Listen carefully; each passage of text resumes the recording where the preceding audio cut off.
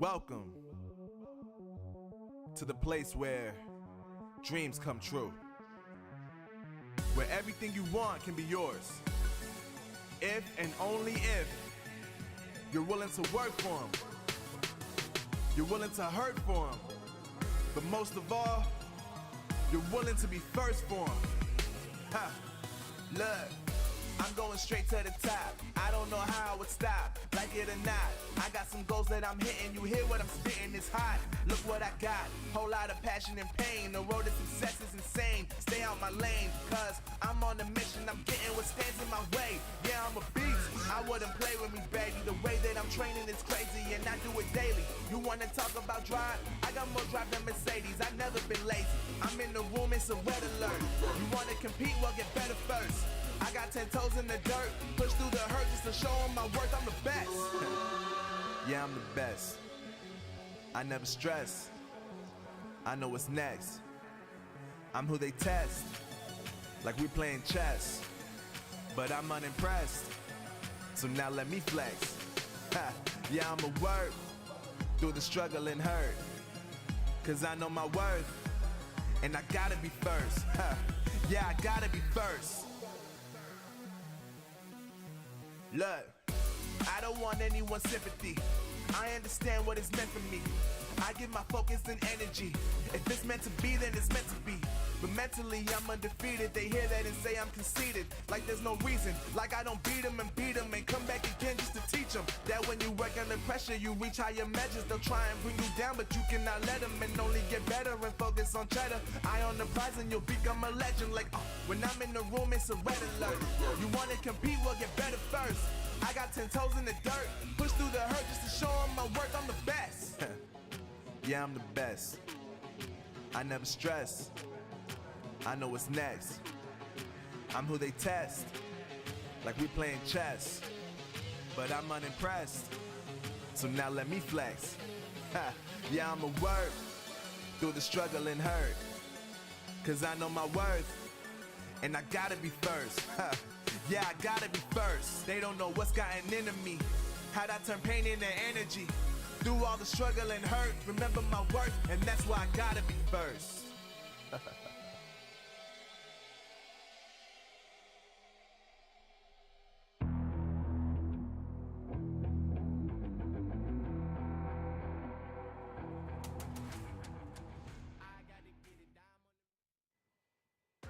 Hello and welcome to Season 2 of the Snapdragon Pro Series.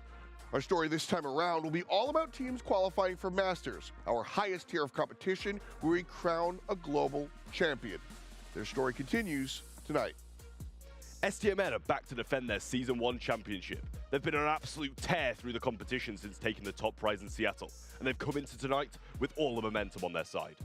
And let's not forget about who STMN overcame in the grand finals in Season 1, Tribe Gaming.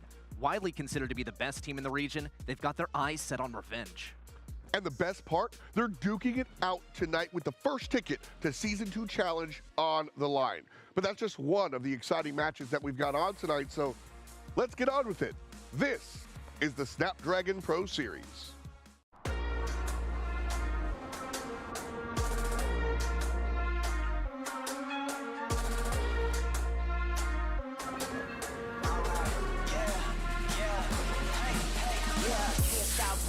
Going till a player on top, know it. Rooftop, penthouse suite. If you really want it, gotta own it. Fight through it, we was at the lowest. Blood, sweat, tears, the components. Riding all year, now's the moment. We are not friends, we are opponents. Yeah, I'm coming for mine. Yeah, I'm making a play, the game on the line. Yeah, I've been on the grind. Yeah, I jump in the spot, I made it my time. Yeah, look in the sky. Yeah, the stars align, no shade to shine. Can't stop it already. Emotional work and devotion, we put in this time. Look, you won't stop.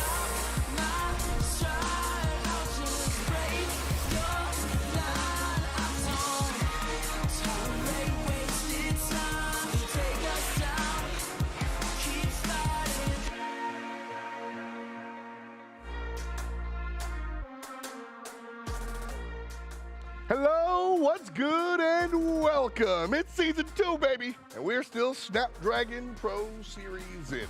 My name's Vatra, hanging out here with the boys Trav and my main man Ready Set. First of all, welcome to North America Ready.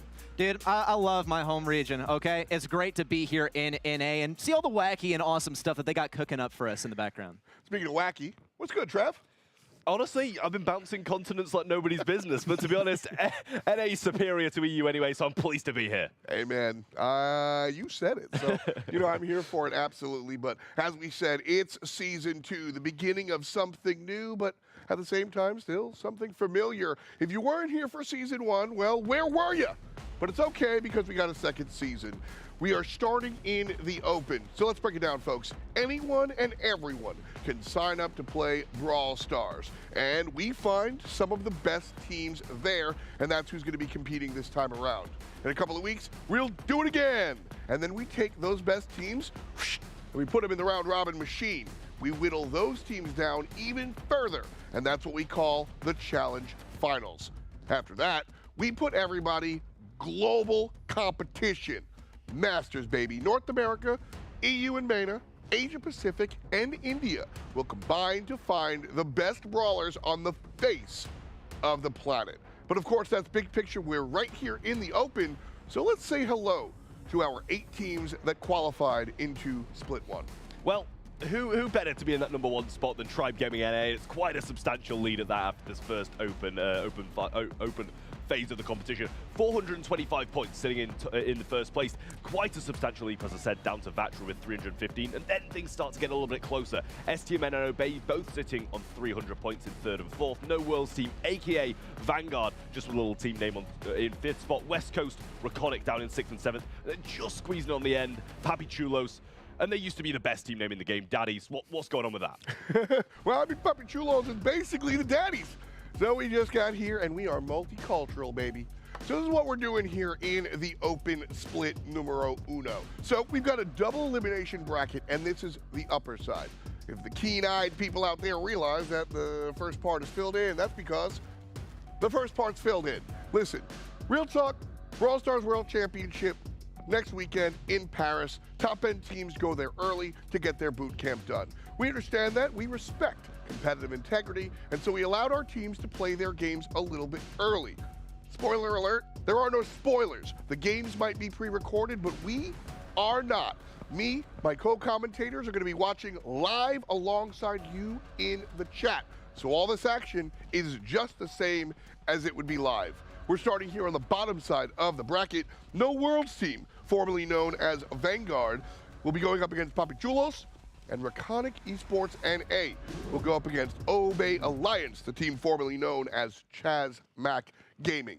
So we'll dive into the nitty-gritty. We'll talk a little bit of roster changes and this, that, and the third. But at the end of the day, it's Brawl time, baby, and we have a lot of competition on the docket. Yeah, I mean, this is going to be super, super intense today. I don't think that NA has really been this competitive in a very long time, so I'm looking forward to seeing just how intense this intersection is. Look at a lot of these teams. What's fun about the Brawl scene is that there are a lot of different squads with different approaches to the game. And so I'm just going to dive right in and ask you, Trav, off the bat, what's the #1 team that you're looking at this weekend? I mean, I've got all eyes on STMN, regardless of Tribe Gaming being Tribe Gaming. STMN, they won the first season. OG, Zar, and Bobby, champions of Season 1 of SPS. They have qualified into the World Finals, just scraping the 3rd seed in North America. Recent Queso Cup champions, recent month of final champions, and at the moment, as I said in the opener, they've been on an absolute tear. They're looking nasty, and at the moment, nobody's been able to stand up to them. We'll be able to see if Tribe Gaming will once be able to stand up to them as they used to be able to do today.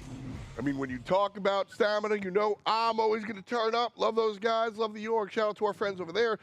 We got friends all over the league. Number of teams ready, don't worry. I'm going to tag you in here.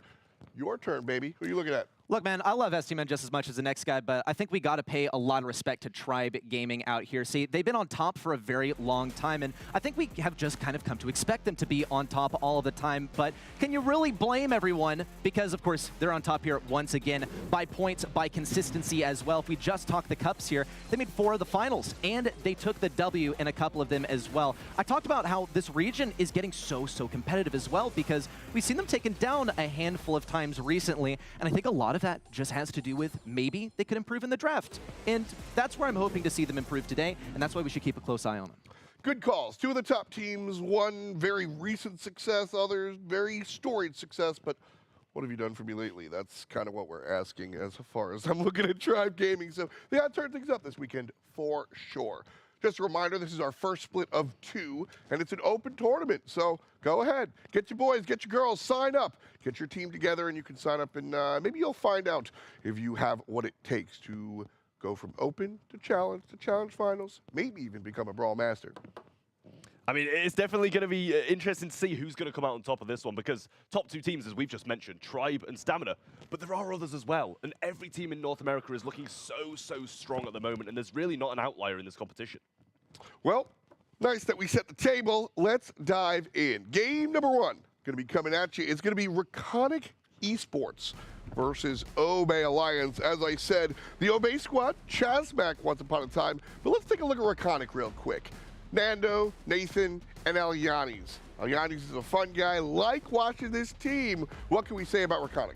Reconic Esports, I mean, this is one of the newer faces on the block just in the past couple of months, being signed to this org of Reconic, and also kind of an intersection of some very successful teams in the NA competitive scene earlier this year. Most importantly, Alyanis being the namesake, of course, and the Nando lovers, and Nando, predictably, the namesake for that one. All really skilled players, and recently even were able to take down Obey, so this is going to be a grudge match coming up. Yes, it absolutely will be. And I like the term grudge match. I also like the term litmus test. Patchy, Toast, and Fade, these guys are a new banner, but not a new team. Not new players, and certainly not new to competitive Brawl. Not even close. I mean, these guys, they seem to have gotten a whole lot of success recently after being signed to this new org. Now, I think that's a coincidence, but it's so fantastic also to see these guys finally at the forefront of the NA scene, even taking a win there in the first cup of the preparation phase for this part of the season in the challenge. I have very high expectations for these guys. I think also that they've been a bit of a sleeper agent. They were taken down earlier on in some of the monthly finals, and we didn't really get to see what they're made of, and now I think we will get our chance. I like that. I like the sleeper agent, because I think people were talking about Patchy. People know how good these players are, but ain't nobody really ring that bell all the time. So I like that call for sure. But listen, if you've been listening to our conversation, I think you might say that the desk leans Obey Alliance, and frankly speaking, that might be the way that I lean. However, we look at the numbers, and the numbers, excuse me, say Reconic to me. I mean, at the end of the day, you know, a lot of Brawl Stars is objective-based. And every single game mode, you have to play the objective. You can get as many kills as you want, as much damage as you want, but if you don't get the damage to the safe, the gems from the middle, the stars in bounty, then you're not going to be winning the games. And at the end of the day, winning the games is what matters, and not the statistics. Listen, I hate to be the catchphrase guy, but I've said it 1,000 times in my esports career. It's about the stuff after the stuff. You got to fight on the flag. You got to go for the objective. So all the damage is all well and good, but does that make you the better team? You tell me. No, literally. You tell me in chat. Let us know who you're rooting for, who you think is going to win, or just whatever team you like typing more. Reconic, Obey, go ahead. Put it in the chat and let us know what you're feeling. I think we're ready to go. How about you guys? I'm definitely feeling ready. That was not intended to be a pun, but I guess we can roll with it as well. Please don't call me cringe this Don't time. worry, you're not cringe at all. P's and B's, pretty please. And this is where we're starting. Canal Grand, Double Swoosh, and Gold Arm Gulch will be our first places to go. I'm definitely loving Canal Grand here as well, and some of the bans as well are pretty evident that these guys, they don't want to play versus tanks, and I can't blame them. Tanks, they're super strong right now, but as a result, makes tank counters really prevalent in the meta.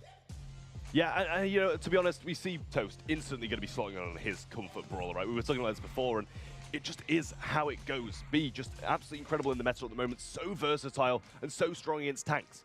But there's not a lot of tanks on the opposite side of the map. There's a Brock, which does well against it. If they can get control and break up those preferable walls, then the Brock's really going to be on top of things, because he can choose what he wants to break, he can choose what he wants to not break, and that could be a bit of an issue for Obey here. Well, the boys certainly have their work cut out for them as far as the players on the field is concerned. Now comes the hard part, actually playing the game and casting. I'm going to go hang out in the back and watch. You guys have a great time. Excellent, man. Can't wait for this first one. It's going to be ramping up pretty soon, and I think this is going to be a really interesting grudge match as well. As we hop in and see just how some of these play out, Toast immediately getting in close range on the right side. Not exactly that position where you want to find yourself as B, but still we see a kill on the left side as well. Early advantage for Obey Alliance. Yeah, Nathan's going to get absolutely taken down by that super coming in from Shino there as well. Nice stuff from him across the map. Good shots coming through. Residue placed on the left-hand side as well to block off Alyani's pathway through. And therefore, Patchy should be able to abuse the fact that he's got the controller side and the range along with it. It's going to be difficult for them to push out of this position now. Squeak is disgusting at this point. B is disgusting at this point. And Obey are dominant. It's going to be very, very difficult, but Alyani's might be able to make it happen. He does break open some walls on the left side, suffering a lot of damage along the way. Yeah, that leap of faith, it's not going to pay off, unfortunately for him. Falcon also slowed down around the left side. Thankfully, Alyani's is able to tank, but Patchy goes in for 1 kill, not 2, and Toast can't finish it off on the back left. Great pickup for Alyani's as well, and this one looks like it might turn in favor of Reconic Esports NA as they continue to push into mid. See, Bounty, you want to stay in mid and keep control for the entire time, and Reconic, they're just that bit closer to getting that mid control. Obey playing a dangerous game at this point then because Falcon was all over that right-hand side and they were so low, but now healed up properly. Patchy's looking for an aggressive play here, goes down Alyani's, gets that takedown, but the trade is still in their favor. Nathan almost going down, Residue placed on top of him, and Toast will get the finish. Shots coming on to Shino, though he needs to be cautious. Salty barrel placed by Falcon, and he stays alive just a little bit longer. Well, here's the wall break you were talking about on the right side. Alyani's is going to get cornered, though. Swift takedown there from Patchy. Another one could be coming pretty soon here from Falcon. No, double kill from Patchy. He's going to have to run as fast as he can to get out of Alyani's grip, and it looks like it is going to end up working out. This is almost an impossible comeback. In fact, probably entirely impossible for Reconic Esports NA. Just such a large discrepancy in terms of stars, and really one handily taken by Obey. I mean, that was looking all good pretty much all along for Obey Alliance. They had a bit of a lull in the middle there where things started to flip back in the favor of Reconic. It was 11-12, but then they just took that, they ran with it, they improved, and then the next game was just, oh, well, not the next game, the next few plays were all on their side, and it was just looking extremely good for Obey towards the late portions and the early portions. They're just going to be a bit cautious about the mid. Yeah, and I think also it came down to the early game in a lot of respects because we saw Obey take things very early on and simply hold. And Chino, I think, found some of the most value out of that since he was able to lock down one lane for pretty much the entirety of that first half of the game. But going right into game number 2, Reconic Esports NA have to get this mid control earlier on. They are going to get some wall break around the left side and now need a transition to getting that on the right. But already, Blue Star falling in the hands of Obey Alliance. Chino continues to push forward on the left side. I mean, it's not just the Blue Star as well, it's all the control that goes along with it, but the takedown does come in on the left-hand side, quickly traded out by Chino. That is a positive trade as well for 3 for 2. He's not going to complain about that one. Residue not placed in the best position, but Falcon's giving him the value he wanted out of it anyway. Got a body super early on as well, and even if he goes down aggressive, it's not going to matter. Now it is, though, as a good takedown comes in from Alyani's once more, and he's the only real factor that's keeping Reconic in this. Solid wall break from Alyani's around the right side, though, but it's only going to give that much power to Toast. Also, a lot of value on the left side. Chino continues to push forward. Great jump in from Patchy. Nathan swiftly avoiding it, but an excellent pinch between Toast and Patchy around the right side. Grabs him that much more of an advantage. This is going to be a tough comeback for Reconic. They don't have all the time in the world. Falcon is going to throw down his turret, but they got to protect it with their lives if they want to get any value from it. And even then, they're probably going to have to push Obey all the way back to their spawn to accrue some kills here. Yeah, Chino getting hit by that mortar, and Nathan is going to fall over the right-hand side with the B connecting some shots. In comes the super, though, from Chino on the left-hand side, pinning Alyani's into an unfavorable position. Not going to be residue placed, there's no gadgets left, and that would have put Alyani's in an even worse position. And he's just pushing out time and time again. He needs the assistance from his teammates that he's just not getting. Another shot's going to connect, but no more squeaks do, and there's no takedowns there. And 7-star lead remains in the hands of Obey.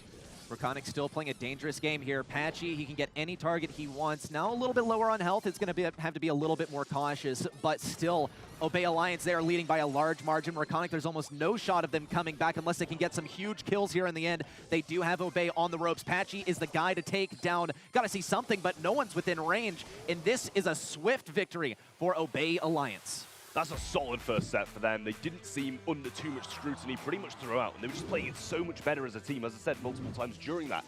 Alyani's was the one making the moves, but nobody was making the moves along with him, getting the pinches required, getting the takedowns, and therefore getting the control along with it.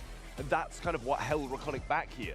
I feel like just team play was just not there, and a few of the picks were maybe a little bit questionable as well. It's a composition that needs the control, and it's a composition that lacked the one thing it needed.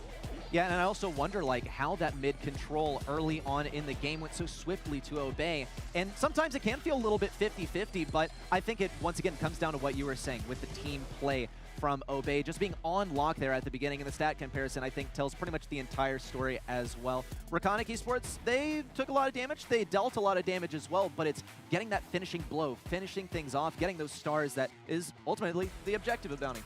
I mean, this is what we said before, right? It's the objective that matters, and Obey have proved that here. But, however, obviously the damage is going to sway with them as well in this one, and I think it's a pretty solid point to make. You know, if you do get the stats and the objective, then you're going to take the game regardless, right? And Obey are just looking so good coming into this one, and I really don't see it wavering going into Gem Grab.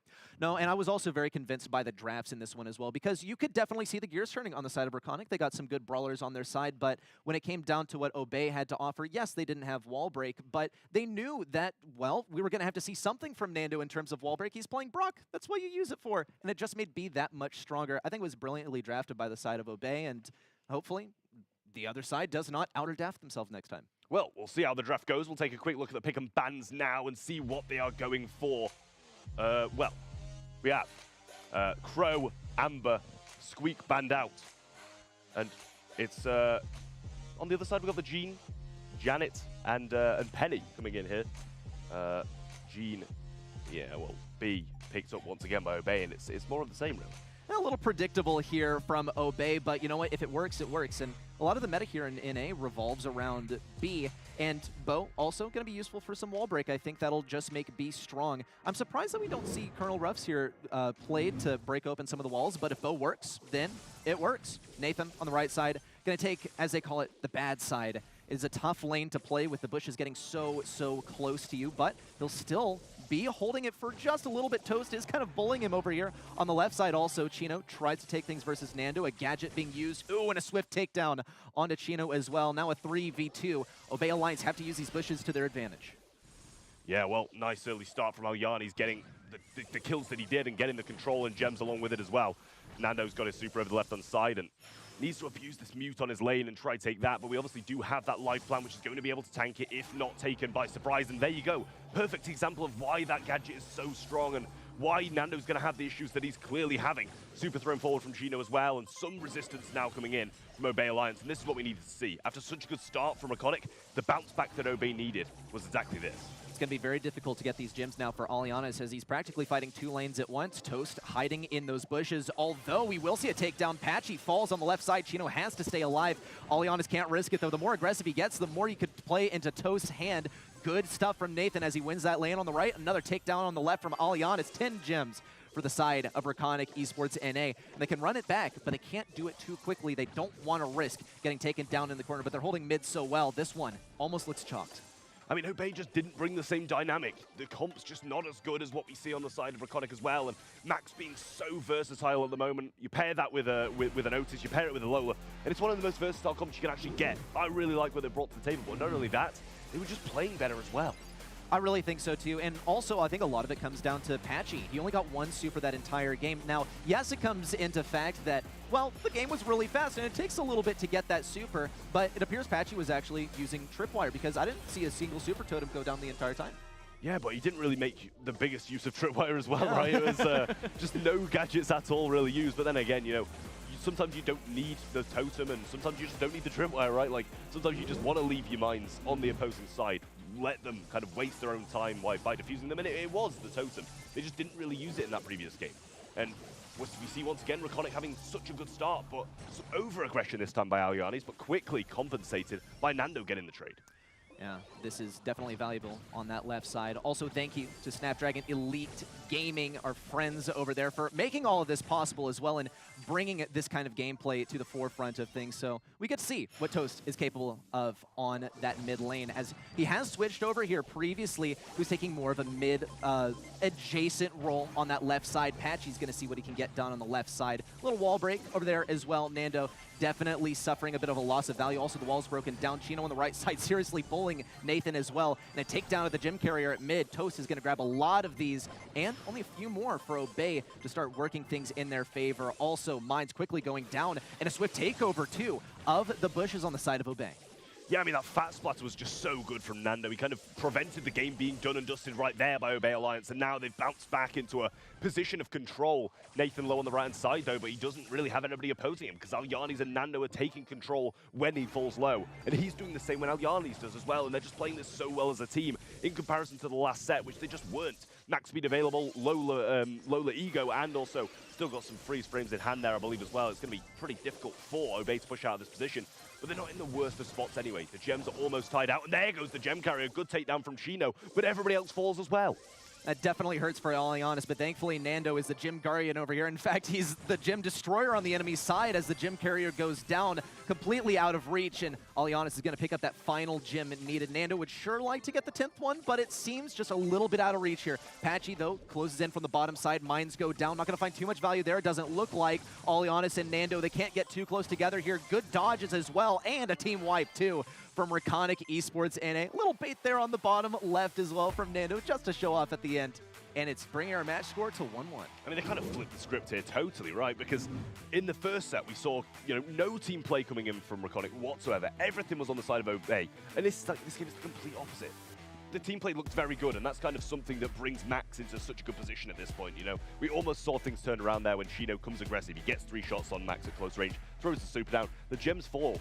But this is what I was talking about as well. They're compensating so well for the failed lanes and the low lanes, moving into positions of help, and they just looked very good in this one, and a lot of gems and a lot less dropped. Obey Alliance dropping every single one of the gems they picked up is not a statistic you want in Gemgraph. Not even a little bit. And the Max, it really stood out to me as well. Max, she's just such a frustrating brawler to deal with sometimes and can seriously elevate your gameplay too. And I also, I think some of the picks on the opposite side weren't entirely convincing. You can definitely tell kind of what the agents that we don't see in the picks and bans are that could cause some trouble. Maybe some tanks in here, considering that we saw a whole lot of tank counters played, and we saw kind of the same thing going on in the previous set as well. I wonder if that'll carry on into Knockout, but I highly doubt it. It's Knockout.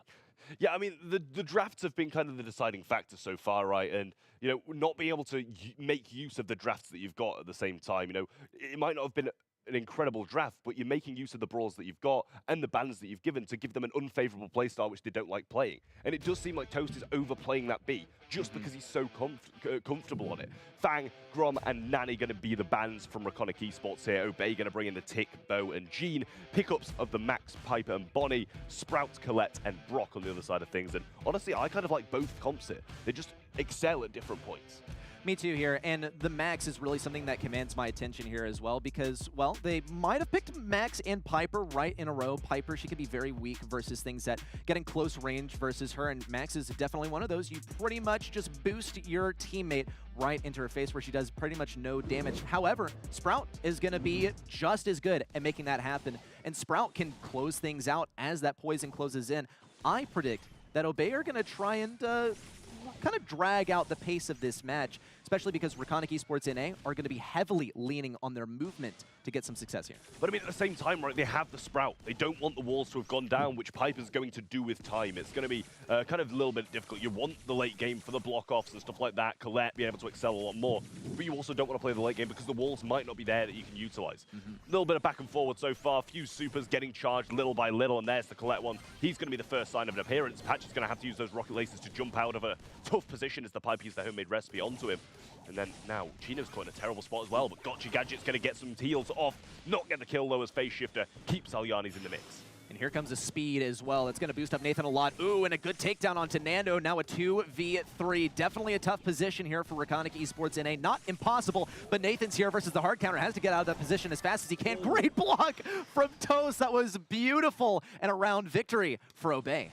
Yeah, throw up the Obey pin at the end as well, just to get a little bit more rubbed in their face. And Reconic Esports now not really bringing their former glory of Gem Grab back into this one, as it just didn't seem as convincing. Super comes in from both Brock and Colette, and they get a nice combo play coming in. This could be the finish of the first game of Knockout right here, but they do manage to back off. They managed to wait just a little bit longer. Alyanis using a lovely phase shifter once again to tank those Brock shots. Well, here comes the Sprout wall as well. It's definitely going to give Nando some issues. He doesn't really have a great place that he can stand and kind of abandons Alianis on the top left. Now it's him versus the world, and this one's an impossible comeback. Great pinch here at the bottom by Obey, and this was a swift and confident victory from Obey. That was really nice from them, and you know, it shows that their mentality hasn't wavered since that first set. They might have taken a set loss, but they come back this strong, and you know, we talk about how influential the draft is on the outcome. I say, you know, 60% of the game's decided before it even starts when it comes down to the draft. At this point, it looks like Nando's not getting enough supers to break up the map fast enough, and therefore the Piper's not having the desired influence. It can't 1v1 Brock, it can't 1v1 Colette, because the walls are still there, and he needs to kind of repair that in this second game.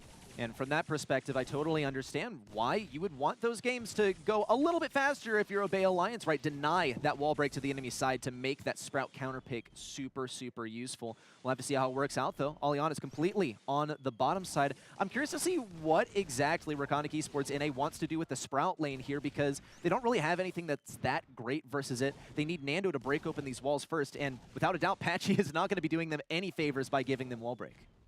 Chino up top now trying to take a favorable matchup, but Max probably going to be his worst off one, and a phase shift to use for no real reason.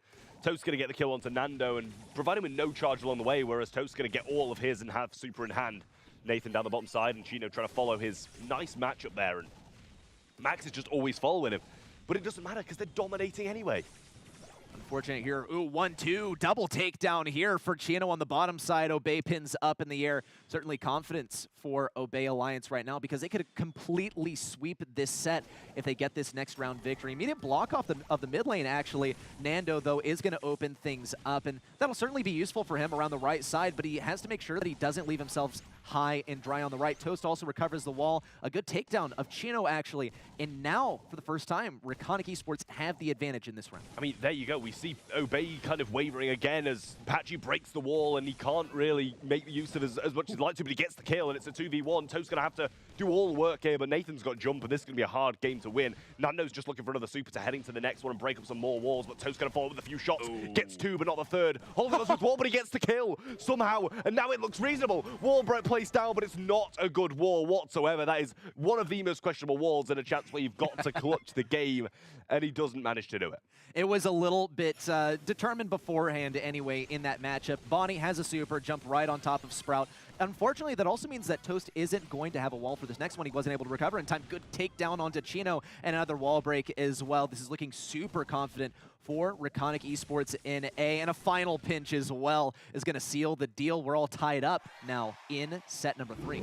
Well, I mean, that just shows how well Reconic repaired the kind of game plan coming into this second game, because it was all Obey throughout the first, and set-wise as well. We've got to look at it like that. They lost the first, repaired the mentality, repaired their gameplay, won the second, lost the first game of this, and then done the same thing again. And that's one of the hardest things to have in your skill set in Brawl Stars. You've got to be able to not really have any issues with your mental coming back, and they've done just that. They've rethought how their comp's going to work, and they've proved that it can. And I think also something we observed in game number 1 is that a lot of emphasis from Reconic was placed on getting Bonnie off of the Colette lane. Yes, it is a hard counter, but it seems like Sprout was giving them way, way more issues than Colette was capable of. And this time, Nando's going to be patiently waiting in that bush for some taps on really anyone. The fastest he can get his super is within 3 or 4 shots. He needs to line those up early on so that Toast doesn't wipe them early. Yeah, some good shots going in from Obey quite early on, though, and Patchy's going to be the one hitting the majority of them. Nathan coming down the left-hand side, and that's a matchup that Chino's going to be pretty much thriving for.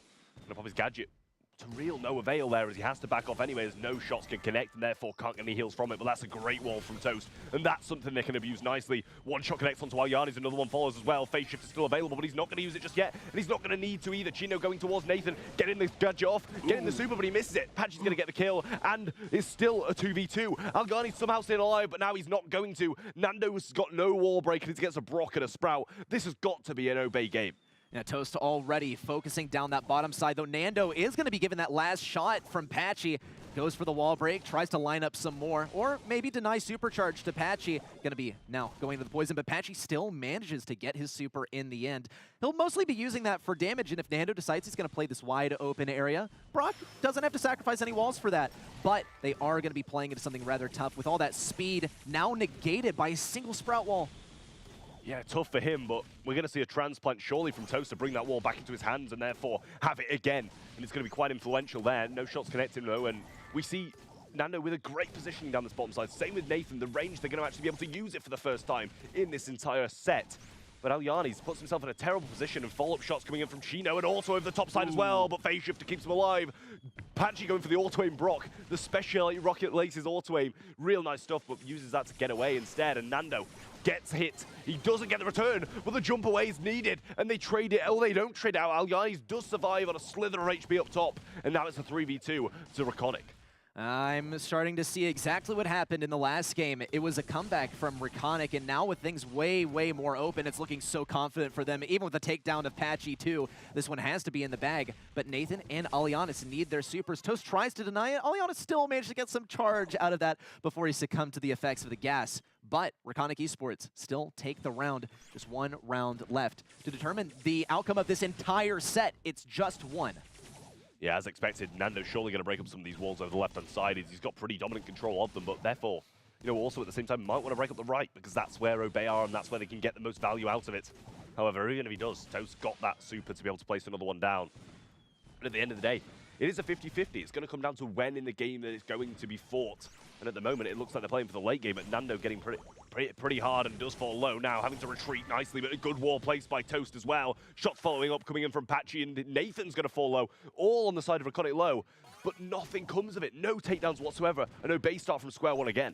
Patchy's being very sneaky here as well, going towards the bottom side. It looks like has that super in hand, can get so much damage. Here's 1-2 shots and the super, but no takedown, and the speed coming out as well. But it's not going to give them too many favors, just a little bit of room here. Still have to fight versus Toast with that wall. Here it comes, great clutch, but he's facing a 1v3. This one looks impossible to win.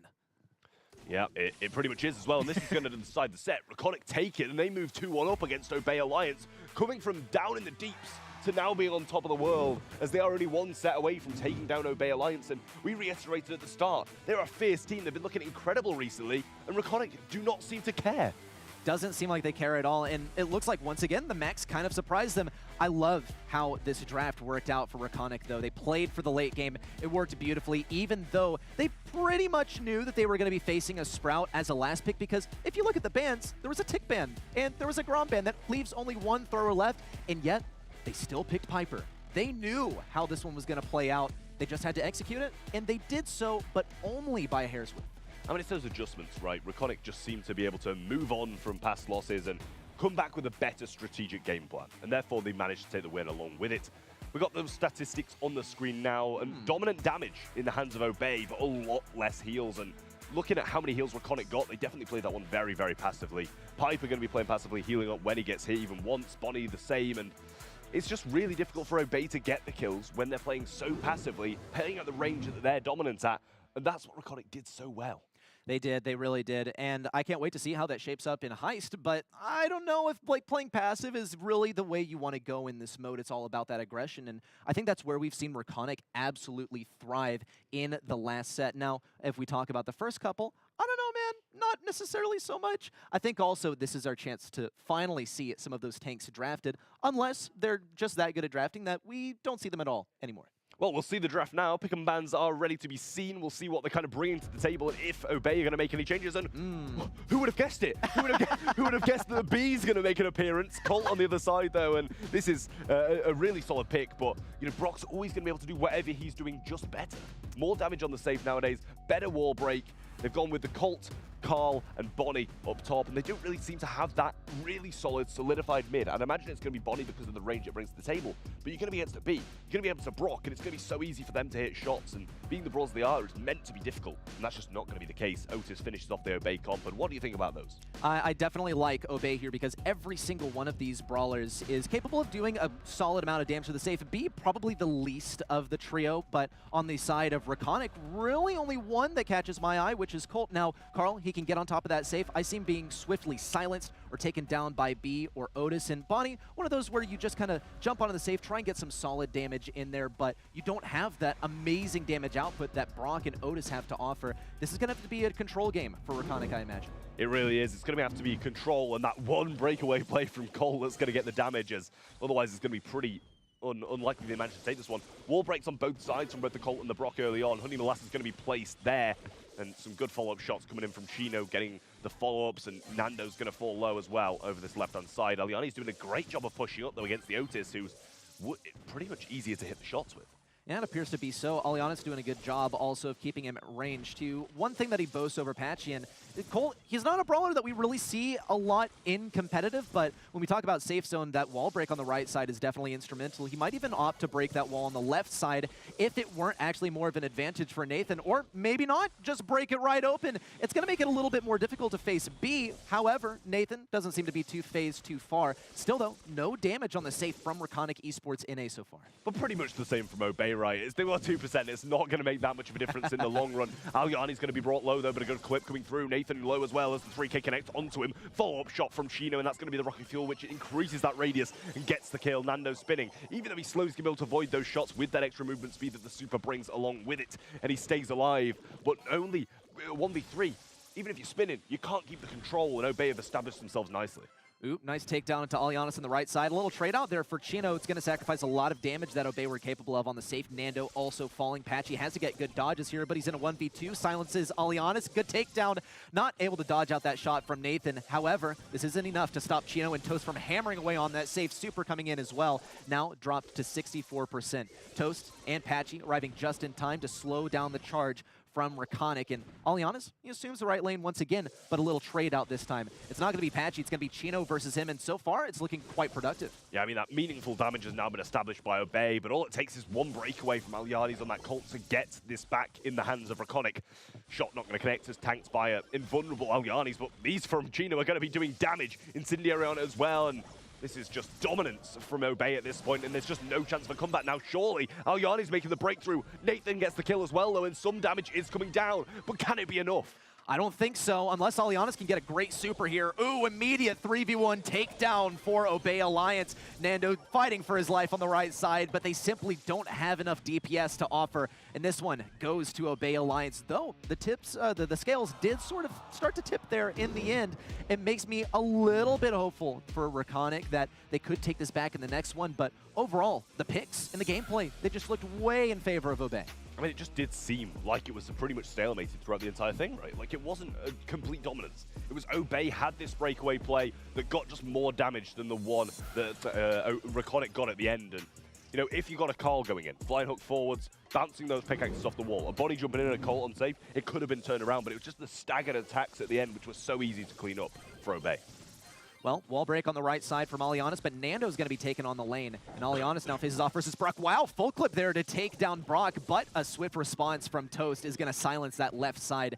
Nathan also looking for that next super. He's got to jump on top of someone to get a kill, but he's going to have to fight super hard for it. He's outrange, outsped, out everything by B at mid, and Nando is not really feeling a whole lot of success here on the right side. Nor mind, actually 1-2 shots in a row and a flying hook in, and he'll get to set up on the back right corner, which is where Carl can find a lot of value. In fact, you're sort of forced to run a 2v1 to get him out of that position, but he decides not to go for it, actually. Yeah, I mean, even with that damage gear nerf, Toast pretty much just one-shotted the Colt and got him out of the positioning, but along with it, Chino didn't really get any control off it because Nathan covered for his teammates so well. Spin comes in, Fat Splatter doesn't connect, and we see the Carl survive in the top right pocket. Super from Chino, though, gets the kill, but in that time, Nathan's the one dealing the damage, and they've just been chipping this down bit by bit. 57% remains on Obey, and they're yet to get any damage whatsoever. Much, much better look here for Reconic. Nando might be able to get the kill on the right side. Down goes Chino, and Nando advances up towards the right lane. He's actually not going to go too deep, it looks like, especially with the wall broken open on the right side. Fat Splatter also forces him back quite a bit. Chino also with a super towards the back lines. Alianis feels the effects in a huge way, has to hide inside of these bushes. And Nando also losing the lane on the right side to Patchy. Obey, they don't have a whole lot of time to come back, but they're inching forward towards that safe. Yeah, the possibility's still there. Rocket Fuel comes in, and the follow-up shot as well gets the takedown, but Nathan trades out instantly. And Chino, being the damage dealer, could not put himself in a position to do damage. Obey still yet to get that damage on safe. He mutes him out, but he was spinning anyway, didn't make a difference, but they got the kill. Nathan looking to try and go forward and get a jump on the safe. Alianis picks one up through mid. Great play with that Colt versus Brock matchup. It's not favoring him, but he's doing a good job of it anyway. And now Nathan's just adding more. 25 seconds on the clock, and this is looking like a Reconic game. Well, Patchy is getting some solid damage on Alianas, but also a whole big discrepancy to be picked up here by Obey. It is a 3v1, but they're all very low on health. Damage gear is active. They got to get something in here. Big super comes in. It's not looking too promising. 10 seconds remain. Alianas and Nando carefully guarding this safe. Could be a lot of damage coming in. It's not looking hopeful. 46, 45, and that's the final count.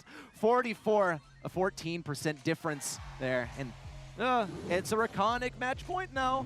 Yeah, match point for Reconic, but that was a bit sketchy towards the end. How much damage they managed to get, I didn't even know that was going to be possible. Never mind with people actually defending as well. So, looks promising towards the end from Obey, and I don't doubt that they'll be able to come to this one and still have a foot in the door of taking this to that 5th and final set. It's just something Reconic have got to be quite cautious about. They've got to come into this game playing just as they did in the last one, but it's going to be Obey who are making the repairs this time. Yeah, literally a single solid push in from Obey can pretty much send Reconic Esports packing, at least for a set number 5, but each team would have a couple of sets to their names. Let's see how it works out, though. Nando on the right side, Facer versus Patchy once again. Swift takedown of the B gadget, but also an explosion of those 4 obstacles that have been giving Nathan actually quite a bit of protection versus Toast, though dodges are going to avoid that damage for you entirely. He seems to be doing a good job so far. Still, full clip for Alianas on the left side, avoiding the Incendiary too, and getting to push up this left lane. Yeah, but he is quite low and hasn't been able to get any damage onto the safe, but he's just opened up a world for Nathan in the mid, whilst Toast having to compensate for the left lane not being there in his case, and Alianas didn't progress. They didn't get any damage off that kill, and it's just back to being a stalemate. Fat Splatter comes in, though, but he does miss the follow-up mute, doesn't get any shots on, doesn't get the kill. Nando's going to go in, and he gets the takedown, even with Toast getting a shot in there as well. Jump comes in, adding 20% to the safe, and make that 26 now, and Obey aren't looking good. Not fantastic, but they will win the right lane. They do suffer a loss of a lot of these obstacles on the right side, but it looked like Reconic was actually finding more use out of that than Obey, and also not a whole lot of time to pick up this difference in damage. Just one solid push from Obey could seriously make an impact, but Alianas is rightfully put on this left lane to face off versus Brock. He's a primary DPS and has to make sure that Chino does not even get close to this safe, and so far, yet another stalemate. Got to see just one kill to start tipping the scales in favor of one of these teams. Yeah, there goes the Fat Splatter again, and there comes the kill from Nando, and he's got 26% on the safe already. Damage gear activated. Nathan's going to get slowed out, though, and the Honey Molasses going to tank a shot also. Didn't get the kill, and this is what Reconic have been doing so well. Surviving, healing, keeping the control, and not letting Obey get into a position where they can bring this back. Still, Argani's over the left-hand side, in a bad matchup, doing well, and this is what Obey need to repair. They're not making the moves, but a couple of shots connect now, and Argani's does fall low. Toast eventually making some maneuvers down the middle of this map. Chino's going to get the left-hand side, and after a dominant game from Reconic, this is surely all going to turn around right here. Well, just 15 seconds left on the clock. Nathan has a super to go. Nando also has a gadget and a super of his own, but they got to make it through 3 very tough counters as well. The clock is ticking down. Nathan needs something here. There's the gadget, maybe an upset by Nando. Here's a jump in as well. Takedown on the side of Obey, and that is going to lock it in for Reconic Esports in such a photo finish there, but a victory in the end. I mean, lower bracket too. Lower brackets. Obey have come into this one of the favorites to move on to the challenge phase in this Open Finals #1, and it is not enough. They go home losing 2 consecutive matches. That has got to feel bad. Perhaps one of the biggest upsets that we could see today. Obey, they seem to be finding this crazy upward trajectory through the cup phase, and now Reconic is the team to put them to rest. They took down Tribe, they took down STMN, and in the end, it's Reconic that lays them to rest. Yeah, I mean, that was just such a great game from Reconic. The start that Obey had, it was looking like they were going to just take it all. 3 sets in a row, but Reconic said no. They come back and they take 3 consecutive sets after the initial loss. 29 kills for Obey, though, and this is the prime story of Heist. This is what we talked about. Obey might have, worse stats in the first place. Flip side, they were our favorites, but this time, they have the better stats by far. Damage, kills, not as much healing.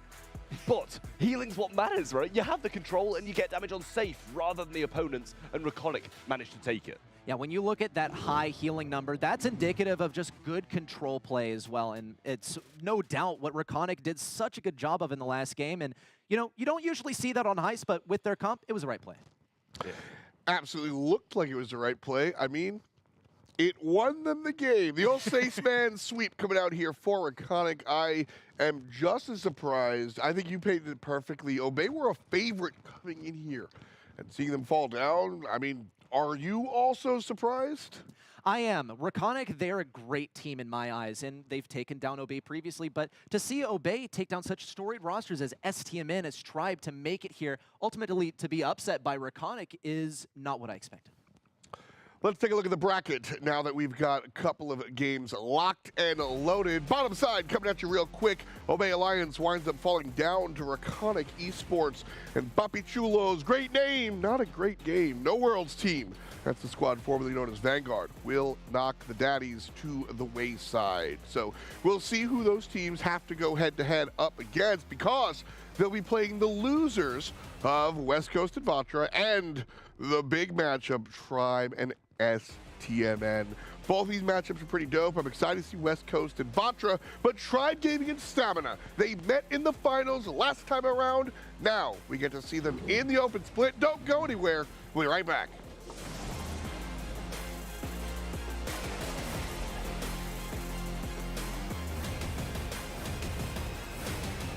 The Snapdragon Pro Series is brought to you by Snapdragon Elite Gaming, Monster Energy, DHL, and the U.S. Air Force.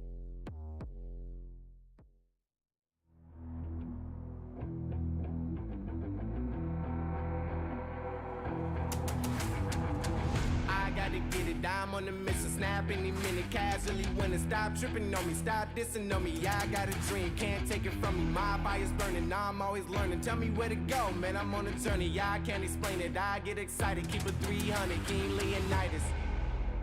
Strap in, cause it's gonna be a long ride. Working on me every single day and night. There comes a time when your worlds will collide. If it's holding you back, push it right to the side. Ain't got no time for no fear. I work too hard to get here. Ain't got no time for no fear. I work too hard to get here.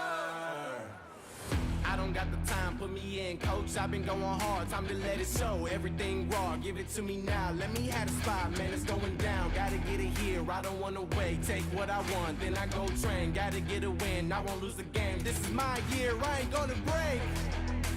Strap in, cause it's gonna be a long ride. Working on me every single day and night. There comes a time when your worlds will collide. If it's holding you back, push it right to the side. On another level, I will never settle. Mind over matter, get the gold medal. On another level, I will never settle. Mind over matter, get the gold medal. Ain't got no time for no fear. I work too hard to get here. Ain't got no time for no fear. I work too hard to get here. On another level, I will never settle. Mind over matter, get the gold medal. On another level, I will never settle. Mind over matter, get the gold medal. On another level, I will never settle. Mind over matter, get the gold medal. On another level, I will never settle. Mind over matter, get the gold medal.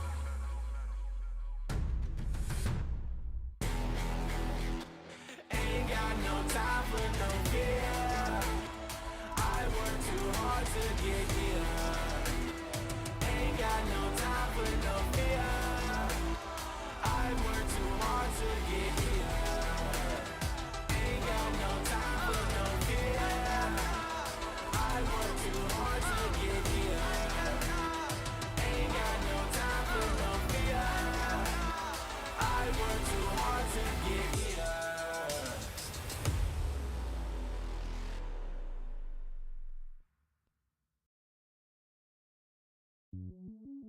Welcome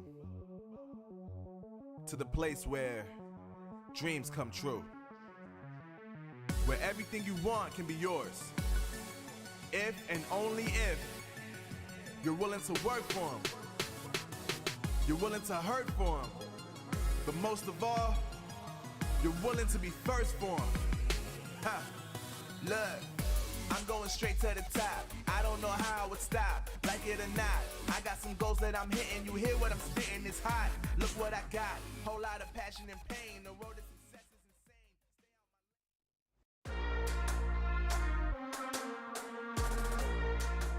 insane. Reconic, they do not obey. And they keep on keeping on. Great stuff for them and their friends, because Reconic, I think, surprised a lot of people at home, but probably not themselves. Reconic definitely a confident team, and they come through, they get the Spaceman sweep against Obey Alliance, and now they wait for the loser of some of the better teams up on top. Although, you know what? Maybe I'll check myself. I don't know if they're better just yet. We'll have to see the gameplay roll out. As we kind of teased y'all before, we get the finals rematch in Tribe and Stamina, and then West Coast and Vatra. West Coast and Vatra is like a real homie match, right? Just like the guys from the squad doing the game. Welcome back, friends. It's F-Time that's ready, and we're over here, which means it's breakdown time. Really cool stuff, and I know you are, much love, a big old nerd when it comes to Brawl. So let's dive deep.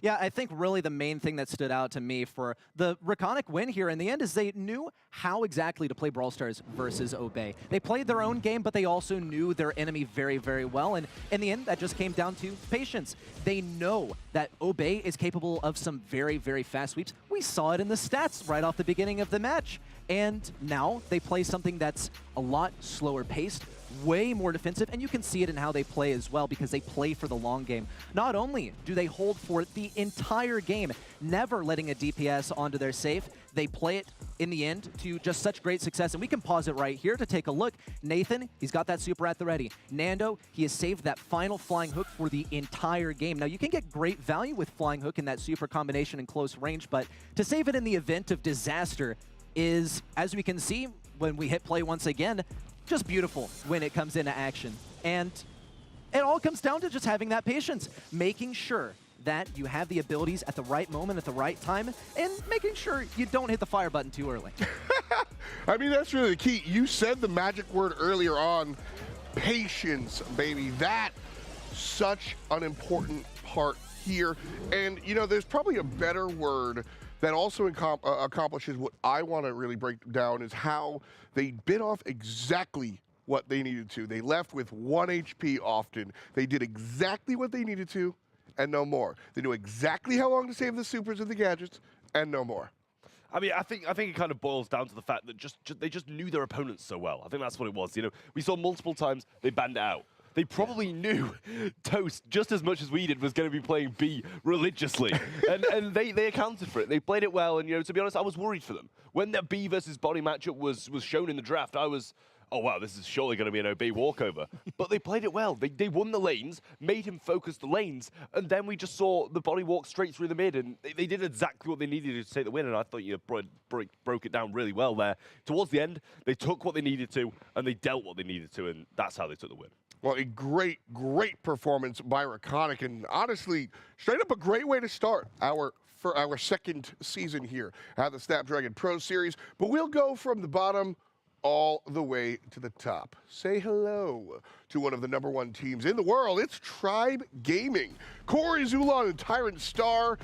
If you know anything about competitive Brawl, you know these names.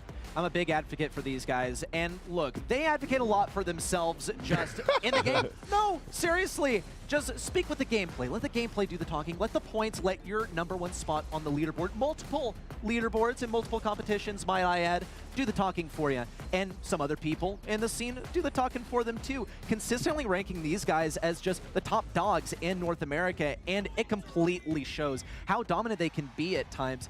Sometimes, though, they are upset by other top teams. In fact, the opponent across the way has been pretty much their kryptonite in times. Especially as of late. OG, Czar, and Bobby. Listen, OG and Bobby have been playing Brawl Stars since you could be playing Brawl Stars. They've literally been doing it for years. And you can tell, watching how strong this team is, they communicate, and you can see it in the gameplay.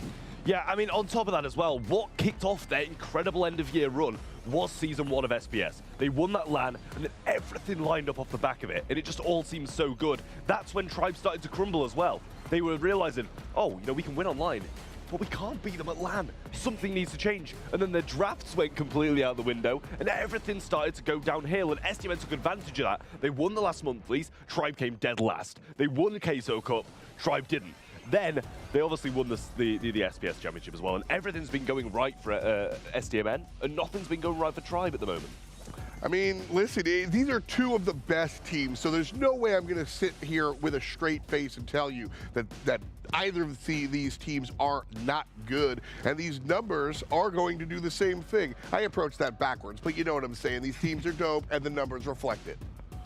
I completely agree. I mean, look, both of these teams, they're so well matched that, I mean, there might as well be no difference in the numbers at all. It really comes down to, I guess, the metagame. It comes down to these picks, the bans, and the micro plays, seriously. Because we can look at them top down and see that they're both world's class teams. That's a fact. It shows in the stats and just how close they are. Let's see them go head to head. You put Tribe and Stamina in the machine, you shake it up 32 times, I think you'll wind up with 33 different answers. And so when it comes down to it, I just want to watch him play. So shout outs to everybody out there. Let us know how you're feeling, Team Stamina, Team Tribe. As far as you want to talk about fandoms are concerned, I know chat's going to go nuts when it comes down to these two teams. Trev, who do you think has more fans out there right now? I think STMN, to be honest, worldwide, maybe Tribe. But in North America, STMN any day of the week, I think. All right, well, we are going to talk for 30 minutes before the game starts. I'm just kidding. Picks and bans, let's go, baby. Right here, and we get the Dogman, Colonel Ruffs. You know I'm happy. Yeah, what the dog doing? Well, he's combining with Ash and Lou as well. And for Sneaky Fields, I definitely like this. It's great at slowing things down. Oh, NA, bro. NA. Ash and Lou are the most NA picks I've ever seen. I mean, okay, look. Stamina, I think this is something that they've co-opted from Vanguard. RIP Vanguard, by the way. But they've seen so much success with it. And also, Lou, he got kind of a buff, too. He got that super charge, and now he charges it really, really fast. It's going to be super disrespectful. Maybe even have 2 supers on the field at once now. I love this picks and ban screen because I think it's very indicative of these two squads and their approach to the game.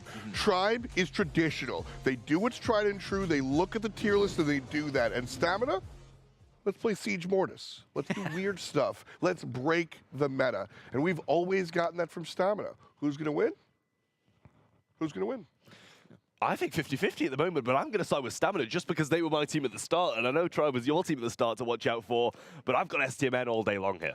I'm going with Tribe here. Look, STMN has been the squad to take down Tribe pretty much for the entire year. And Tribe has looked quite bulletproof at times, but now I think Tribe Gaming NA, they've patched up the weaknesses and really honed down what's going on, especially in preparation for Worlds. They got to be screaming these guys like crazy. Let's see it happen, though. Already a swift start from Tribe. The max comp is going to be great here, but Sands is here to slow it down and make him slip around a little. Yeah, I like the super of Lou here, but the rest of his kit just doesn't really seem right for this map for me. And, you know, it doesn't seem like the most well-rounded comp. Zulan's going to be able to dash off that and not get Gadget. Well, he got Gadget, but not stunned out at the end of it. You know, Zara over this left-hand side, he's dominating. Got another super as well, and he's waiting for Zulan to come and go aggressive, but he's going to be able to fall with 2 taps. The wall break, and Bobby forces the ball in. The combo play comes through, and Tribe weren't ready for it. Not at all. Beautiful stuff here from STMN. You always got to be worried when Ash is all up in those bushes and you don't have anyone to contest him, but speed could help. With a lot of ice down on the field, yeah, not so much. And now I'm starting to see why STMN decided they were going to roll with the Lou here. Little pass to Bobby on the left side as Livy tries to hold. Tyrant on the right side also forced it back by Zar. And Bobby, once more, pushing forward. This has got to be a goal. Little speed around the left side. Sands has got it covered. And the full team wipe to eliminate things. An STMN victory in game 1. And look, they didn't have Max on their team, but they might as well have. That was super swift. I mean, to be honest, maybe overcomplicated a little bit at the end there, getting the kills. I think he could just picked up the ball and walked that in no matter what, but he did just go for the kills. You know, KD Warriors, maybe. Yeah. But, I mean, at the end of the day, they looked very good. And to be honest, I like Tribe's comp more here. I can't lie to you. They just seems a lot more versatile, a lot more current meta. But as F-Dot said perfectly, STMN, they don't care about that. They'll bring something in. They'll bring something new in. They'll prove that the meta can be beaten, and that's what they've just done here. Otis, great in the meta. Max, one of the best brawlers, and Griff as well. But STMN say no, and they take the win. And when we take a look at just the drafts between these two teams, I think it reveals the strengths and weaknesses of them in simply a beautiful way. STMN, they play stuff that's good. It's not really clear how on the surface it's going to work together, and maybe, hey, maybe some toes are stepped on here, but the Brawlers work so well on their own, and from a team play perspective, they combine forces super effectively. But with more wall break off the beginning of the game, it's going to be a lot harder for Ash to find success here, and this is looking already quite optimistic for the side of Tribe. Yeah, but a lot of those wall breaks have come through as well, and therefore, you know, we're going to see Ruffs having a more difficult time without being able to bounce those shots, and obviously Ash as well, struggling without those walls being there. Rat's thrown down, and Eslevy's going to have a bit of a more tough time against that, but he did get the mute somehow through them. Zar's got his super ball firmly in the corner, and down goes Sans, down goes Zar, and Tribe are going to slot this one in. Made look simple here from Tribe Gaming. Those early game wall breaks have seriously paid off. Little supply drop there for Sans as well. He's going to be hanging on the backlines for as long as he can. Here's a super as well, trying to deny the max speed, almost a freeze onto his Livy, but the dodges are too strong. Zulon's going for it, the phase shifter tech, and the goal as well to end off this game already. Just as swift of a response from Tribe Gaming as STMN had to offer in game number 1. Amazing stuff. It's so clear also why it worked if we just break down the beginning of the game from Tribe with those solid wall breaks. Yeah, I mean, Tribe, they opened up the map and they made it their playground. And that's something that they didn't do in the first. They had pressure against them early on. Luke supers were being chained. Bobby got great positioning and Zar got some power-ups. Totally different. Zulan makes the plays and he proves why Tribe Gaming are still a team who can contend in this region. Let's see them make it happen in the next game, too. Tribe, they've already got one wall broken down, but that's not going to be enough to stop STMN. In fact, Sans, he already gets a super and a freeze on the left side. Good pinch in from Bobby, and potentially a pass up the left side. Sans already has another super down around the left side, and near freeze on Azulon. He's practically trapped on the left side. Thankfully, as Livy is here to guard things a little bit. Great three-man pinch around the mid lane, and now Bobby and Zar have to slot this one in the goal. Maybe... Why'd he pass to the backside? He just wanted that extra shot to get a super? It was sketchy. STMN maybe seeming overconfident at the moment, but it's working. Stun early on. Sans gets that down, and Bobby's on a rampage. Gets one, gets two, falls down, 3v1. Meteor's placed. Phase shifter in the will pass the ball, and STMN take the first set. What a performance from them, and a comp that looked better for Tribe Gaming. Has STMN dominance written all over it. I can't believe what I'm watching, and I can't believe Lou works so well. Usually, you see Lou like kind of played in a defensive perspective, and maybe one where you can actually see your enemies inside those bushes. Doesn't seem to be a concern for STMN. They just run it forward. They get great dodges. They get great positioning. And Zulon, it didn't even seem like he really had time to get a super for that entire game. He was denied so hard. And watch how Zar also uses his gadget super effectively. He didn't want to go for the sandbags there. Instead, go for something that can flush people out of the bushes. I commend him for it. It worked great around the goal line as well. Very comparable stats here. We've got a little bit more damage for the Tribe. We've got a little bit more healing for STMN, and I think that kind of lines up just to show how close this game was. Yes, the games STMN won were dominant. Yes, the game that Tribe won were dominant, but the stats kind of line up to say that it was an overall very close set, and I kind of do agree with that at the end of the day. STMN just looked that little bit better, and to be honest, I'm surprised the stats don't reflect it just that little bit more. Yeah, I mean, had we been playing a best of 5 here, I almost feel like we would have seen a Tribe victory in the next game, because it was several quick games in quick succession, and it felt very 50-50 off the beginning of the game. Had we seen maybe more wall break from Tribe, they would have been able to slow down Ash or something, but, I mean, it's history now. We won't get to see that anymore. Maybe since it's in Abro, we'll see more Ash and Lou along the way in the upcoming sets. I mean, to be honest, I'm surprised that we didn't see more out of the Otis on that Ash lane. You know, yes, that is the most NA comp I've ever seen, but it's an NA. They should be able to compensate for it. They know it might be coming, and that is something that surely they've got to be able to do. Otis, mute it out, throw a fat splatter down the lane, prevent that push up, and that's how you take the dominance over the map. See more Max. Oh no. But this time, I love Tribe's comp, yet again. Max, Poco, what a combination on this map. Griff to top things off. But Lou's coming back again for STMN, and it's paired with the Gus and a Lola, which makes that a great comp as well. And this is definitely hurting for STMN because they were the ones who decided they were going to ban B, and by doing that, they've pretty much enabled the Poco play here. However, they do have some other tricks up their sleeve. They can try and make something happen with the Lou. Lou is a fairly consistent brawler on Hot Zone that we see repeatedly in North America. And I think he might be able to make things happen here, but ultimately you have to line up those shots. Yes, it's made a little bit easier because he charges that super faster and you don't have to hit as many shots, but I believe it's still going to be a struggle. I really like what both teams are bringing to the table here. I think both the comps are pretty evenly matched, but just maybe that a little bit of an edge for Tribe when Max gets the super and when Zulan can establish himself behind these walls in a good position. OG, though, on the Lou over the right-hand side, gets the stun early on Tyrant, and it just seems like that's a brawler they're just not ready to face. Well, OG on the right side manages to diff Tyrant on that lane. Bobby also with a little bit of damage at the edge of his range using his gadget. Zar also getting the damage boost, I presume, and a little speed forward for his Livy as well. Zulon not going to find too much value off of that. He was on low health, couldn't risk too much, and STMN continue to have a lot of control here at mid. Great damage on Zulon and a fantastic pinch as well. It's looking so controlled for STMN so far. OG also has a super at the ready, can also use these bushes on the right side as a highway to get forward, but here's the real speed from the opposing side. Zulon now gets to move in versus Zar. Swift kill for him, but still no control for Tribe. I mean, these are the plays that they need to make, but they're already north of 60% on the side of STMN, and Tribe are only having the first looking on the zone at the moment. Bobby got the super, places it directly onto OG, and gets him the capability to push up and get some control. Zulon's going to fall down, and that is the crumbling starting to begin for all of Tribe Gaming in this game. Lou throws the super down, Gadget, and Esley has to back off now. Even if he wants to stay in that zone, he's just going to go down and therefore lose even more control. Zulon still trying to get onto Zara, but he's outranged and he's outgunned too. Bobby wants this final shot, but he knows he doesn't need to get too aggressive for it either, as Livy's looking quite fearsome, but he's in a 1v3 going for something. Good takedown onto Bobby, but he cannot take down the likes of Zara and OG. And now, well, STMN, they're crossing that zone of no return. This one is looking so confident for STMN, but Tribe still got some fight left in him. Super there from Bobby, and it's placed onto Zar, letting him get control of this left-hand side lane. Zulon trying to push up, but he's going to get taken down by Zar once more as Livy, more of the same treatment, and Bobby's going to join him with that takedown. OG over the right side, playing such a good game, not losing against this. Heals placed on Bobby from that spooky boy that he did produce himself, and STMN take another game.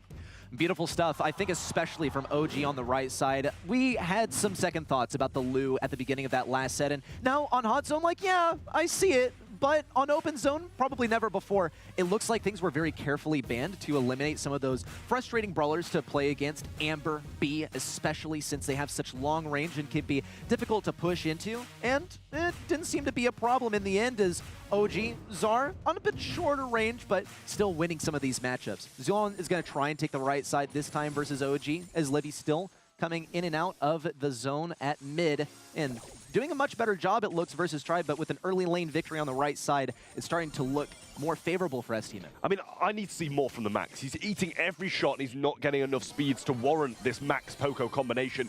Zulon's going to place the gadget down on himself to get rid of that all-out freeze value that OG got on him on so early. And regardless of the great start that Tribe had in terms of percentage, STMN are going to bounce back and take all the dominance now, forcing them all to the left-hand side, and then throwing a super down to prevent Tyrant from coming back, prevent Eslivy and Zulon from coming up that mid. And now Bobby going to place that shield onto Zara, and Tyrant, we're going to be saying goodbye to him shortly, but he throws that ego down behind him and risks himself. Oh, the gadget! The first time I've actually seen good use out of that ever. Always using freeze frame, and that was just beautiful. What on earth was that? I think at this point, STMN, they're just getting experimental here to throw off Tribe Gaming's game, but hey, if it works, and it's working beautifully. Now about to cross that 70% threshold, and Tribe being practically left in the dust. Also, another super from Lou coming down around the left side, and now Tribe, they're pretty much staggered, just trickling in one by one.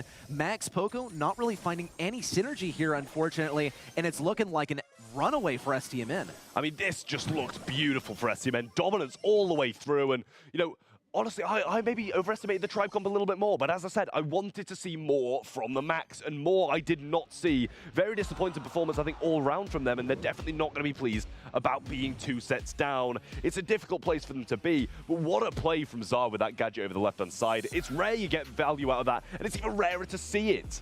Yeah, and, well, once again, I'm just going to say it, STMN, I think they're having a little bit of fun with this, maybe even a little too much fun, because, well, they're going some comps that are just, frankly, strange or a little bit unseen. Tribe goes with something way more traditional, and oh, that hurts to watch. I'm just going to look away, man, because I was thinking that Tribe might have this one. Yeah. I don't want to see these kind of statistics. Tribe and STMN, they're the two titans of this region. You expect a closer game, but 2 kills! 2 kills! Come on, Tribe. I want to see more from you. And you're going to have to bring it to the table in this 3rd set, or you're going to be knocked down to that lower bracket. We know these are the 2 teams who are at the forefront of the race for the next for the next Challenge Finals, for the Masters at the end of the year. And if one of them takes a loss here, it only leaves one more opportunity for them to qualify, or is it going to be pretty much knocking them out out of contention for the Masters LAN. And this is what I've been saying. Really, Tribe's kryptonite is STMN, and I think it's pretty much only STMN. We've seen them being taken down by a few other rosters here and there, but they are the masters of consistency. If there's only one other team that can take you down, then yeah, you can still get consistent victories out here. Still, though, I want to see them come back and at least give us a fourth set. Set number 3 is coming in. It's Pit Stop this time, and I'm liking the stuff from STMN. It's surely going to put on a good show, but the comp from Tribe simply convinces me more, but maybe it's time to kind of throw away what I know about Brawl Stars and let STMN educate us a little. I mean, STMN are going to have that respawn cycle. They're going to have the constant aggression, Buzz and Daryl, supers, gadgets, supers all day long, and then Otis to top it off as well. But we have the Gale, we have the Barley. The Gale can control the tanks nicely, the Barley can control the Otis nicely, and they have some good counters. But is STMN's comp going to be enough to just overcome the defensive measures that Tribe have brought to the table? I really think it's going to diminish the value of Barley here, because Barley, I think, could be a last pick. There's really no wall break on this roster, which in theory should make Barley very, very strong, but he's not able to win the lane very effectively. And we'll see as Livy try and slip past Bobby, and Bobby just lets it happen. What are they doing? Are they going for a base race here? Zulon is still going to be able to cycle out that super effectively on the backside. Tyrant also keeps his range versus Bobby, doesn't have a whole lot of DPS. Some takedowns rolling from Sands. It's looking great for STMN. Great gadget as well, spins in the circle, gets the damage on, and Sands looking for more damage. Barley up top's got some, but it doesn't compare to the 3-person push of STMN. And Bobby, he's following him around. He's going for the pinch of Eslivy. I thought he might be better off just leaving him once again, and he has actually closed it down here. But at the end of the day, STMN Esports have now got positioning. They've got the lead, and they're in a good position to take this. Sometimes you gotta send a message, and really I think the message has been received on the side of Tribe Gaming NA, as in, we know how to win this game, and you might think that you're capable of a base race here, but we can base race even faster. Though STMN now are being held back in their spawn just a little bit. You talked about the respawn cycle, but at this point, maybe not exactly what STMN wants to be feeling here. Some tricky rolls on the right. What? How did he not get stunned by that? Maybe he was just in the middle of his roll, or towards the end of it, should I say, but super there, available from Buzz on the left-hand side. Might even just use it to try and maneuver and open up the world for STMN here. Has it. He's looking for Zulon, but he's going to be using those twisters, surely, and be able to prevent this. But Sands looking for the kill on Tyrant, whose maneuverability is so high. Mute available from Zar. Roll from Sands, but he goes down, and Bobby over the left-hand side cannot move. They're 1% up, but that's not going to be enough with a Barley and a Gale in this position. Great stun on Tazar as well, but now Bobby and Sands have to be dealt with, and they both have movement abilities that can get them that far up the match. Here's the roll in. Sands is going to get some damage on. Zulon's forced to cycle back, and that's a sizable amount of damage. Meanwhile, on the opposing side, some solid damage from Barley as well, and Tribe get to advance up the field, but they cannot let a single brawler slip through their defenses. Yeah, well, Bobby just having to defend quite nicely here, and Tyrant trying to push aggressive on Zar. The pinch is there, but they haven't got him yet. Bobby coming forward, gets the stun, and Sands moving into aggressive position. He's chaining. Call him an absolute machine, because Bobby is moving forward. Sands gonna get stunned though. Still, no extra damage was added to the safe, even though he made that incredible play. Super available once more. He sees Eslivy, but doesn't grab him. They're moving forward. The gadget, the shots from Eslivy though. He has the super. They stay alive, but Sands down the bottom as well. He's getting some damage, and it looks like they're moving to match point. Base race at the start, base race at the end, but STMN are on match point. I can't believe what I'm watching. Did it really come down to that right there? Yeah, that doesn't look like pit stop, but it's definitely a good reminder of the last set, what could be their possible opponent in the coming ones. However, I loved the approach in the end from Tribe, but you can't compete with Daryl and Heist, man. That damage was just so massive towards the end from Sands making that aggressive move, but this time, looks like Tribe are the ones in the commanding lead to start with. Controls there as Livy's moving up, and he can rain down shots from a distance. But the respawn of Bobby keeps him at bay for now, and Tyrant using this mobility, dashing, gas a heal as well, and the pinch coming in from Zulan is putting some nice control in the mid for Tribe early on. Tyrant still trying to hold this lane. Gotta make sure that as Livy can make his way forward, a little super in to get marginal damage on that safe. Just one of those shots lands. Meanwhile, Zulon defending with his life. Has to make sure that Sands can't make it through on the right side. But if Sands decides to go forward in the middle of his roll, then he can't get stunned. Also around the left side, good push in from Bobby. A takedown of his Livy, now a 2v3. Zulon still stands strong, a little stun onto Sands, but it is gonna allow Bobby to maybe push through. No, expert positioning from Tribe to hold things back. And they gotta play this sort of strategy the entire game, but it's looking confident from his Livy. He's gotten solid damage on the save so far, and certainly more to come. Yeah, I mean, this is the positioning the Tribe need. The stun comes through, and Bobby's going to use the gadget. He's Oh, going to use his super as well. He's using so much, but he does get 2.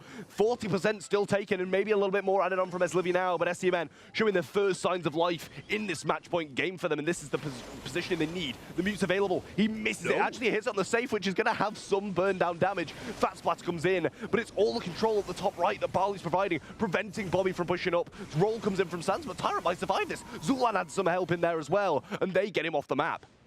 Beautiful stuff. Defense on the left side. Bobby, he's going to go for the gadget and for the kill on his Livy does come through in the end. Meanwhile, Tyrant on the left side trying to make sure that Zara can't move forward, but Sans has a super. Bobby, he just got it, presumably running Eye Sharp to get that super for free from longer range. Almost a good takedown of Tyrant does come through for Sans as well.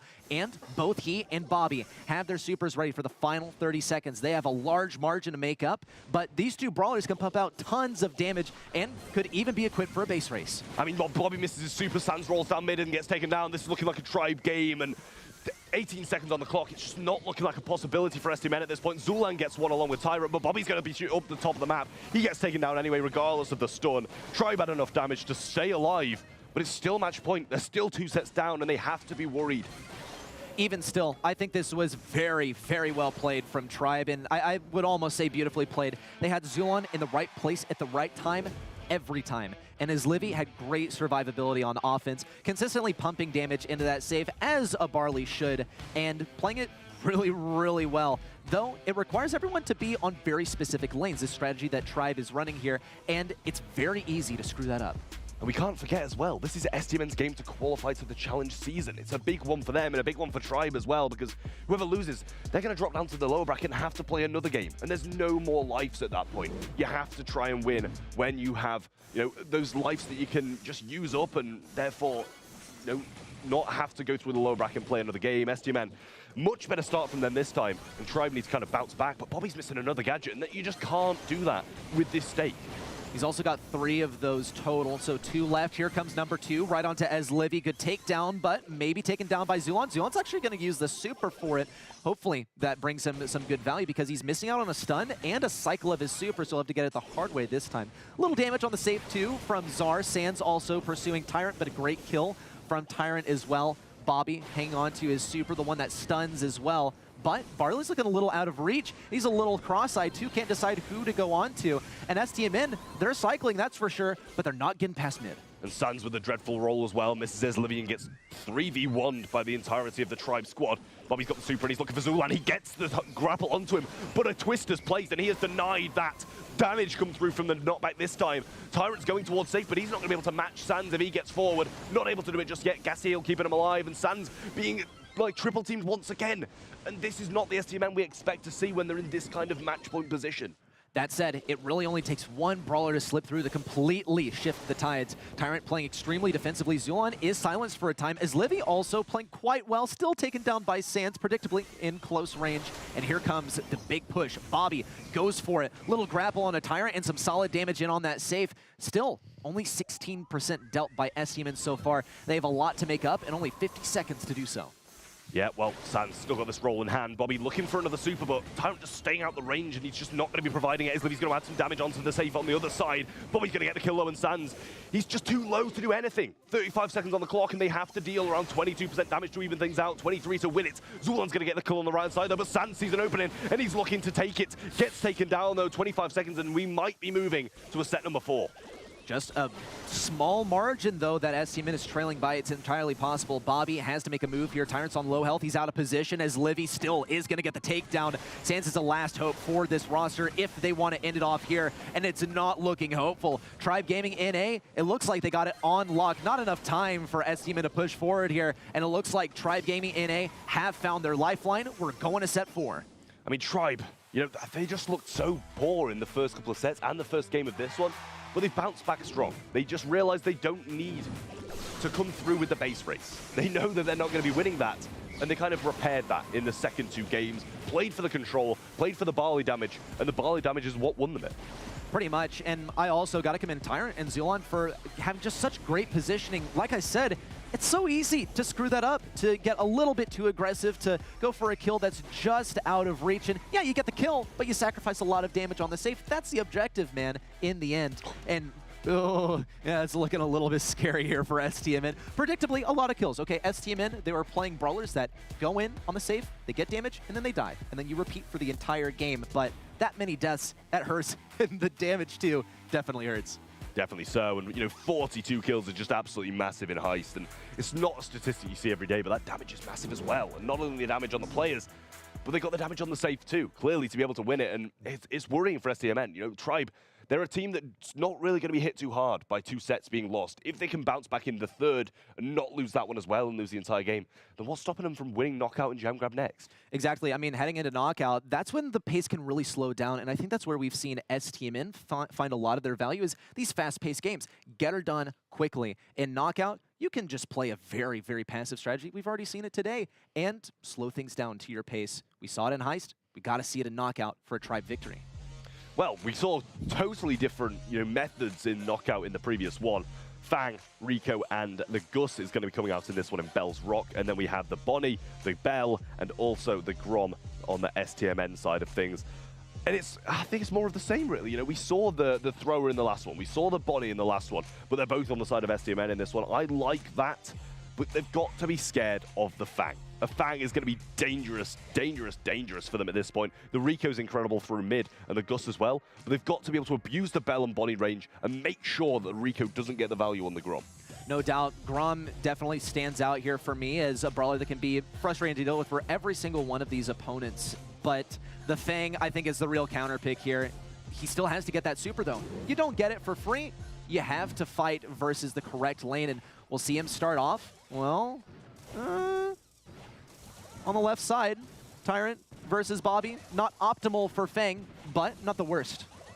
Yeah, I mean, he's going to be able to get a couple of shoes off, make some connections on Bobby, and try and work his way for the super. But as if he's not really getting a look in through mid, but Zar's not connecting that many shots either, and they need to try and make some further moves through this kind of map and get Grom in the positioning that he wants to be in, but also don't want to over-aggress to the point where Tyrant's going to be able to get his super flawlessly and then chain it and make the moves on all 3 of the opposing team. Bit of a stalemate off the start, but as Livy's starting to push forward, and that's going to give Zar some value. Yeah, really, as Livy, as soon as he gets aggressive, he's going to be immediately punished by Grom here. Throwers, just fantastic versus Rico, but Rico lane is certainly a favorite of mine on this map. However, as Livy, it just doesn't really seem like he can push up here. Thankfully, he does have a gadget in his arsenal that can give him some health back, a little shield from Zulon as well, certainly going to aid his survivability. Good push in from Tyrant, a kill. Zar has the super ready to go, though. No damage on Zulon, but Zulon is going to take some serious damage from the gas. Great stuff from STMN. They got towards the mid exactly when they needed to. They had the attacks also to control around that area. It's going to get them round 1.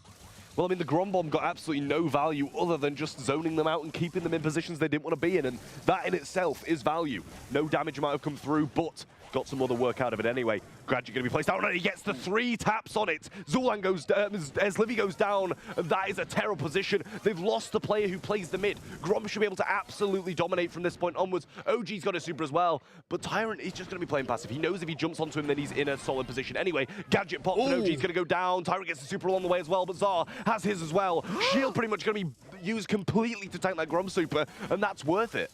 Absolutely, though Tyrant still in a really sticky situation on the right side, has to make sure that he perfectly dodges these shots and does get tapped once, but he still has a super in his arsenal. He's fantastic in close range versus both Zar and Bobby. He just needs to wait for the right time, and Bobby's looking quite alone on the right side, but Zar's the one to get. Still takes a lot of damage and gets marked up in a pinch between Zuan. No, Bobby still stays alive. He has a lot of DPS to offer, but Zuan, he could be pretty close to getting that ghost on the field and using some value from that gadget, and Bobby's forced to stick in the poison for a little bit longer. There's the ghost too. I mean, that was a little bit anticipated there for Tribe Gaming NA, but it's still not the end of the game just yet for STMN. I mean, it's a game of positioning at this point. We saw it in the first one with the Grom Super, we saw it in the second one with Zulan just having better positioning than Bobby at the end.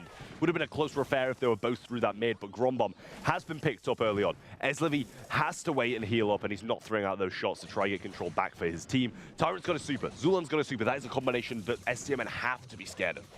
Well, let's see what Livy's capable of here as well, because he doesn't have those walls that usually make Rico such a great pick here. It's not going to stop him from flexing onto the right lane just a little bit. And Zar pretty much completely idle here as well, waiting for anyone to get impatient enough to push up to mid. it's like you said, Trev, it's a game of positioning and who's willing to push into mid first, because ultimately that's where you gotta be in the end. And it also looks like Tribe, they're being very careful about giving OG his super. He doesn't have one yet. It could be in the works. Here's a super forward from Tyrant, a little stun too, but OG has a lot of health. Great takedown for Zar. Even better super here from his Livy, staying alive with the bouncy castle, and solid stuff from Tribe to finish it off. I mean, they just want this third set desperately, to be in a position of 2-0 down, to then win a set and then win the first game of the next one. They're looking pretty good. It's not what they want. They missed a shield in there as well. At some point, Zulan missed that shield, didn't connect it onto him, but they take the win anyway. And STMN have gone from a position of power to now being so scared of going to this fifth set, because you know they're going to want to close it out here. I'm telling you, it's gotta be the pace of the game. It is slowed down so much, really because of the modes here. And sometimes, seeing a team winning a couple of sets in a row, it can just come down to, well, we're good on Brawl Ball, and we're good on Heist. But now, it brings down the pace. It's in Tribe's favor, at least so far. But as STMN, they were still looking pretty clean for one of the rounds there. It was a close game. I'm sure another one's on the way. This time, though, it could put STMN at a match point already. A takedown for them, and a 3v2 ensues. I mean, you instantly say it's the pacing. They're playing it slower and it works, and he walks up mid and gets tapped straight away by Zar. If the pacing is slow and it's working, keep it that way. Yeah. And they just don't seem to be reading their own gameplay that's working so well. Tyrant down this mid now, just getting pinched in by both Zar and Bobby. Grombomb already picked up, and he's going to be looking to keep that for next round. It's a 3v2. They shouldn't lose it anyway. Well, Bobby continues to pinch around the right side. Tyrant needs this super. Even if it costs him his life, he needs to get for the next one. Decides to go for it immediately, actually. Ends up getting taken down in the end and loses that super. Doesn't have it for next round. I guess he was going for a real clutch play. It didn't work out in the end. Zulon also, has a super, cutting his losses. Make sure you don't give any super to OG for the next round, and things are not looking optimal for Tribe as we speak. I mean, it's not a bad decision, but have we really seen OG jump in and make use of it? Yeah. It doesn't seem like a super that's really going to affect them too much at the moment. If he jumps on Fang, he's going to be getting stunned out. If he jumps on Zulan, a shield's going to be placed down, and the same with Eslivy, he's just going to shield onto Eslivy as that happens. But the mark is there, and that kicks things off strong for STMN. Tyrant still looks for his next super. He outranges OG marginally, and he's going to be playing this to his advantage. Meanwhile, at mid, Eslivy looking for the same old thing, but he's got to make sure he doesn't make that same mistake that he did in the last round, where he pushed up mid super aggressive and immediately got punished for it by Grom. He's countered pretty hard by Grom, but here comes the shield, and maybe he can afford an aggressive play here. He also has gadgets that he can use. Gadget popped by Zar as well. The shield, not going to find any value there, unfortunately. Zulon, he's also got to play a pretty perfect game here because he is marked up by the bell tag. I mean, OG's got to be cautious. It's not him that he's going to be killing if he gets hit by this super from Tyrant. He's going to be indirectly, or more directly, killing Zar. He gets the super onto him, but the jump over the top of it, stun miss with the roundhouse kick, and they make a great job of that. Grom super's going to be connecting. Grombomb making big moves. Eslivy going to avoid the gadget, and Zar, hello? He's not moving. Super comes through for Eslivy on the right-hand side, but he gets tapped and evens out the HP. Bobby coming through the mid. The stun's there. It's a 2v1. Zulan gets one, but not two. STMN wants more on match point, but can they close it out this time? It's looking quite hopeful for them. Watch how just amazing that was on the counterplay. I don't know why the Fang super went in on a Bonnie that can just jump out, but in the end, he got some value. Bonnie's gonna just jump away. You gotta make sure that you have that on lock. Unfortunately, I think they just got a little bit antsy. It's like you were saying that, yes, the control, the slower pace, it definitely plays in their favor, but it seems like sometimes they don't want to play by their own rules. Overconfidence might be the reason they lose this one, and they win the first game of this one, and then they come in and they just mess it all up, and STMN take this one. Match point, 2 rounds is all it's going to take, and there goes the early kill. Bobby's going to get traded out nicely, but Eslivy puts himself in the pocket of this terrible place to be when you're against a thrower. Whoever the thrower is, that is not the spot you want to be in, but he lives to fight another day. Over the left-hand side, though, we're seeing better stuff from OG over this left-hand side, pushing Tyrant back into a position where he can be pinched by Zar. Not a great lane for Eslivy either, because it's so hard for him to ricochet his shots around, given only a few obstacles to shoot them off of. If he can get some good dodges, he can make it happen. He also has Bouncy Castle that he can bounce around a lot in that right pocket. OG also trying to slowly advance his way forward. Poison's already creeping in too. And, well, we know OG has thousands and thousands of health. Tyrant's going to try and stun him here. There's the kill as well, closing in versus Zar. It's looking great for Tribe. Round 1 victory.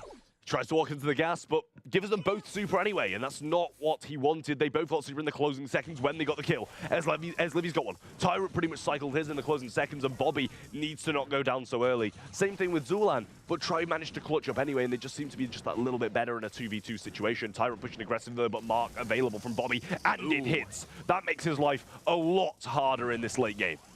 I mean, even if he supers in, he's going to be met with a wall of attacks, and it even looks like Zar's kind of getting in position for it as well, just waiting for the imminent attack from Tyrant. Still, though, Zulan looks for something versus OG. He needs that super as fast as he can if he wants to be able to defend versus OG. OG could also jump on his Livy, but he doesn't even need to. Here's the super for Tyrant taken down. It's Zulan versus the world, and it's not looking even a little bit hopeful. Yeah, Zulan, he's got his shield now, though, and that gives him that glimmer of hope that we were talking about. Going to be walking back, and the glimmer of hope is not a glimmer of hope from him. He wants to see the gas. He doesn't want to feed supers, and the same thing as the last round, but in reverse. They get their supers anyway, and they're looking strong. Round, set, match point to STMN. It all comes down to this one round of deaths here. They're permanent for potentially the entire match, as Livy still tries to take on this mid matchup. Everyone has a super except for Tyrant, and Tyrant gets marked. Not a great way to start things off, and it doesn't kill the momentum for Tribe, but it certainly dampens it a lot. OG also has a super. Now, Zulan does outrange him, but he has to make sure that he doesn't estrange himself from his teammates. Otherwise, he could be taken down solo from a jump in from OG. Yeah, the Grom Bomb is not what Tribe Gaming want to be faced against, because this Livy's going to be pretty much brought down to one shot if it connects onto him, and it's more than likely will. One shot connects and damage gear instantly pops, but Bouncy Castle negates all that. Still got some in the bank as well. Zulan's getting hit pretty hard and forcing out the super early on. Great stuff from OG and STMN as a whole. Tribe Gaming in A, they might have to take a risk here in order to make it work. As Livy goes for it, almost no value off of that super. Unfortunate for him. He'll still be able to get it back, but he doesn't have that much time. He has gadgets in his arsenal too to heal him up in close range. Big damage as well. Gadget popped. There's a Grom Bomb. No value there. Tyrant taken down mid-dash as Livy and Zulan fall in rapid succession. And this one's going to STMN. I mean, I didn't say it. I said it ready. You went with Tribe, I went with STMN. Just got to reiterate the fact that I am right and you are wrong. STMN come out on top, but honestly, I'm sure you're pleased to see it as well, because their dominance continues in the North American region. Great spot for them going into Worlds, and that is them securing their spot in the Challenge season. We can't forget, they're #1 on points heading to Masters as well, and they are going to be in a world of heaven tonight. Look, I've said it once, I've said it twice, I'll say it again. STMN, they are Tribe's kryptonite. They are the Tribe killer. And as consistent as Tribe may be, unfortunately, there's another consistency relying on their record, which is that STMN, they're just on that next level. It is dangerous for Tribe Gaming, moving on in North America and World Finals as well, to have such a successful year. And then in the lead up to big competitions, SPS, World Finals, they start to look weak. Their opponents in the World Finals are going to be looking at it. Their opponents in the lower bracket today are going to be feeling pretty good about this. Now, STMN Esports, 67,000 damage, not as many heals, but it didn't seem like they needed it. A lot of Tribe's heals are going to be Bouncy Castle and playing that passive game. Tyrant eating shots all day long and then healing up. Pretty much. I mean, Tribe, they play very, very safe. STMN, they're illogical. They're an X factor. No one knows their next move, and it makes them a very fearsome opponent. Listen, if you want to be a good team, you got to follow meta. And if you want to be #1, you got to lead. And that's what we see out of STMN this year, last year. That's what has been their thing. And it took a while for that to really pay off, but now I think they played the long game and they just keep winning, man. They just keep winning. They do just keep winning. I've got a list of accomplishments here from STMN. You can see all of them for the from the pre-show, and I was listing them off like nobody's business. And this is another one to add to it. They've taken Tribe Gaming down once again, and North America's starting to look like a whole lot of STMN to me. Well, let's go take a look at that bracket and see where everything lies after 2 matches in the book. Stamina gets the win over Tribe Gaming. You know what? That felt like a 5-game series, just straight up. Obviously, that last game mode going the distance.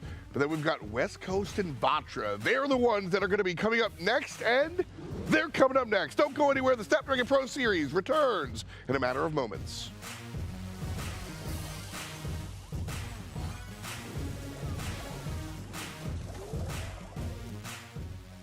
The Snapdragon Pro Series is brought to you by Snapdragon Elite Gaming, Monster Energy, DHL, and the U.S. Air Force. Welcome to the place where dreams come true. Where everything you want can be yours.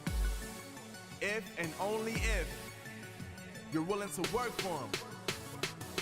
You're willing to hurt for them. But most of all, you're willing to be first for them. Ha! Look, I'm going straight to the top. I don't know how I would stop, like it or not. I got some goals that I'm hitting. You hear what I'm spitting? It's hot. Look what I got. Whole lot of passion and pain. The road to success is insane. Stay out my lane, cause I'm on a mission. I'm getting what stands in my way. Yeah, I'm a beast. I wouldn't play with me, baby. The way that I'm training is crazy, and I do it daily. You wanna talk about drive? I got more drive than Mercedes. I've never been lazy. I'm in the room, it's a red alert. You wanna compete? Well, get better first. I got 10 toes in the dirt, push through the hurt just to show them my worth. I'm the best. Yeah, I'm the best. I never stress. I know what's next.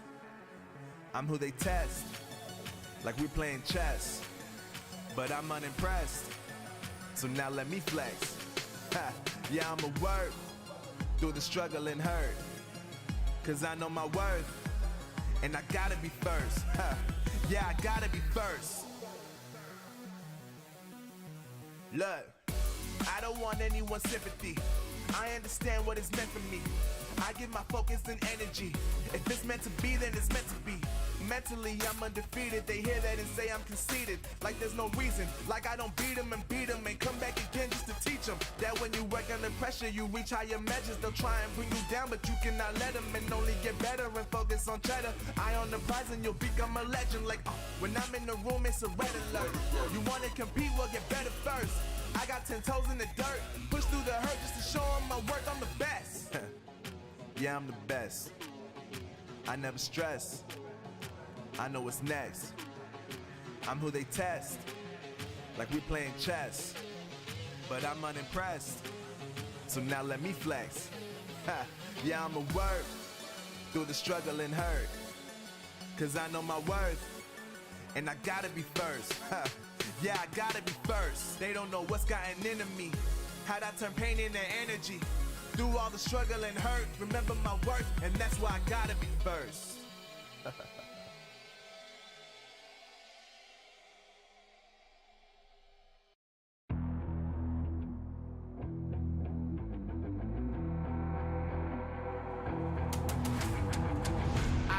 Get it, I'm on the mission, snap any minute, casually when it stop tripping on me, stop dissing on me. Yeah, I got a dream, can't take it from me. My fire's burning, I'm always learning. Tell me where to go, man, I'm on a journey. Yeah, I can't explain it, I get excited. Keep it 300, King Leonidas.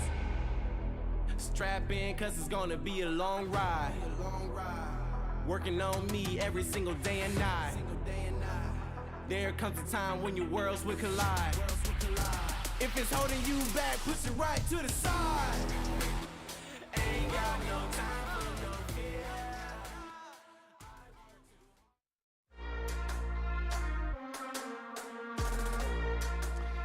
no And just like that, one of the biggest matches ends, and Stamina, well, they don't. They continue on and they claim the first ticket to the challenge portion. Tribe Gaming, well, they do have another shot. Don't worry, there is a bottom side to the bracket. So all 204 billion Tribe fans out there, don't cry just yet. They will be going up against one of these teams here on the bottom. So we'll take a look at that. But we'll take a look at that later. First, let's take a look at what my man Trav's got going on. As always, Trav, you got a big brain. Show it to us. Well, I like to think I do, but some people would also think I don't. I kind of liked the little Grom Bomb, and you said you kind of enjoyed it as well. I did. I think it was a pretty influential part of the game, having this Grom in mid, and STV pretty much was rendered useless for the majority of this game.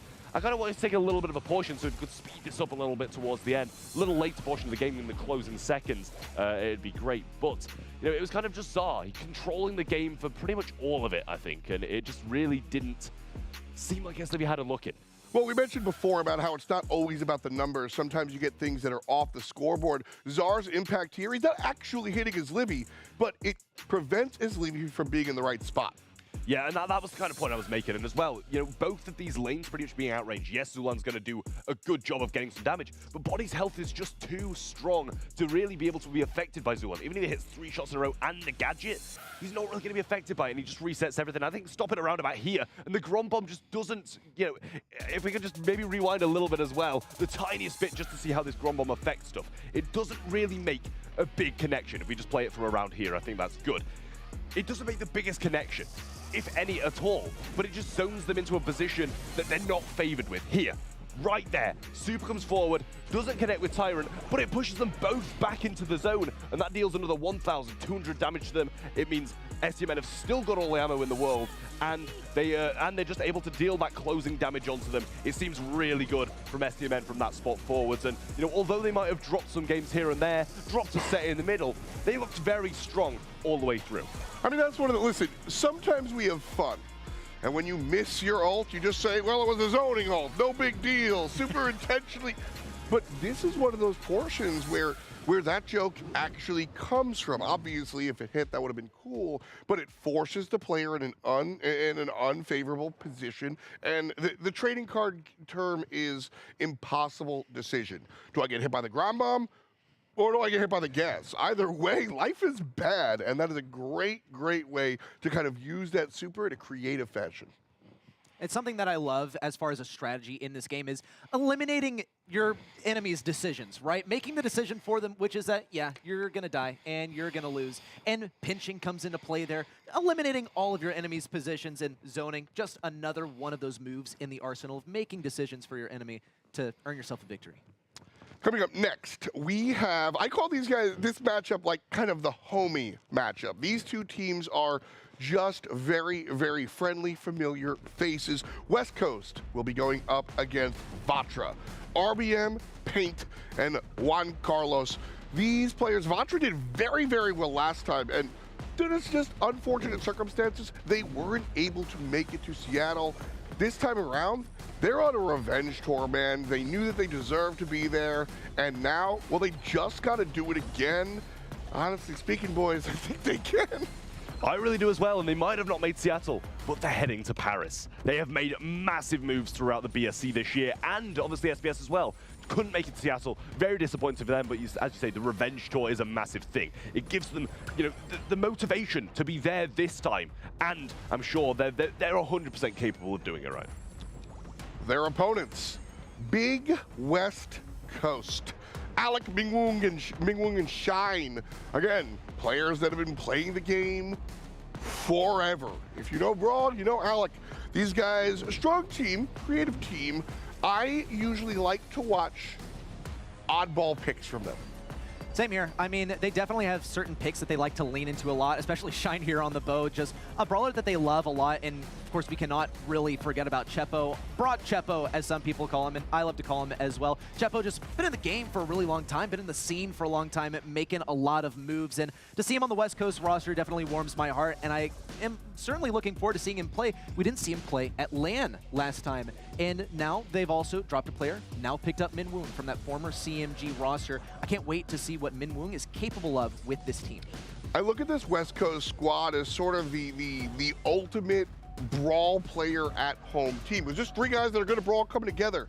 Now they had Minwoon. They're starting to feel more like not that they weren't professional before, but they're starting to feel more refined. That's the word I'm looking for.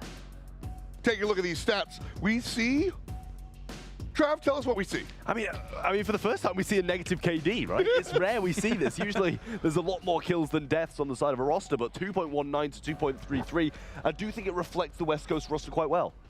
Exactly. That's exactly what I wanted to say is Vatra, they love their tanks. They love their extremely aggressive play styles, and that's kind of what got a reputation for them in the earlier part of the year. And now, off of that fame and off of that amazing trajectory, they've started to kind of shift strategies, shift which brawlers they like to play a lot. Now they play the meta a lot more, but it's not going to keep RBM from being the best tank in NA. That's the thing. Both of these squads kind of meta adjacent, but as they refine a little bit more and more, they find their own play style, sort of the needle in the haystack, the diamond in the rough, better said, if you're rooting for these squads. And so let us know if you think it's going to be a diamond or you think it's going to be a little bit rough. Which team are you rooting for? West Coast Well, the other guys, Vatra. I shouldn't call them the other guys. I think West Coast. West Coast are the other guys. I think West Coast are the other guys, actually. Yeah, I totally agree with you in that sense. Vatra, they're a demon. They are demons, should I say? All of them, not just they are. Like they've been playing incredibly well. BSC came in at 2nd seed, ahead of STMN. They're ahead of a team who has just taken down Tribe so convincingly, and that kind of shows the power that they've had throughout the entire year. And they managed to take a monthly finals victory as well. We cannot forget that when they were able to take down Tribe as well, and that was just, I think, really brilliant on their part, and goes to display their skill in a huge way. Well, let's jump right in then. Picks and bans coming at you guys here, and we will see it out. Like I said, some very traditional stuff, and talk to me. NA, bro. NA. Or maybe RBM, bro, because the Ashe ban, I think, is very indicative of West Coast knowing exactly what they're up against. But West Coast, I think especially Shine, is a big advocate for Ashe and knows exactly how powerful this brawler can be in the right hands. So here on Sneaky Fields, a lot of bushes around. Definitely a brawler you want to get rid of. But let's talk about the brawlers that we do see on the field. Some wall breakers. In fact, both of the most prominent wall breakers in the meta right now, Brock and Griff, combined with B, could be pretty powerful. I'd let you take it, ready, because I knew you'd say something like NA, bro, NA, and to be honest, I was expecting the kind of thing, as you said as well, like Ashe banned out the way, because, as you said before, even without seeing the draft, the tank players on Vatra are dangerous, and this just reiterates that even further. Gonna be tough, gonna be a lot of HP to burn through. Will the tanks reign supreme or otherwise? Are Vatra the squad, or are they the other guys? I posed a question to y'all. I mean, I think that Vatra are the guys to watch here, right? I mean, they have taken down some of the greatest teams in this region, even in the cup phase, and they've made it to the World Finals, right? They have proven themselves very, very worthy of taking the title here. But West Coast, they do have something cooking up already. Walls broken open, Vatra forced all the way back, but we'll see if that ends up working more in the favor of Vatra or West Coast, because as we speak, looks like West Coast are getting beaten up and bullied in close range. I mean, the gadget from Crow, the gadget from Pain, those are the combos that win games. Nice stuff from them. The pinch comes in as well, and the Vatra team play seems to be on point. Gus and Otis, Ray, two of the newest brawlers and two of the most dominant as well. Alec throwing that ball in the corner, but instantly muted out. His star power keeping him in the mix, even with being muted. Great stuff coming in there, and he knew that was going to happen as well. Shows the power of how well these guys know the game. Pain going to tank a lot of that damage with his shield, though, but Alec with a great super to even things out. I'm not really liking the fact that we saw a couple walls broken open on the left side. It goes to show just how impressive that offense was from Vatra Gaming and just how much it threatened West Coast. They're still hiding behind some of these boxes. They can't really deal with the threat that they can't see. However, Alec26 does get some good value here. Jump in from RBM around the backside. He's going to be picking up this ball with a pass from the left side. Solid stuff from Vatra Gaming as they get their first goal. I mean, that's the combination they're looking for. Throw a Gus shield onto him, let him jump in, and let him dominate the aggressive Brawls pair so well with that combination. Trevor's got a super, though. Shine's got a super. Opening up the walls is what is going to bring West Coast back into this game. Super's there, damage on the Otis, and the rocket fuel finishes it off. Super comes in from the Griff on the right-hand side, but can Pain clutch this one up? Can he get the defense? 50-50, and Shine wins the toss. Love the ankle breaker there from Shine. Solid stuff as well to tie up the score here. And now West Coast are trying to bring it back to a long-range game. They're still facing versus enemies with speed boost. Ooh, missed Gus super. Unfortunate. RBM might have to just go in for the super without anything, but he's not going to risk it. Still, chipping down health from long-range Shine, forced in a bad position, and it's just Alec26 pinch from both sides, and this has got to be a goal for Vatra. Yep, didn't even super it forward, regardless of the game being over. A little bit odd, but the goal secured anyway. They take the first game, and this is the Vatra we know and love. It, without a doubt, is they play super aggressive, play super, super fast, and even when West Coast try to slow it down by breaking down the bushes, eliminating speed here as much of a factor, they're still going to find some kind of avenue to run it. And the Gus shield plus the Crow super, I think, exemplifies that better than really any wording could. Yeah, no, I definitely agree with you in that sense. A little bit questionable on the end here with not using that super to pass the ball forward, and it definitely could have, thrown a few question marks in the mix as to fact if they were going to score that one. But this one starts off a lot better. Juan Carlos might have been brought low, but not brought down. On the other side of things, Chapo is taken down. Alex throwing out a gadget early on. Piggyback going to be breaking up all those walls and actually getting a kill as well. RBM, you can't be making those mistakes when the stakes are this high. Yeah, and also you got a lot of time to make it away from that piggy bank, but sometimes people like to dance on the edge of victory and defeat for that extra competitive edge. Solid stuff. A jump in from RBM and a big slow onto both Shine and Chepo, ultimately leading to Shine's demise. Chepo still hanging out near this ghost. He knows that Pain can't blowing up now. Circling over to the left side. Good slow and a connection. Got to make sure that Killer Bee makes it around the left side of the obstacle. Does manage to do so. But Vatra Gaming are trying to solidify themselves in these bushes. Not going to happen when you're faced versus a 2v3. And it looks like West Coast have control once again. The Spooky Boy still lays on the floor, which means that a gadget is always at play. The heal's going to be picked up, though, from RBM, and he just wants a shield from Pain. That is how they want to play this one, and it's what's been working. Able to push up even without it, though, and the jump goes forward, comes in. Honey Lass is going to tank a lot of the damage, but Chepo is going to be low. Alec throws out the super, but a shield going to be placed down. Slow comes in as he goes down beyond the grave, and he's helping out his team.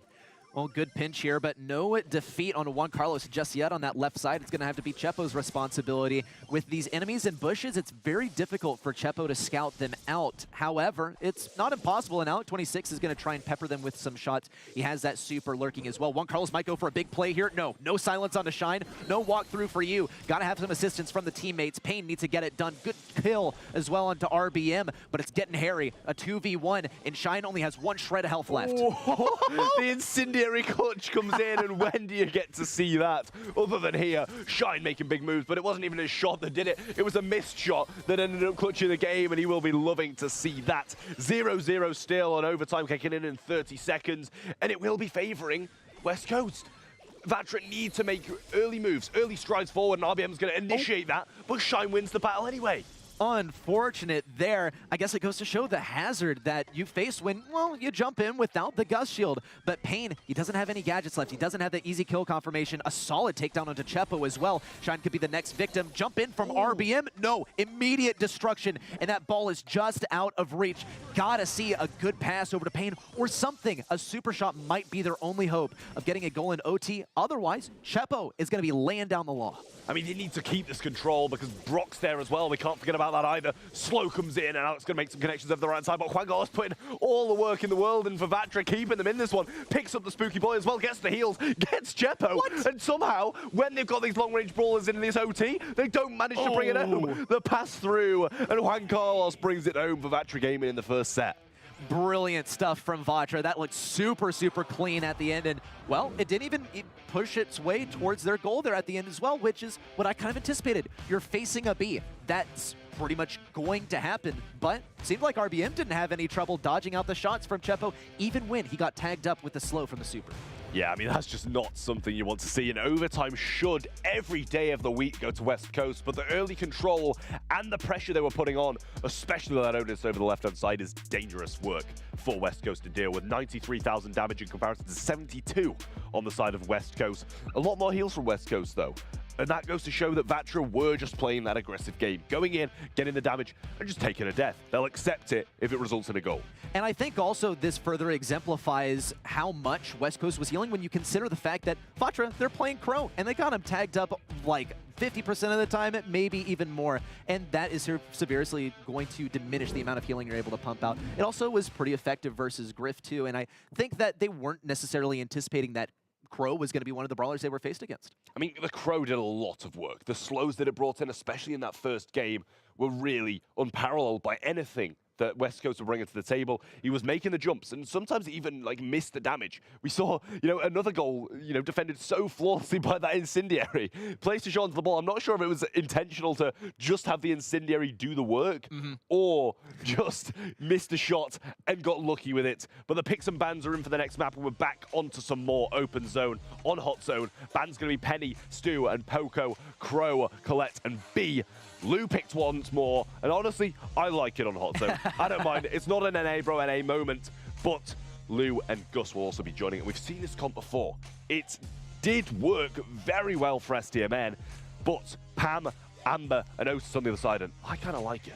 I really like this from Vatra. Amber, you almost never want to let this go to the opposing side, and this is going to be a big, big hazard for West Coast to face. However, we have to acknowledge that Amber, she doesn't really have anything that she's paired up with that is going to make her pretty much impossible to defeat, right? No Max in here at all, and I wonder what kind of impact Max would have made here. Had she been here, she's not. Let's not talk about her. Let's get into the Amber gameplay. She's going to be burning up some of the bushes that West Coast would be using to get easy access to mid. already priority on that left side. RBM's trying to check out these bushes. Alec26 also forced over that left side as Shine goes down on the right lane. Very confident lead for Vatra so far. Stonks Pam making big moves off the start, and honestly, it's getting the tickle down damage that they need, resetting heals left, right, and center, but up comes Chepo. The pinch coming in from Pain, and he should be able to finish that one off, but he survives longer. West Coast out from nowhere, and now in full control of the map, but Pain's still there. The Pam's still making moves. He uses the gadget as well. Scrap Sucker gets the reloads back to himself and takes them away from his opponents. What a play from Pain. Otherwise, that would have beat 100% of the map control to West Coast. Great stuff so far. Another Fat Splatter goes down to keep Shine back. Chepo also tries to push up the left lane. He has that super ready again, but Pain is here to keep him from going 100% assault on RBM. RBM now sprays and prays down Shine before he's able to round that corner. Another takedown on Alec26 on the right side, and this is looking like a runaway victory for Vatra. Juan Carlos, he needs to hit this super, though. Another miss super for Juan Carlos. I believe he's 0 for 2 at the moment, but when you're doing this well and you're leading this confidently, it doesn't matter too much. If you win your lane, I'm not going to complain if you miss a super on someone else's. Yeah. I think that's what we're saying here. 80% already to Vatra. And West Coast is just slipping away from them. Pain making moves once again. And is this man going to die? He cannot die. He survives. The Panther are keeping him up alive as well. And he survives still. 100 to 12. Vatra Gaming continue their dominance through. And West Coast, I'm feeling worried. Another successful investment for Pain here on the Stonks, Pam, because I don't think this guy died once the entire time. Kept enemies at range very effectively, and just all around a freaking good job. Juan Carlos, he also held that lane very effectively too. I wanted to see a little bit more from the Lu, though. I don't think we got to see as much action, primarily because he was outranged on a lot of those matchups. Yeah, I mean, you said it. This composition is just wonderful. The Otis, the Pam, the Amber, such a good composition. And, you know, Alec can deal damage all day long to the Pam. He needs the supers on zone at the meaningful moments like this one. Great way to start the game, but they're still being dominated on all the other lanes. Unfortunately here, Shine also going to be making use of the healing pad on the back right. Not usually a good sign because that means you're pushed back very, very far, but Alex still is able to get the freeze on the right side. Good stuff. Shine now trying to take advantage of Juan Carlos' positioning on the right side. One is still able to take down the... What? How do you go down in that situation? Juan Carlos, he's just a creature of the bushes, and he cannot be eliminated from this position. Still, though, West Coast, they have managed to win the mid and the left lanes right off the bat. They're still going to have to face versus RBM, who has a huge range advantage on them. Fat Splatter goes down to zone them out a little bit, and there is the super we've been needing to see from Alec26. Good stuff for West Coast as they take a big lead to start us off. Would have much preferred that Pam turret in the defensive position behind the wall, though. Kind of seemed to panic a little bit. It didn't tank for him, and it would have survived just that little bit longer in a different place. 3v1, and Chepo remains in the mid, going to have to back off now as Pain starts to establish himself in mid once more. And Juan Carlos just making moves down this right-hand side, gets the kill once more, even with the healing pad in the mix. Shine and Chepo both down the left-hand side. They're getting pinched in, and Juan Carlos cannot be stopped. I can already feel the pain on their behalf because Amber is just so difficult to lane versus because she can just spray and pray all day long. She has a lot of ammo, and she has that reload gear now, which is very difficult to face versus. Here comes the burn as well. It's only going to zone out Shine and Alec26, but does that really matter when mid is so dominant for you still? Alec26 is able to land the super. Good takedown for Juan Carlos on the right side. Shine on the left side still tries to push forward, but this one's looking so dominant for Vatra. It's Juan Carlos. Honestly, this man is making so many moves down the right side. Super's just not there again from the Lu. Disappointing stuff, not covering the entire zone and allowing him to stay in this position. And he's not even dying. It's the same as Pain in the last one. He's just staying up. One walk on from Pain here, and the game's going over. Aggressive turret. It's like, just go on the zone. Why are you going to the left? Just finish the game. Not sure what's going on here, but they're giving West Coast a lifeline. Yeah, just letting West Coast have a little bit more fun before they end things off. RBM just needs to march in. Nope, immediately denied. Juan Carlos down as well. Oh. Pain, what? How does that happen? And Alec26 can zone off one of the lanes with his super. Immediately chooses the right side. RBM tries to slip through. No, it's not going to happen. Vatra, they just need to step on this for 1 second to end it off, and here it comes. A fraction of a second, but that was a photo finish. 3% differential? I don't think Vatra wanted to win that one, to be honest here. Like, when the Pam pushed forward, Toro was down, just throw it on the zone and walk on. That's all he needed to do. And he just denied that. Pain played so well in the first game. Juan Carlos played so well in the second. But I just think they wanted to give West Coast a glimmer of hope. Oh no, I mean this brings me back to some toxicity from maybe monthly qualifiers. Step in and out of the zone or some kind of action like that. No, but I think we really got to hand it to West Coast. It was a crazy comeback and it got way, way too close. Taking a look at the stats too. I mean, not bad on the side of West Coast. Solid damage, but you can see that the control falls majorly in favor of Vatra Gaming just by looking at the healing. Too many NA vibes in the atmosphere I think we've got going on here, but yeah, I mean, the damage is on West Coast side. But hot zone, the main stat is the healing. Just heal, stay in the zone, get the percentage, and you manage to win. And although they have all that damage as well, the Pam was healing through so much of it. Juan Carlos was just staying alive on a slither of HP every single time, and they're getting the healing along with it. So it's really nice to see that they're able to just, you know, have such well-rounded gameplay, and that's something that Vatra, you know, they usually play so aggressive, but they've proven that they can play those passive brawlers too. Exactly, and I'm really tempted to say that this comes down to a matter of team composition and just draft from that perspective, because they've proven time and time again that they are able to draft quite easily, seemingly, the brawlers that they're so effective on. Now, will we see the tanks in the future? I think West Coast are just too aware that they want to draft those to allow them to have them, but you never know with the new mode coming up along the way. Yeah, but I think at the end of the day as well, STMN, I believe, actually played the exact same comp in open zone, right? And they played so well, the draft was on their side. Another draft in now, though, speaking of those, pit stop going to be the map once more. Mr. P banned out. Max and Surge along with its picks of Daryl, Brock, and Carl, and I like the way that's shaping up for them. But Vatra, they're bringing the Colette, they're bringing the Griff, and they're bringing the Spike. Huge damage can be rained down if any one of those is left on that safe. Bans of Rico, Ruffs, and Nito, which combo are you kind of sided with? Because I'm a little bit undecided. I like the Colette against the Daryl and Carl, but I also kind of like the damage that they can bring in at certain points as well if they get that breakaway. I love this for Vatra. Really, I love this for Vatra because Colette is going to be an absolute powerhouse. Now, Spike, not always the most convincing brawler. Might get a little bit stronger if walls are broken down, but at this level of play, players are very good at dodging out that curveball unless we see Vatra just decide, yeah, we're going to play it close range, play it tanky. Fertilizer, that's what we'll go with. We just have to watch for a fraction of a second to see if that's the reality. I mean, definitely going out on a limb here. It's Fertilizer, no way! Yeah, see, the thing is, though, if the wall breaks come in, it's going to be tough for Alec. But, oh, the super comes in from Pain, and he gets some good value off it, knocking Alec back and allowing him to only deal that 60% damage. But we're not even seeing Flying Hawk from Chepo. We're going to see that damage coming through from the fire, and it's just looked so tough for Vatra so early on, and this is really the first signs of West Coast we've really seen at all. Well, Juan Carlos could deny the left lane, has that Fertilizer, but he's going to be knocked out of it. Still heals up just a fraction, though, and RBM starts to crack open the area defending the safe. Immediate super in from Pain, and the base race is on. Oh. Juan Carlos running popping pincushion. Who does that? That is such a risk, but it's worked out for Vatra so far. It's the Heist setup.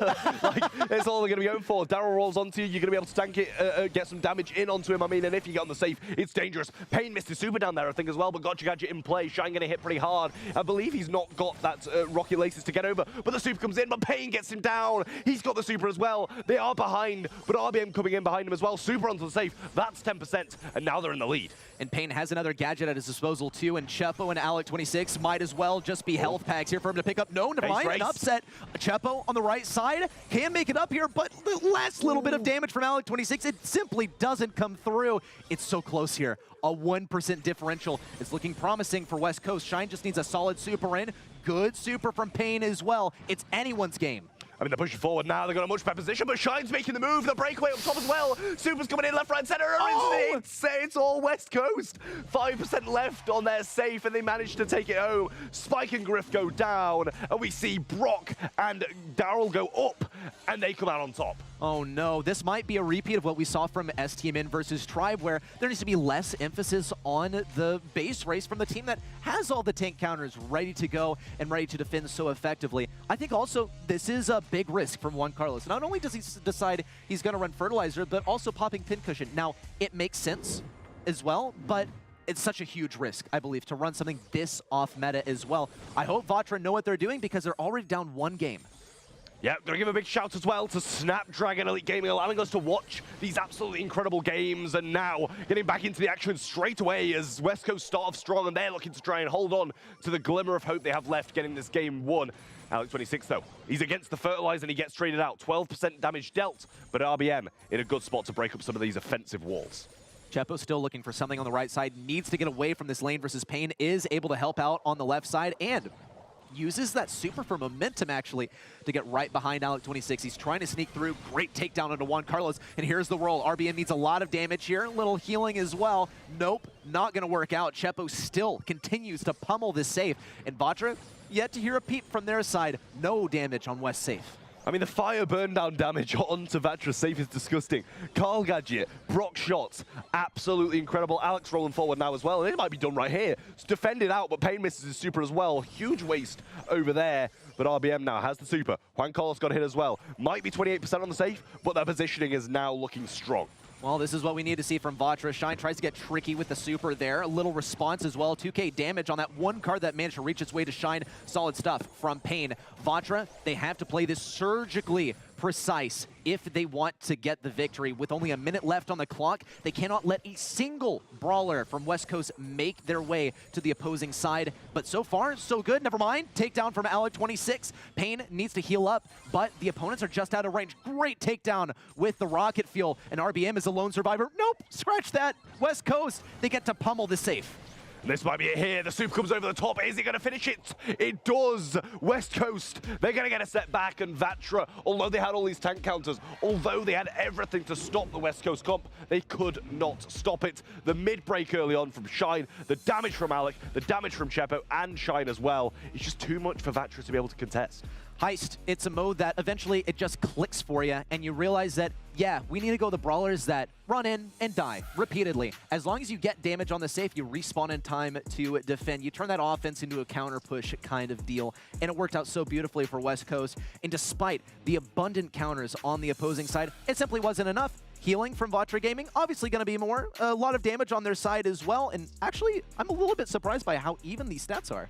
I mean, I expected the Vatra damage to, yes, be higher, but way higher, I thought. Yeah. Not only 6,000, Gotcha Gadget going to be in there, and the fact they got a passive comp, fertilized as well. They had all the kit to just keep control of the map, but had no execution to be able to do it. Vatra Gaming just not looking as strong as they had in these previous two sets. They need to rebound strong off the back of this one, because in my eyes, they should have won that. From a comp perspective, no doubt should have worked, but I think West Coast, they also pioneered something a little bit unexpected. They decided continuously they're going to double up their tanks on one lane, have one just follow the other, and it surprises, I think, the positioning from some of the opponents who are not able to get around the map as fast brawlers with mobility abilities such as supers and gadgets. Progressing to the next set, is the pace going to stay at that level? Because it certainly had a huge impact on a previous match, and on this upcoming one, I don't think it's going to be any different.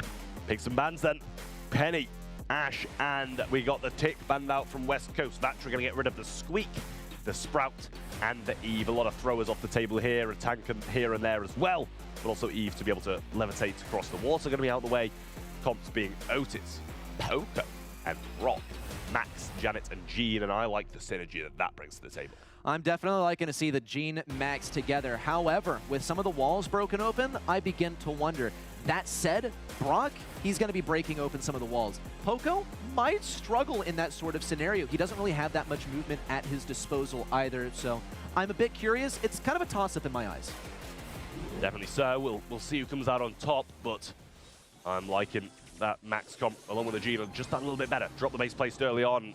RBM going to get hit pretty hard, and therefore Alec does manage to pick up that early blue star and give them the lead. But not only that, it's topped off by a kill as well. Well, let's see it. Ooh, solid damage in. Pain goes down. Almost another one onto Jean. Vatra Gaming continue to play defense here, but they do have the speed. Immediately after popping the speed, RBM falls, and that's pretty much going to be the end of that push. Pain also has to stay carefully at range so as to not feed a super to Shine. He can get it very, very fast. Chepo going to be a tough matchup for him. Somehow Max survives as well on the right side, but no control earned for Vatra Gaming, still sitting at 7-0. And more than 7-0 now. Surely Jean should go down as well. Shine survives and gets the kill on the way. Pain going to be brought low by Chepo once more and having to retreat into RBM's arms, but Rocket Fuel's going to connect. Shine looked for the Screeching solo. Believe he got the connection, but not any finishes off. Juan Carlos still got this pull, but he's going to go down again, and even if he hits this pull, this might be too much to come back from even now. This is just picture perfect how you have to play Canal Grand to make sure that you are in the safest position possible. Get to mid and hang on to it for as long as possible. Chepo's taking a big risk here. He's just marching right into the arms of Juan Carlos. Not sure what that was about. Shine ends up getting pulled, and now a whole lot of stars head over the way of Vatra Gaming. 1 or 2 kills from them could sway the pace of this match. It's a different ball game now, getting very close. Payne going to be screechy soloed, super shot at everything, and he survives. This might be a turnaround right here. They add another 2, 1 kill in it, and it's all RBM. Look at the stars over that man's head. He's making moves, but Alec on the other side, he's looking like a tasty target for Vatra to focus. 15 seconds left. Countdown is active. Alec26 has to hang back, and he needs to land the super on someone. RBM taking a whole lot of damage as well. Takes to the skies, extra damage necessary. Payne also silenced. Needs that last shot on Chepo. No, maybe. No, taken down immediately after landing. Pull hits, but no kill there. And West Coast take it in the end. That should have been Vatra's all day long, surely. The comeback they had, the momentum was on their side, the control was on their side. There was just no execution there. An early flight from Janet, and I don't even know if it was needed to stay alive. He did it fairly preemptively. Yes, he was low, but there was no one really contesting him. And having him on the floor and dealing the damage that Janet does is much more efficient. See, there was no need to fly there. You could get the damage done. Alec falls, Chepo falls, and you win the game. Mistake from RBM, and going that aggressive on landing as well. And, you know, maybe a Gene Pull should have been hit as well a little bit earlier, but should have been Vatra all day long. Well, let's see what Juan Carlos is capable of now. Good kill on the left side already onto Alec26. Serious stuff going on the right side. Shine taking down Juan Carlos in turn 2. Chepo still remains alive, but Vatra Gaming, they have the lead and they have the mid control by the looks of things. Payne also has the speed. Here comes to RBM, but he's forced back. Just narrowly avoids the damage from that rocket fuel from Chepo and stays alive. Meanwhile, on the right side, just an endless push from Shine to grab a kill. Now 4-6 on the scoreline. Yeah, I'm pretty sure it's fair to say that we saw that, you know, Gene had pretty much accepted his demise at that point. 3v1 over that right side. They're still ahead. They've still got a blue star, and Gene can go down again before the game flips over. Chepo going to use a super and throw it out over that side. And as the walls get broken up, Brock's going to be able to do a lot more, but Poco's going to be doing a lot less. This is absolutely true, but maybe Shine is fine with that, and Chepo and Alec26 are going to try and be the carries here, though Juan Carlos still, he has a lot of range with that attack. He can consistently chip those opponents down, but Shine fires right back. He has no gadgets left, unfortunately. It's going to be a tough game from here. Already kill onto Payne. RBM, bit of a preemptive super, almost gets a kill onto Chepo. He could get a double kill here if he plays it right. Big damage and no block there with the gadget. A pull onto Shine 2 is not going to sway things in favor of Vatra, though. They need that blue star. Payne's aggressive, but maybe overly so. Speed going to be popped onto RBM, and they're looking for a kill. Probably much better used on Juan Carlos if it had waited. Drop the base there, and the takedown as well. Another one to add to it as well. Vatra Gaming, 20 seconds away from heading to match point. Well, Shine has a super for whatever it's worth. Aggro super too to get some damage on those enemies. RBM with the last gadget down. They just have to get a slow and steady retreat. RBM also trying to nail things down. Good takedowns from Vatra. This one is in the books. They're going to match point. This is the game that Vatra wanted to start the last one. They had such a good start to this. I believe they were like 7-0 up or something like that, maybe 6-2. And it looked good. Immediately, it seemed better for Vatra. In the last one, they should have won it. It should be over right now, but they have this chance, this one chance. It is go to set number 5, or it's close it out right now. Alec26 certainly had a lot of trouble there on Otis. It just seemed like as soon as he had an enemy within range, they were dodging right back out. He gets outranged on a lot of these matchups, and RBM, he's able to take off as soon as he feels threatened. It's an unfortunate matchup in some circumstances, but West Coast, they have gotten a single game under their belt. They can push it to set 5 with a victory right here and right now, but Vatra have already started things off with a blue star on their side, though we have seen a little bit more reserved of an approach to these wall breaks, just taking on the right side where Vatra had the most value. Payne also taken down is a great thing for West Coast as they get to dominate this left side. I mean, Juan Carlos wants this kill all the way south, but he knows that he can't have any assistance from his teammates because they need to control that mid as well. Brock's now going to make the maneuver over to the left-hand side and start playing it that way, but only 1 star in it is going to be quite a decisive kill. Either way, you either extend that lead or you take the lead themselves for Vatra. Chepo continuing to try and play long range. He has that reload gear and he gets great value from it because he can shoot down this choke consistently. No value also for that super, but zoning, I suppose, is important. You also have to make sure that you keep Pain and Juan Carlos at range. Pain's bound to get the super pretty soon here, and that means a free pull for Juan Carlos if it's not played carefully. RBM also with the super and gonna land on the back lanes. Great pull, but Shine, how the heal in the pocket is enough to keep himself alive? I mean, Alec mutes up the Gene as well, and therefore he can get the damage on, and nothing comes back in return. We're going to see this pop now. Drop the base down the bottom side. Pain, can he speed and get away? But no, someone's respawning. His teammates have not timed that very well with him whatsoever. 3 stars to 4 now, and it's going to be extended to 6 as that kills there. But shots coming in up top. RBM and Juan Carlos trying to flip the game, and Alec will be the one they want to kill. Cause for concern for West Coast. Juan has that super in his back pocket, and with the enemy's corner on this right side, it could be pretty free for him. He's got to scout them out, and Shine's just going to get chipped down, actually. West Coast are still in the lead, though. Only a 1-star difference, and Vatra has that blue star. Down goes Pain. It's down to the final moments. Juan or RBM or both have to make a play. Chepo's on super low health. No takedown. Shine and Chepo remain alive. Juan Carlos with a last-ditch effort, but West Coast take it, and we're going to set 5. I mean, once again, you've got to question, do Vatra want to win? Do they want to win? Because they should have won 2 of the games that they lost. They have the dominance over the last portion of the map. The last few seconds, they should get these kills, but they just don't. They go into a set number 5, and this is not going to knock them out of the competition if they lose it. But if they do lose it, I'm going to be very disappointed in them. Well, let's not sleep on West Coast, because they've been showing us that they really do have what it takes and pulling out some impressive mechanics, as we pointed out. Also, like Otis, the silence on a Gene right after Shine was pulled from max range, and Shine, he had the super ready to go to heal himself up on offense. It was kind of a beautiful thing to behold. Now, was it the intersection of luck and opportunity? Maybe, but that's still coming into the next one. I wonder if they'll still be able to pull out the same stuff, because, as you said, I think Vatra should be winning.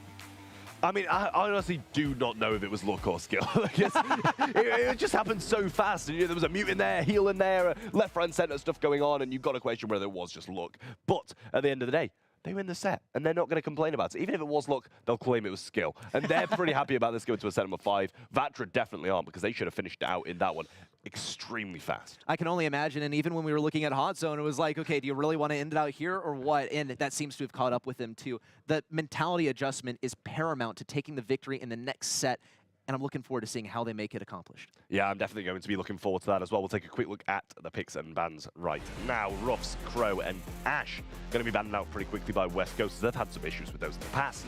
Squeak, Crow, and B going to be banned out by Vatra. They pick up the Max once again, the Amber this time, and the Otis, and then Penny, Stu, and Bell on the other side of things too. Fairly evenly matched comps, I'd say, once again. I would say so. Vatra's comp is scaring me quite a bit. Now, Stu, he has a lot of ways to dodge out some incoming damage, but Max and Amber on the same team, it always scares me a little bit. And I've asked Shine before, hey, what are some good things? Well, he says, well, if they pick Amber, you got to find a way to not let them Max. And coming from the guy's mouth himself, yeah, he's not going to be looking forward to playing into this. It worries me quite a bit for West Coast. Yeah, I mean, you've got to be worried for West Coast, but at the same time, if Penny can get dropped, establish that mortar. If we can see a speed zone or even breakthrough at some points, might benefit them just that little bit more. But Jevo's getting some good taps off the start, which isn't what you expect onto a Max who's just so mobile. Well, let's see how it works out. He has speed zone. He has a couple more left. This thing now loses health over time, and it loses a lot of health when Juan Carlos takes it down with the gadget from long range. Pain also with the speed has a lot of control over mid too. Almost a good takedown. What? Alec26 just deleted 2 people using the salty barrel. What am I watching? Alec26 also gets that turret down on the left side. It's looking great for West Coast now, but the intersection of a super from Pain and a lot of damage, spray and pray from Amber could mean business for West Coast.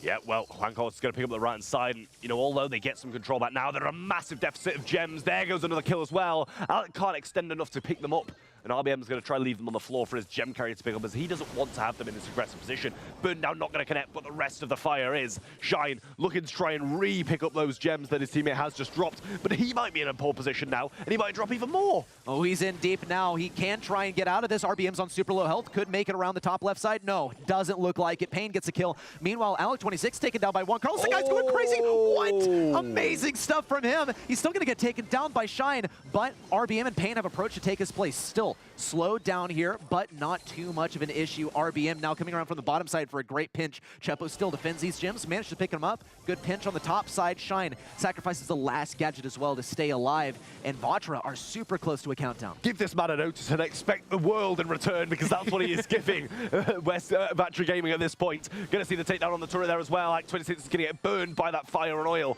He's going to be low, and the countdown starts 6 to 10. No chance of a reset from the mid, but a mark's going to give them hope. Good stuff there for Chepo. Juan Carlos comes around from the bottom side. Yeah, it's about done now. Payne, he's still cornered on the right side. Chepo needs some kind of angle in here, but even Alec26 doesn't seem to be able to get into position for this one. Great stuff for Vatra Gaming. That's game 1 for them and a match point.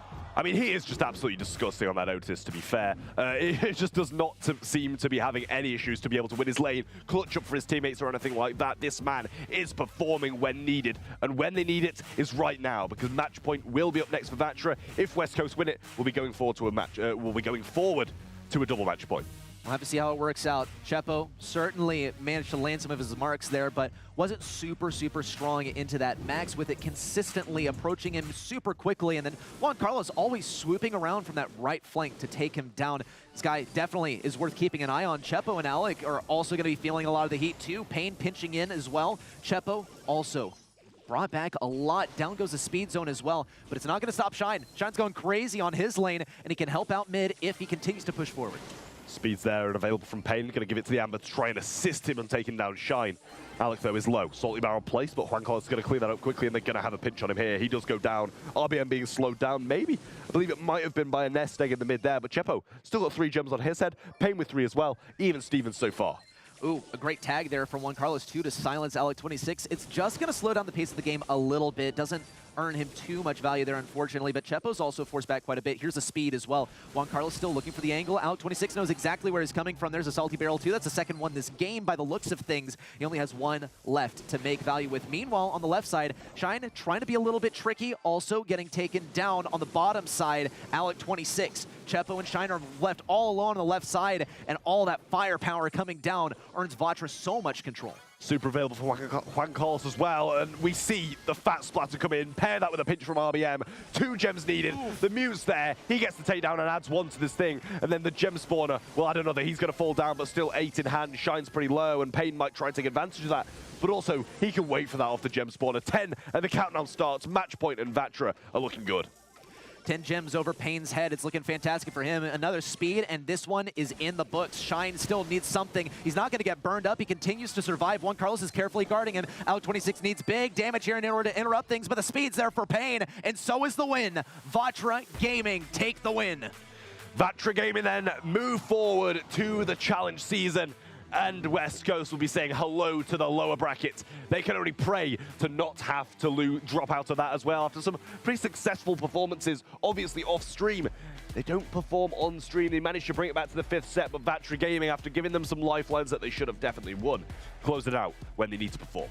Brilliant stuff, I think, for both teams here, but I think also we can both agree that Vatra, by and large, even from the draft perspective, it looks like they should have won a lot of those. And for this to go to set 5, while it is still a Vatra win, and West Coast are still a fantastic team, it makes us a little bit concerned for them. But heading on to the challenge season, they have lots of time to hit the books, look back on the footage, and improve and patch up all those holes. Yeah, West Coast do not have another life then, and we're looking at some statistics now. 31 gems picked up, and only 7 dropped from Vatra Gaming. Shows how capable that mid-gem carrier of Max is.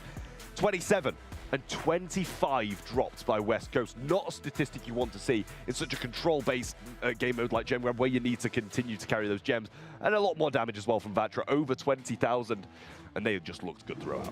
I think really the most impressive thing for me from Vatra Gaming, especially in that last set, it had to be Juan Carlos. I can't wait to see that guy play later, but West Coast will also get a chance to see them play later too, so I can't complain. Juan Carlos, definitely exciting to watch here. I want to fight you guys a little bit here. Oh, dear. Vatra, I think West Coast getting involved here and forcing in Game 5 has much more to say about West Coast than Vatra themselves. And I wouldn't have said that until we saw that game number 5, because the power that Vatra brought in there, West Coast are a strong team, and they're going to win a couple, but then Vatra was like, Yeah, we deserve this, dude. Game 5, it's over, man. And that, I think the fact that they brought that home in Game 5 means that it was more about WC than Vatra dropping the ball. So you don't agree? I'm dying to argue this one out because, to be honest, I just feel like there was games, yes, that West Coast did clutch up. They played very well to get it to the point. But when Vatra should have won, they just seem to just not. You know, it's like West Coast did well to get it to the position where they won, but Vatra should be able to turn it back on its head and bring it back. But yes, I'll give you the fact that West Coast did play very well to get it to the point. I'll meet you in the middle. Looks like we're gonna compromise here. What a nice guy. Bracket update coming at you, boys, and here it is. 2 teams done and dusted. Stamina and Vatra. Ching! They're going to the Challenge Series, which means we've got 2 spots left. Remember when Tribe Gaming lost? They get another shot. Remember when West Coast lost? Yeah, it was like 30 seconds ago. They get another shot. West Coast of the No Worlds team, Tribe Gaming and Reconic. 2 of these 4 make it to the next step. We'll find out soon.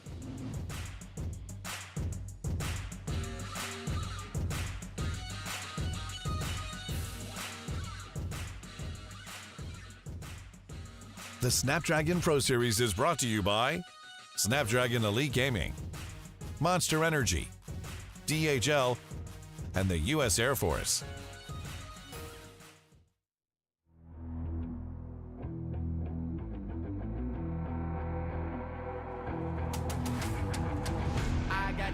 I'm on the mission, snap any minute, casually winning. Stop tripping on me, stop dissing on me. Yeah, I got a dream, can't take it from me. My fire's burning, now I'm always learning. Tell me where to go, man, I'm on a journey. Yeah, I can't explain it, I get excited. Keep a 300, King Leonidas. Strap in, cause it's gonna be a long ride. Working on me every single day and night. There comes a time when your worlds will collide.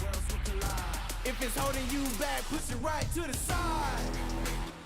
Ain't got no time for no fear. I work too hard to get here. Ain't got no time for no fear. I work too hard to get here. I don't got the time, put me in, coach. I've been going hard, time to let it show. Everything raw, give it to me now. Let me have the spot, man, it's going down. Gotta get it here, I don't wanna wait. Take what I want, then I go train. Gotta get a win, I won't lose the game. This is my year, I ain't gonna break. Strap in, cause it's gonna be a long ride. Working on me every single day and night. There comes a time when your worlds will collide. If it's holding you back, push it right to the side. On another level, I will never settle. Mind over matter, get the gold medal. On another level, I will never settle. Mind over matter, get the gold medal. Ain't got no time for no fear. I work too hard to get here.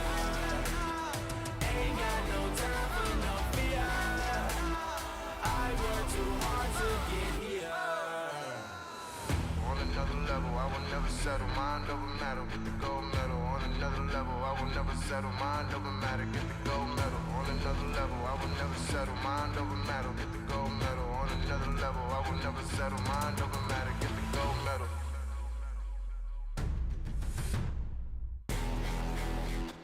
Ain't got no time for no fear. I work too hard to get here. Ain't got no time for no fear. I work too hard to get here. Ain't got no time for no fear. I work too hard to get here. Ain't got no time for no fear.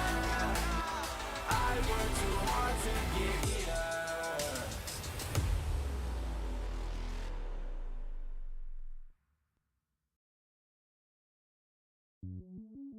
Welcome to the place where dreams come true, where everything you want can be yours, if and only if you're willing to work for them, you're willing to hurt for them, but most of all, you're willing to be first for them. Ha! Look, I'm going straight to the top. I don't know how I would stop, like it or not.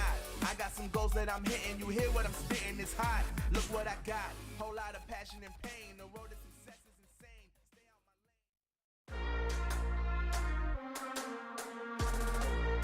my lane. 2 tickets gone. 2 tickets remain. 4 teams in total will make it to the next step. And we will find out who the rest of the 2 teams are in a matter of moments.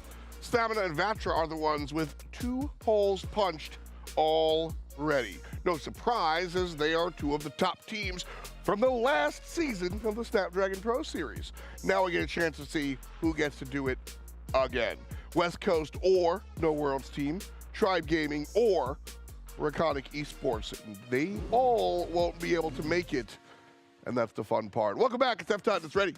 And that last one was a lot of fun. We finally got all 5 sets here at Brawl Stars, and Bounty was explosive.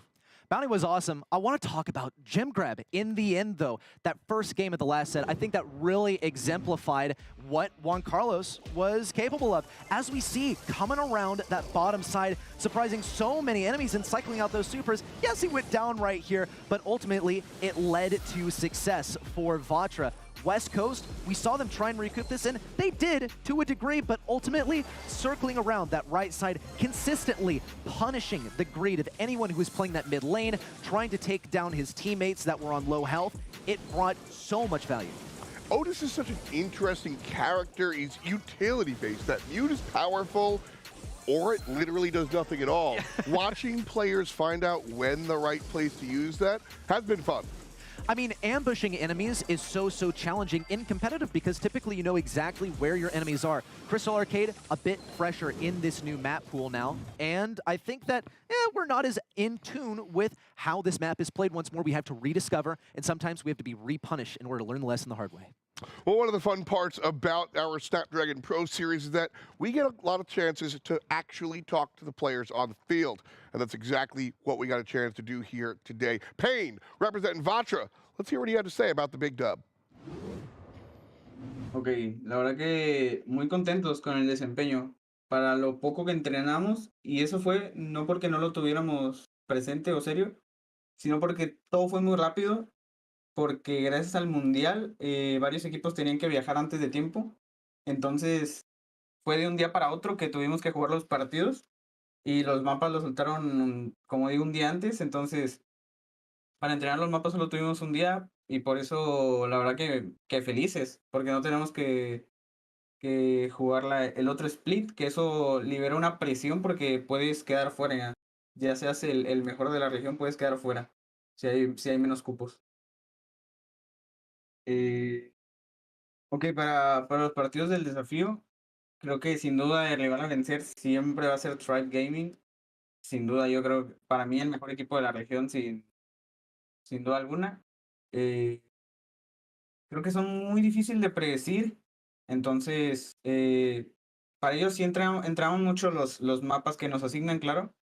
Pero yo no diría que para los demás equipos o en general tengamos un método especial para entrenar. Yo creo que todos los equipos nos los tomamos con la misma seriedad. Ya sea el que sea, si es un partido de SL o de cualquier otra competición, nos lo tomamos igual de serio. Quiero agradecer esto por igual a mi familia, a mi pareja, a mis amigos, porque hay muchísima gente que me apoya y nos apoya a todo Vatra. De verdad, muchas gracias, porque significa mucho. Aunque no lo crean, el apoyo de la gente pesa demasiado.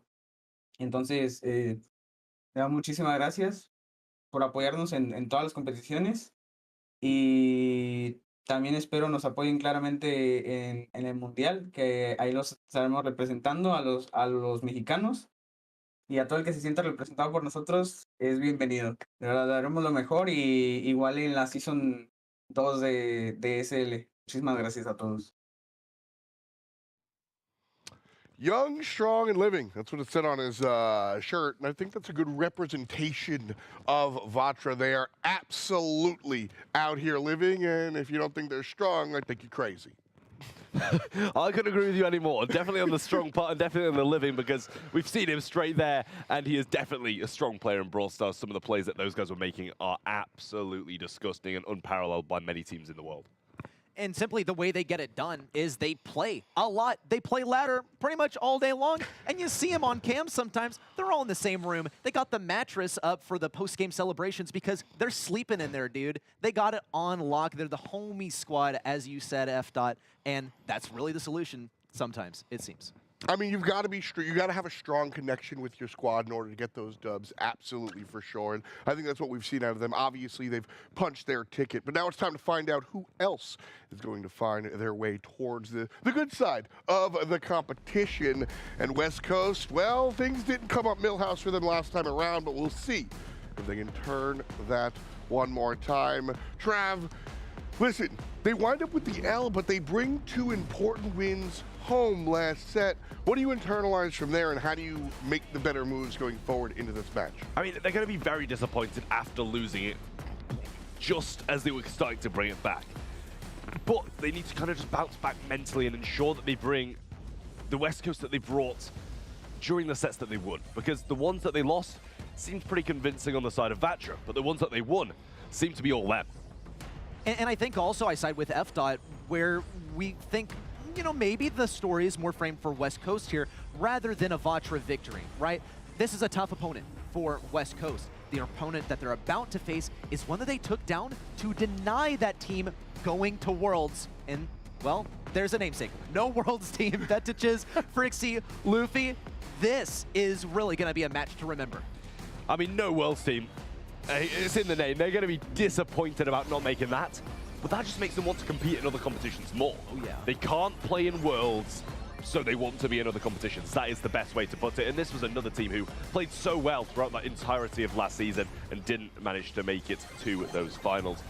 It was disappointing for them, and they're going to be back wanting to play more competitive Brawl Stars and wanting to play on into the new year. Listen, the old cliche is that sports is a large percentage emotion, right? Mindset. And that's fake. Are you good or are you not? But when you're at this level and everybody's good, it becomes real again. And West Coast coming in here pretty angry. They're going into a No Worlds team, previously known as Vanguard, pretty angry. I think both of these teams are going to be fueled by emotion. There's a bunch of numbers on the screen. I think this is more about the feel. Ready? It's gotta be. I mean, besides, if we talk about the numbers for even just a split second here, they're so close. There's got to be some other differential that we nail down as the difference between these two teams. Who takes the win and who takes the L. West Coast, they took down this roster in the monthly finals, and they did so handily to deny them Worlds. And without a doubt, No Worlds team, they're going to be coming back with a vengeance. How long, though, does that monthly finals preparation, though, carry on for West Coast? That is a good question. Are you going to be able to bring that juice from the last time around, or are you just real mad and going to catch that lightning in a bottle? Let us know in the chat. West Coast or the No Worlds team, can they find their way to challenge? This is where we find out. Winner wins and loser goes home. And so they do get a second chance, though. We mentioned you can sign up for the second open split. Whoever loses here has to do that. Yeah, they're not going to be pleased about it either, because both of these teams deserve to be in the challenge season. And I agree. There's a possibility of them, if they lose today, doing the same thing again in the new year. And they do not want to be put through this all again, because it's a lot of Brawl Stars to be played to get to the stage they are now. And they've got to do it all over again. And that's definitely disappointing on their part, right? It really hurts to find yourself in that situation, but they got the medal, they got the drive to make it work, and they're at this stage. Once again, they gotta leave it all out here and speak with their gameplay on the battlefield rather than the stats. Bridge Too Far is where we start things off on Heist, another one that's been recently added back to the map pool, and it's one that I absolutely love as well. Sharpshooter Central, it should be Max Bell and 8-Bit banned out, no surprises there, and also the bans being more sharpshooters, Piper and Brock, Colette added in there as well. We see a couple of the last two sharpshooters being picked up from No Worlds team. B and Nanny, and that gives them quite a good advantage. Eve slid in there as well to be able to levitate over the water and make big moves, but Otis, big damage. Amber, big damage. Lola, big damage. Big stuff coming from them if they get a breakthrough. no doubt the thing that stands out to me is that West Coast, every single one of these brawlers can pump insane damage into that safe. Not a single brawler from this roster can you afford to let them connect on your safe and risk maybe a base raise, especially when your arsenal consists of B, Nanny, Eve. That's not a whole lot of DPS. I want one word for answers from you before we go in. Who wins? I'm going to say no Worlds team. Who That was wins? 3 words. No Worlds team. That was also 3 words. All right, that was 3 words. Well, our analysts both think it's no Worlds team. I'll be honest, I think West Coast might be able to pull this out. Boys, give us the answer. Well, FDOT's feeling good about West Coast after that previous one. I'm not sure how I feel about it. We haven't actually seen no Worlds team really put on a show today. We'll see if they do manage to right now. They've got B, they've got Nanny, and that's going to give them that advantage off the start. But as I said, one breakthrough, and West Coast can finish off the safe. That is true. However, no Worlds team, they do have Eve on their side, which can cycle over to any possible lane. Shine still is going to inch this that much more forward. He's not going to be sacrificing many bushes along the way either. Chepo needs to connect with this safe. He will get a little bit of damage, but there's the teleport from Nanny. Immediate kill onto Shine as well. Got to see that damage on the safe, though. Nothing so far. Alec26, good defense here, and marginal damage dealt so far. Here comes the peep once again. Alec26 fires away on the safe. There's the teleport. Frixie, what? How do you go down? Shine just has the DPS to offer, I suppose. Yeah, but Tushi's coming up with his pets as well, and he is going to have to jump away, and that is going to allow Chepo to come back on this lane. He's low on HP, but he can't get past this range advantage. Does eventually do it, but it's brought low along the way, and the fire is going to be placed onto Luffy. Slow over to the left-hand side, but doesn't get what needs to be done. Shine pushing up, and this should be some more damage on safe coming in right now, and this is what I mean. You give them the opening, and they will take it. Brilliant here for West Coast so far. Hatchlings coming up mid now. Going to be only a mild annoyance for Alec26, but he has to sacrifice a lot of room along the way. Chepo also almost goes down to that last little bit of damage from Frixie. And here comes the Ego to block out just a marginal amount, but still, he's going to be losing this lane. It looks like there's a last bit of damage coming in for Betiches. Some Hatchlings thrown towards the backside as well. No Worlds team begin to inch forward. They still have yet to touch the safe in a meaningful way, though. 49% has been knocked off by West Coast compared to 2% so far for No Worlds. There we go. A little bit more added on by Batushis over this left-hand side. Now damage gear is still through the mid, but he wants his HP more than he wants that extra damage at this point. Double stack over the right-hand lane because they know they've got the advantage. Fat splatter over there as well to keep them out of the bush. Burn comes down. Luffy's going to throw down the super, and he does get out of the range, putting Molasses place as well to tank damage coming from elsewhere, as he won't be able to tank Shines anyway. 3K hits and brought him low, but 2 coming through the mid. They need to keep this control, but they're doing such a good job of just averting the pressure from the safe onto themselves. Great stuff from West Coast. They just refuse to give up these lanes. No Worlds team, they might get a push through in the form of Luffy. Shine continues to lock it down. There's no coming back from this point for No Worlds team. They're going to have to make it happen in the next game. They hit their stride towards the middle there, but West Coast, they locked in that damage early on. Yeah, they got a bit of damage done. It was really that kind of early game that let them down so much. Losing the control, here it is right now. And allowing Shine to establish so much oil, it stops them from pushing up. You have to go across the water, and Batushis needed to walk around that and kind of just take the amber lane, I feel, as it's maybe a little bit easier for him to do that. But it was just so difficult for them to make the moves that they wanted to make, and once they'd lost this percentage lead, all that West Coast did, respawn cycle and defense, over and over and over, and they don't have the DPS to take them down and have ammo left to be able to do the damage on safe. Well, let's see how it works out this time. Betiches faced up on Alec26's lane here at mid. Not sure if he's outranged, but he is still going to lock in some solid damage. Luffy just randomly flexed onto by Alec26, and there's a lane switch as well. Shine trying to outrange Betiches on this matchup. Also, Hatchlings, not even a concern. No, Shine doubling up on the right lane. I don't know what's going on, but here comes the base peep. race? Are they going for a base race? I mean, I love a good base race. How's it going to work in favor of No Worlds team? Yeah, you've got to question that, but he's going to go back. He's going to get the kill on Chepo, pinch back. And honestly, at this point, you can't just leave Shine, but I did not see Nanny going down and therefore going to retake his lane nicely, and they come off with a 2% advantage. Was a risky game to play, but it paid off. Well, and we'll see if West Coast decides they're going to go for it again. Here comes the teleport in. Immediate silence from Alec26. Now dropped down to a 2v3 from the side of No Worlds team, and immediately having to fall back as well. Betiches with a little abandonment of that mid lane over to right. Chepo can lock in some damage on that safe, and taken down with a full shot from Frixie. Good defense from No Worlds team. Solid damage on the opposing safe. With this 3-stack here, they can take it down, but they got to get through Chepo and Shine. Yeah, a little pinch coming in now as he can float over that water and get the damage in. Frixie down the right side, going to get taken down by the double stack there. But over the other side, the double stack was in the favor of No World Team, and they remain in the lead, but only 6% is the decider. Here comes another TP. He's got to get this off, but it doesn't want to be muted this time. Shepard pushing forward and gets taken down. Luffy with the 3K as well. Can he get the shot? He does connect it, but it wasn't even a 3K. I misspoke. He's got the burn down damage on the safe. Can they get enough damage on the other side of things? 7%, and they did defend 12 on the other side, and it's going to be a battle of who can win this mid and get the last portion of damage in. Shine ran out of ammo there on the aggro, and it ended up costing him a lot of potential damage. That still, though, that reload gear is going to be helping. He's also going to be using that range, leveraging it to win this left lane. Here comes the Ego, taking so much damage from the opposing team. Could be an angle for Alec26 to push in, not having that super just yet. Frixie and Luffy have to tank with their lives on such low health. How do they survive this? This has got to be the killing blow. Here comes the peep in. Someone's got to tank it. Big damage. Doesn't even teleport onto it. Doesn't even want to risk it. 2% left, and the countdown's here. No World's hold on, and Frixie's going to go forward, try and get the shots through, but they tank it. They get it. The Ego's there. The freeze frame might be as well. Here comes the shots through. Can Betchajuice finish it? He can't. He gets muted. The damage comes through, and West Coast take it. No World Team do not finish off. That is extremely disappointing for them, and West Coast bring home the first set. That is a serious upset for No World's team. Just as it was looking like they could tie up this set, the fire back from Shine, piercing damage. Doesn't matter how much you try and body block that.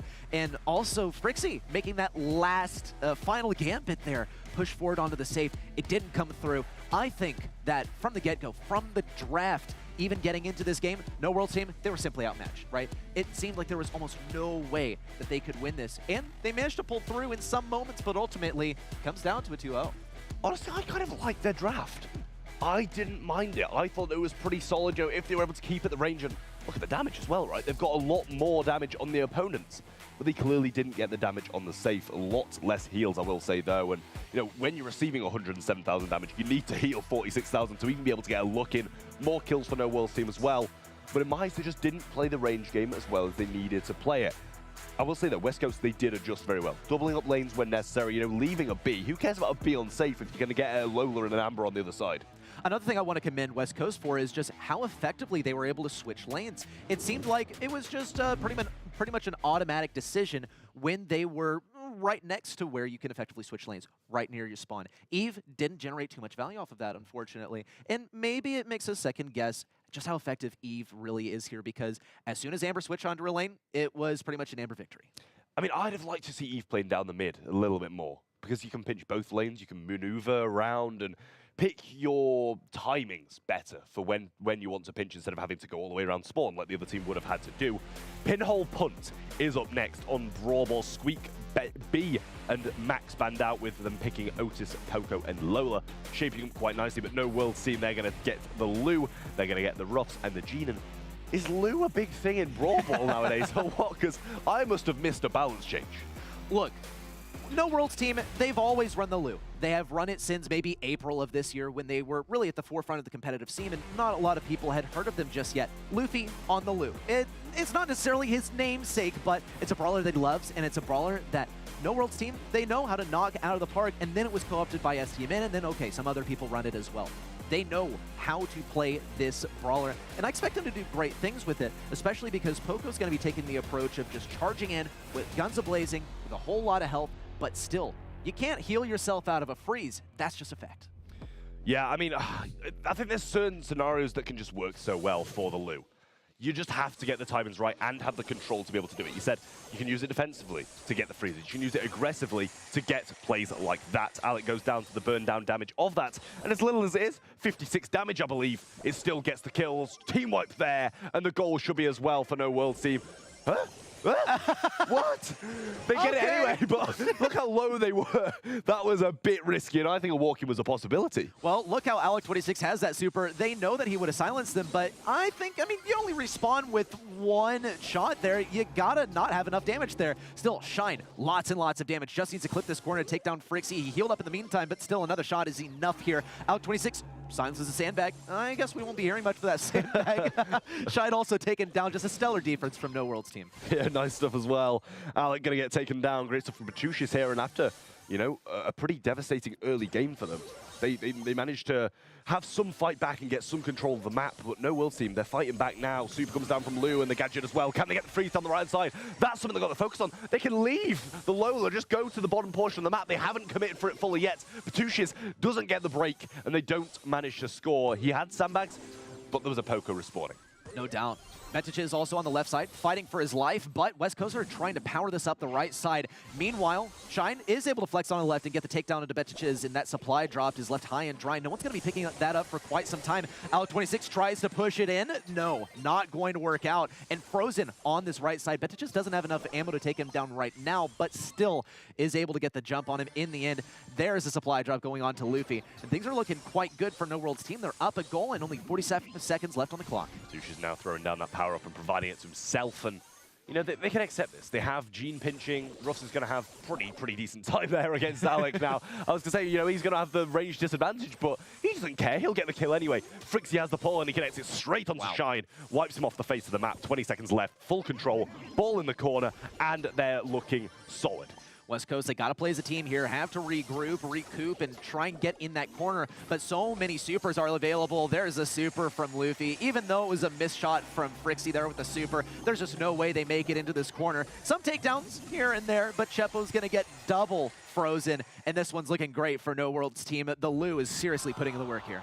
I mean, we've seen this quite a few times today, right? They lose the first set, they rebound even stronger and come back from that. Other teams have done it. Why can't No Worlds team as well? And it's looking like they're on the route to do just that. That should have been walking, right? He respawns with one ammo bar, and even if he gets the mute off, he still walks it in anyway. It was a little bit confusing, but they managed to secure the goal anyway. We've had another few moments like that as well, where some Brawl Ball risky plays have been made, but have paid off regardless. And honestly, I expect No Worlds team to make another game like that, but West Coast definitely starting off stronger.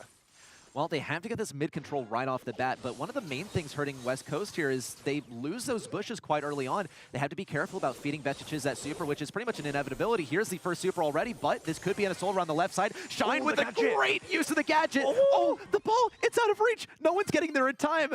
Another gadget use. Pass over to the right. It could be, nope, Frixie has the pull. There's no shot. I'm speechless. It's just a battle of the goal-scoring chokes between these teams, and West Coast don't manage to get the goal. Pull comes in now as well, and No Worlds team are going to punish them for those mistakes. Great pull by Frixie, and Shine going to be pretty much coming out spawn once again, and Alec pinned in spawn for a little bit longer. But at the same time, he doesn't want to feed Luffy another one to be able to do more of the same. Shine grabbing his super, but it doesn't matter. Wiped off the face of the map again, and No Worlds team looking good once more. Wall breaks there, and that should be a goal. They don't see it coming, and they're going to punish them for it. Brilliant stuff from No Worlds team. I mean, that's just one of the oldest tricks in the book with Colonel Ruffs in your arsenal. Break open the core, and wow, Alec26 falls rather fast too. Good predictions here from Luffy, but Shine still continues his assault forward. He's got to be careful, though. Frixie and Luffy are preparing for him to pop out from behind this obstacle. In fact, Vetages is doing much of the same. Good triple pinch there. Alec26 and Chepo are the only ones left to defend, and Luffy, he has a super. Down goes Chepo. No Worlds team, they might opt to just hang around mid here because they need their third Vetages to come back here for a potential goal scored. Even then, they could just play defense for the rest of the game. Wouldn't surprise me if they do more of the same from last game. Throw the ball in the corner and play it like that. Little grass break, not even a wall break, comes in, but Chepo got aggressive. Thrown forward as well, and that can tank some shots. Can they get the passes and goals off? Shine's there. Can they get the walk in? But no, Luffy's back in, and the super's down as well. The mute, though, and the walk in from Alec. They even things out, and West Coast are flung back into the game. Well, maybe that made up for the choke there. I mean, I guess had they not choked on the first one, it would have been a win. But with overtime on the way, we got to see what they're capable of. They need these bushes to succeed, though. So they're going to have to make it happen earlier. Missed pull there from Frixie. Not a great look. And a big pinch on the Vetages. This is looking fantastic for West Coast. Could be a takedown into Frixie to solidify things. Good goal from Chepo. And a solid win for West Coast to tie up the set. It's all gone so wrong for No Worlds team here. And this could be 2 sets after this next game. We can't forget that, and that is almost a killing blow for the team who's on the receiving end of it. What a comeback, though, I will say, and this was nice from Chepo, right? Throwing this up, getting the pitches on with his ego and his own normal shots. Pass forward, and what a mute as well coming in from Alec there to get the kill, stop him from passing the ball away, and even with that defensive loosen, which I thought might clutch it up, wasn't enough, and Shine played so well here. Throwing out some screeches that just are unparalleled.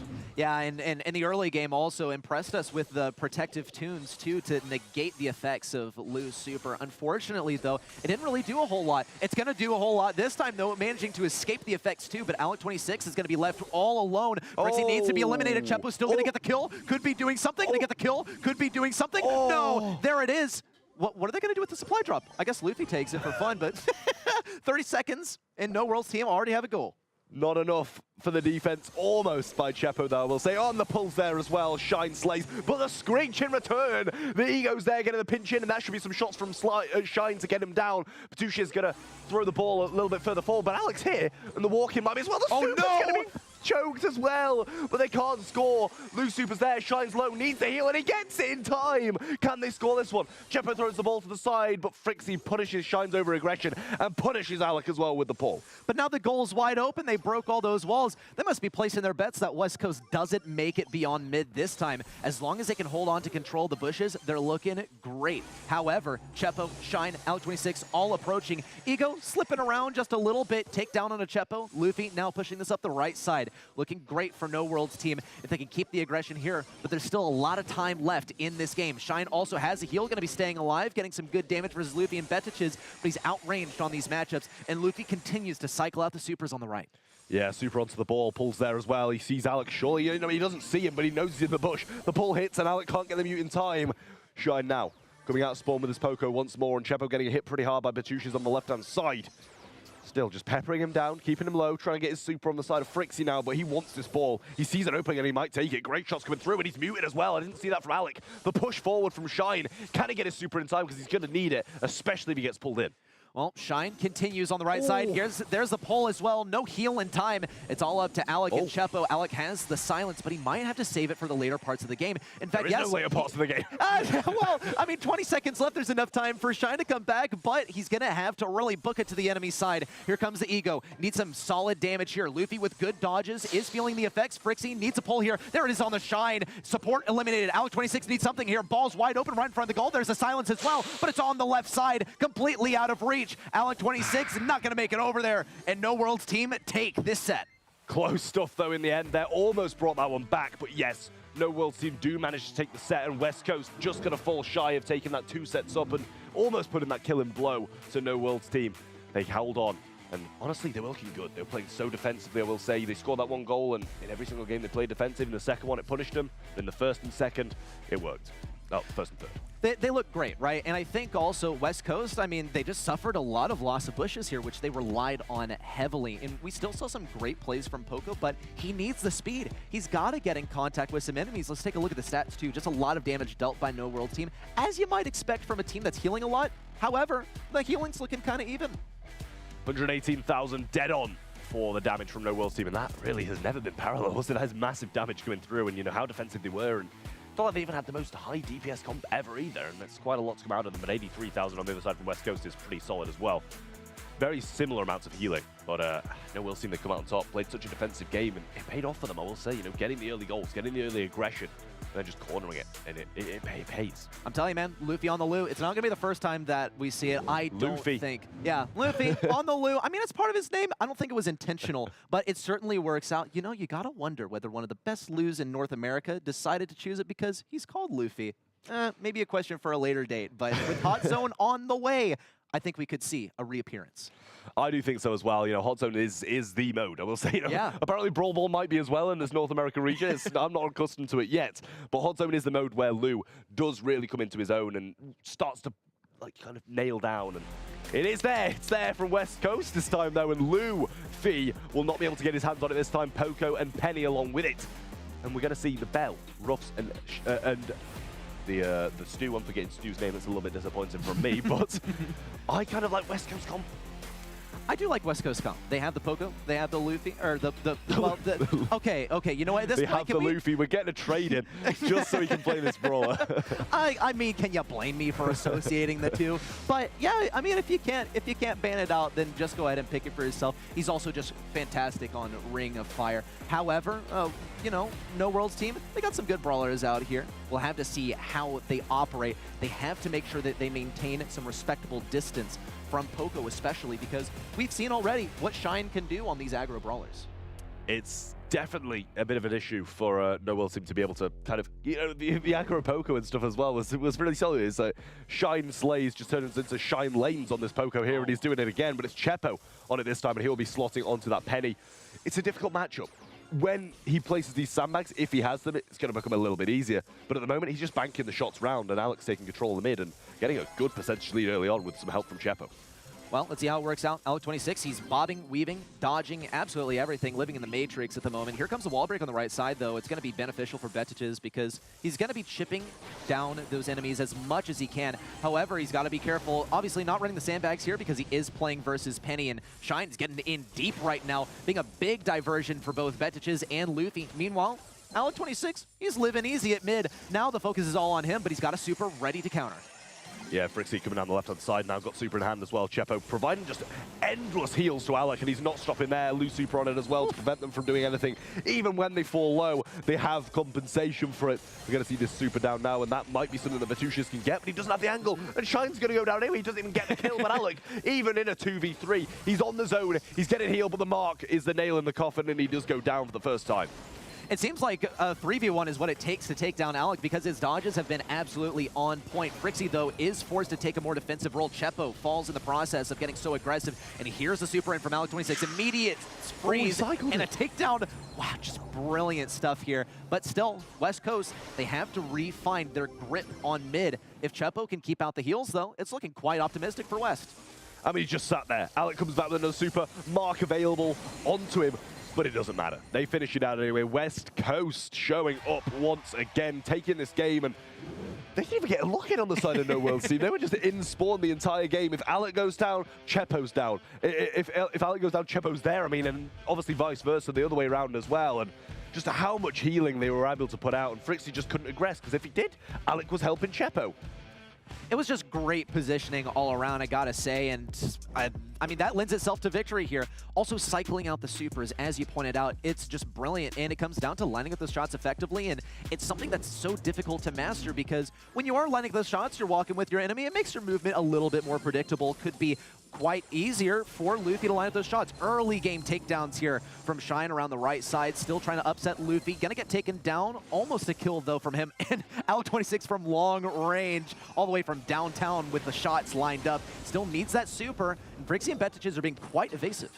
Early super from Shine though being placed down, and Mortar's going to provide a lot of help along with this kind of stacked up healing that Chepo's going to be able to provide, but the bounce is coming down and the super on the right hand side to break the wall and get the turret down as well. Vatusius did fall low by kind of pushing that aggressively though. Alec's going to throw a super on there, and that should be Luffy slipping and sliding and being taken down. Shine placing a turret pretty defensively this time and not really activating just yet. Not at all. I mean, he placed it on the right side and was immediately countered by Betiches with the wall break. Shine, though, is going to go in deep around the backside. But Luffy and Betiches, they know better than to turn their focus to him just so fast. Alec26 taken down. Chepo could be next on the list. Luffy needs to line up this last shot. No, taken down by the turret. Needs to be a focus here for these guys. Frixie still is going to get taken down by Alec26. And while this is a much closer game, West Coast are leading. Shine's too bougie. He's just done a 360-degree rotation of the map. I mean, it's all the way around the outskirts of it, from right all the way to the left, and then back around to the right, and he's still surviving. Another turret in hand as well, and all of that one might get taken down by the meteors. Alec is on the zone. He has another one in hand. Might even just play it defensively, not behind the wall, but he is going to help out Chepo over that left-hand side. And Chepo's not even healing, but Alec is still duking out this mid. Eventually, a little bit of help comes in from Frixie, but it's not going to be enough as Shine gets the killing blow onto him. Luffy going to have to push back because of that balls of fire coming down and dealing the damage as well. Chepo providing some healing, providing it here left and center, and they do finish off the game. West Coast just looking so strong, and although we both predicted No World's team, Ethel might be proving us wrong here. I was feeling quite confident in No World Team. I saw no reality in which Lu was played by West Coast, and this could just be a little bit of hubris on the opposing side. Maybe they thought they could get away with putting this brawler on their team. If I'm West Coast and I just played into Lu like that, I'm not letting him get it again, man. And it worked out beautifully for Alec26. And I think had he played a different brawler, I think it still would have worked out well. He was getting such good dodges and staying just on the edge of that hot zone for the entire game. Just brilliant mechanics from the guy. Not massive amounts of kills, but a big amount of damage from No World's team. But who cares? Because West Coast have healed more than they've done damage. That is the first time I've seen that. 52,000 heals and only 47,000 damage, whereas 87,000 damage was rained down by No World's team. So no wonder they needed so much healing to be able to win that one. And 26,000 heals from No World's team just really isn't anything to parallel what West Coast did. Great stuff from them. And now, one set away from taking it and knocking No World's team out of this competition and having to do it all again in the next Open. All again, I think, also gains a lot more meaning too when West Coast have forced them to do this already. They knocked them out of the Brawl Stars World Final season this way, and they might even do it again. Not a great feeling if you're No World's team, but I think it further puts West Coast in the position of this team that, yeah, it is a team to respect, and it's also a team to beat here for very good reason. They got it on lock. Bounty's coming up, though, and once again, the match pace is coming down. We're chilling out a little bit. We're chilling out. It's not quite, knockout, stand there and watch, but, we've got a bit of bounty. It's going to be down to who's going to be able to take the most of the stars at the end of the game. And honestly, I think this is kind of a No World's team game mode. They've been playing the sharpshooter brawls. They've been playing just that little bit more passively. They score a goal, corner the ball. They play well in the first initial heist, but didn't manage to take the win anyway, probably because they were too passive, if anything. But Max, Brock, and Fang are going to be banned out from West Coast. Gene, Piper, and Nanny. So Sharpshooter's banned out left, right, and center, but we still managed to get a hold of Gus and B, and add a little thrower to that as well with Tick. I like that a lot. But we've got Bell, Otis, and Bonnie who can punish this Tick by jumping on it. No doubt, I'm really liking the West Coast roster here. They have all the range in the world, and I don't see really more than one matchup that looks favorable for No World's team. Yes, Belle, she has a lot of range. She can do fantastic into some of these. Bonnie, though, can jump on practically any one of these brawlers. There's counterplay, no doubt, for every single one of them, but it's still only one brawler that really has a strong leg up on West Coast the way that I see it. No wall break either to deal with the Tick is a little bit concerning to me. It is definitely a bit concerning, but they just need to kind of establish this Bonnie super and keep on cycling that. But at the same time, it's against the B. Yeah. And that is not going to play out well for him.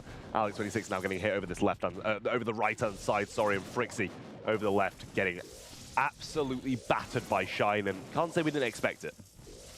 Not at all. Frixie, it's going to be a tough fight for him, trying to stay in these bushes. Not even running speed gear, actually. More opting to maybe find some value by keeping Shine at bay on the left side, and then maybe popping a gadget to find some value there. Though Chepo continues to push things back. Blue Star still held by No World's team. They do have the pace of the game pretty much in their hands. As long as they're able to play good defense, they have this one on lock. Here comes the Tick Super in with the thick head gear. It has a lot of health, more health than Chepo, in fact. And it's going to take a lot of damage. I don't think Bonnie can take that down on her own.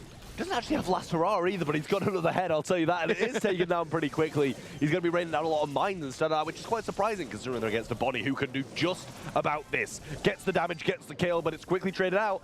Blue Star in the hands of No World's team, and they establish that lead even further by taking it to 6. Not even just one, but 3 now, and this is looking fantastic for No World's team as the clock is ticking down, 45 seconds left.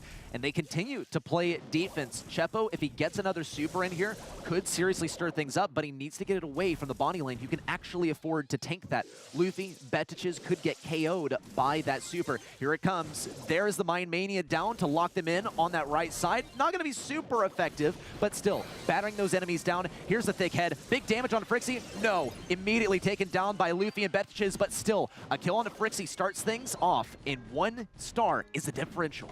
I like Chepo's positioning them, and now it's going to have another gear wound up pretty soon, a gadget wound up pretty soon. Slow comes in over the left-hand side, and the takedown's there. Luffy gets the super off, though, doesn't make a connection, and the Tickhead puts the nail in the coffin. Chepo going to add another one, and so is Shine as well. 12-6, and West Coast head to match point. It was looking shaky for No World's team. Just off the comp, they take the Blue Star. They have the pace of the match in their control, and then, ouch!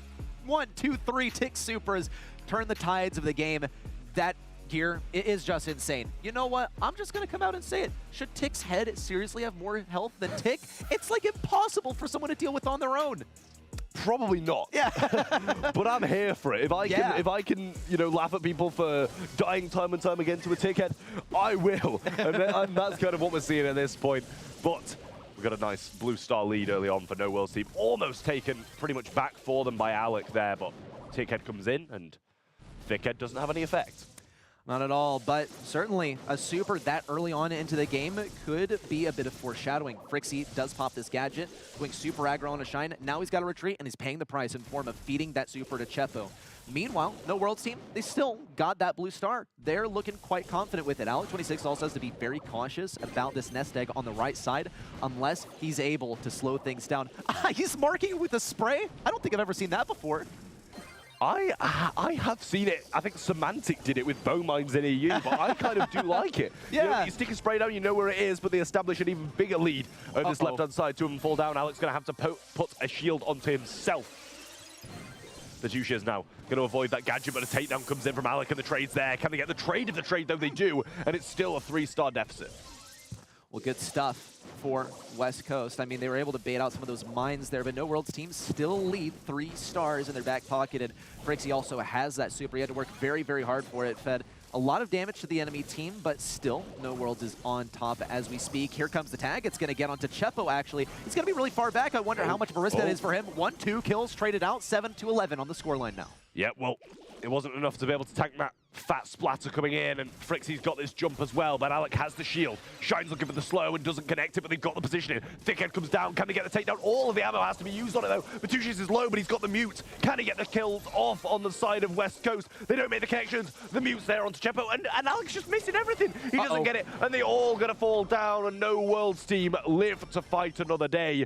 But they still need another one to take it to set 5. And it's still a match point as well. West Coast, they were looking scary this time, but No Worlds team, they took that momentum, they took that sort of strategy that they had from the beginning of that first game, and they repurposed it into game number 2, extended it throughout the entire time. I think they also did a very good job of dealing with the Tick Supers this time.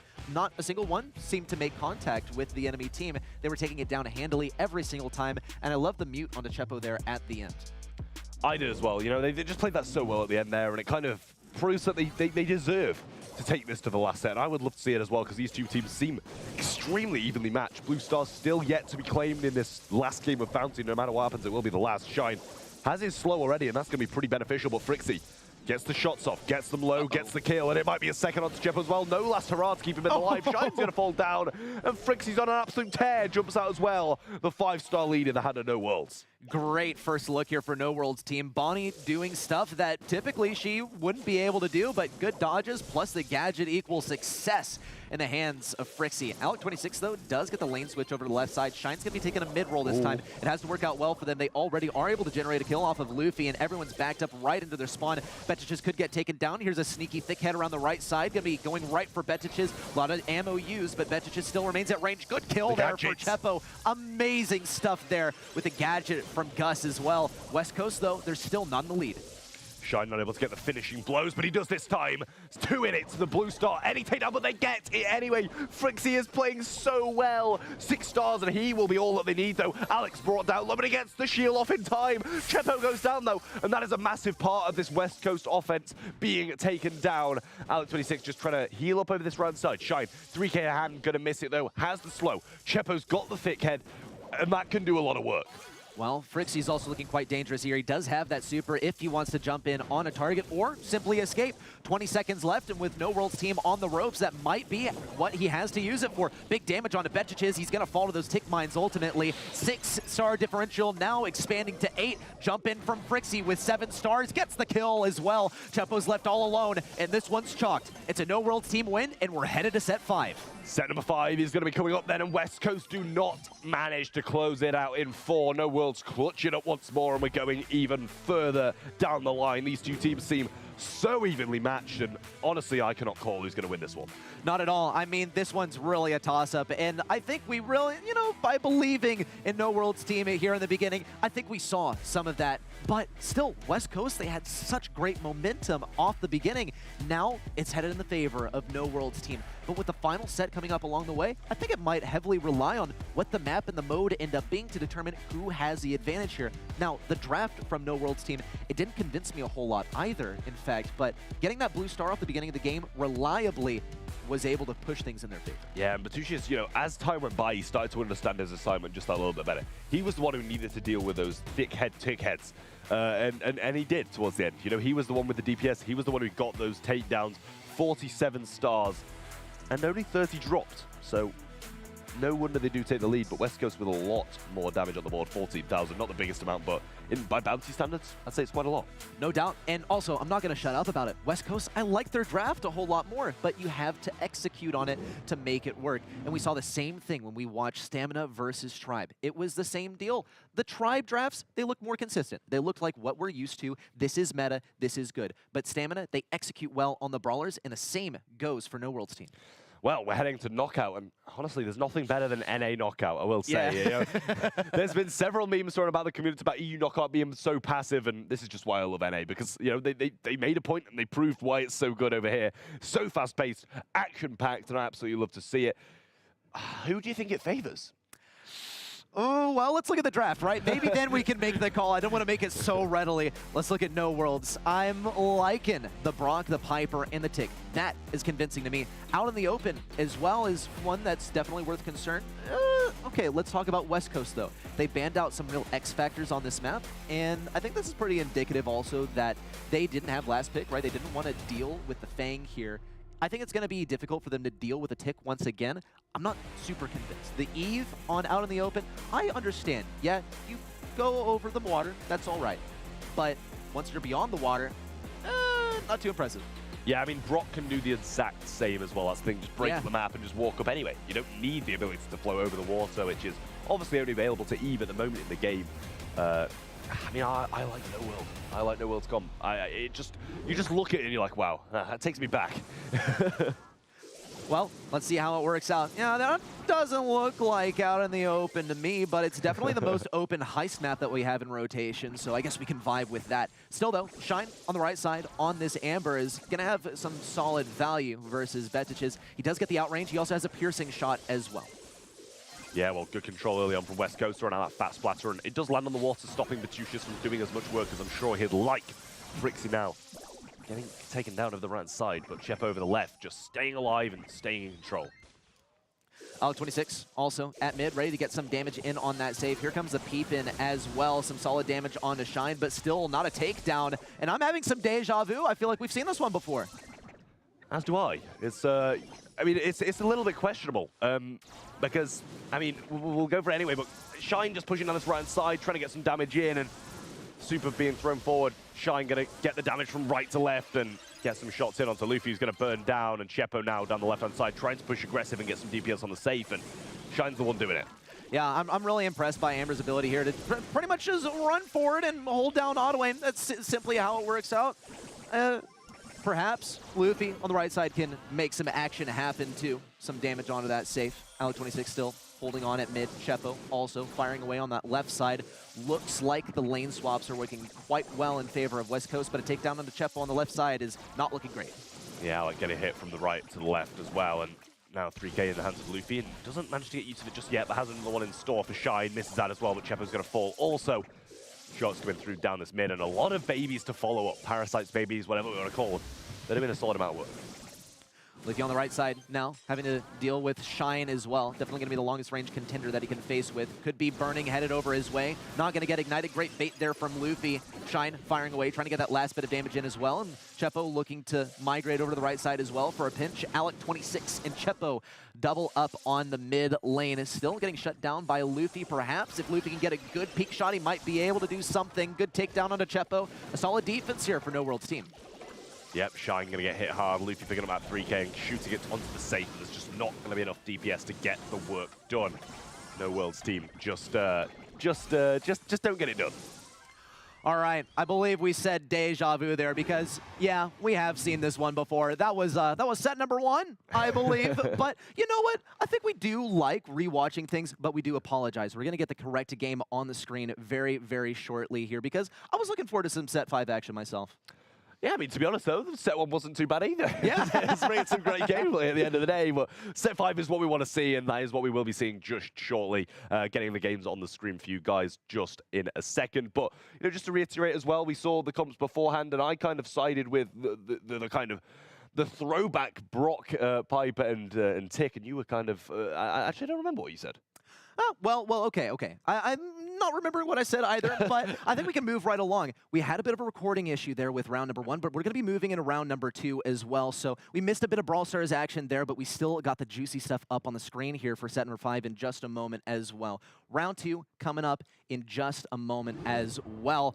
Let's get into it and see what kind of action we got going on. West Coast still rocking with the Eve. I wasn't particularly convinced by it. Neither was I. Alec could try to push down this right-hand side, getting hit pretty hard, and there's the finish as well. Piper destroys Gus. It's just all about getting the right matchups sorted out, and it's not what West Coast have got at the moment. You want Nanny versus Piper, and it is showing.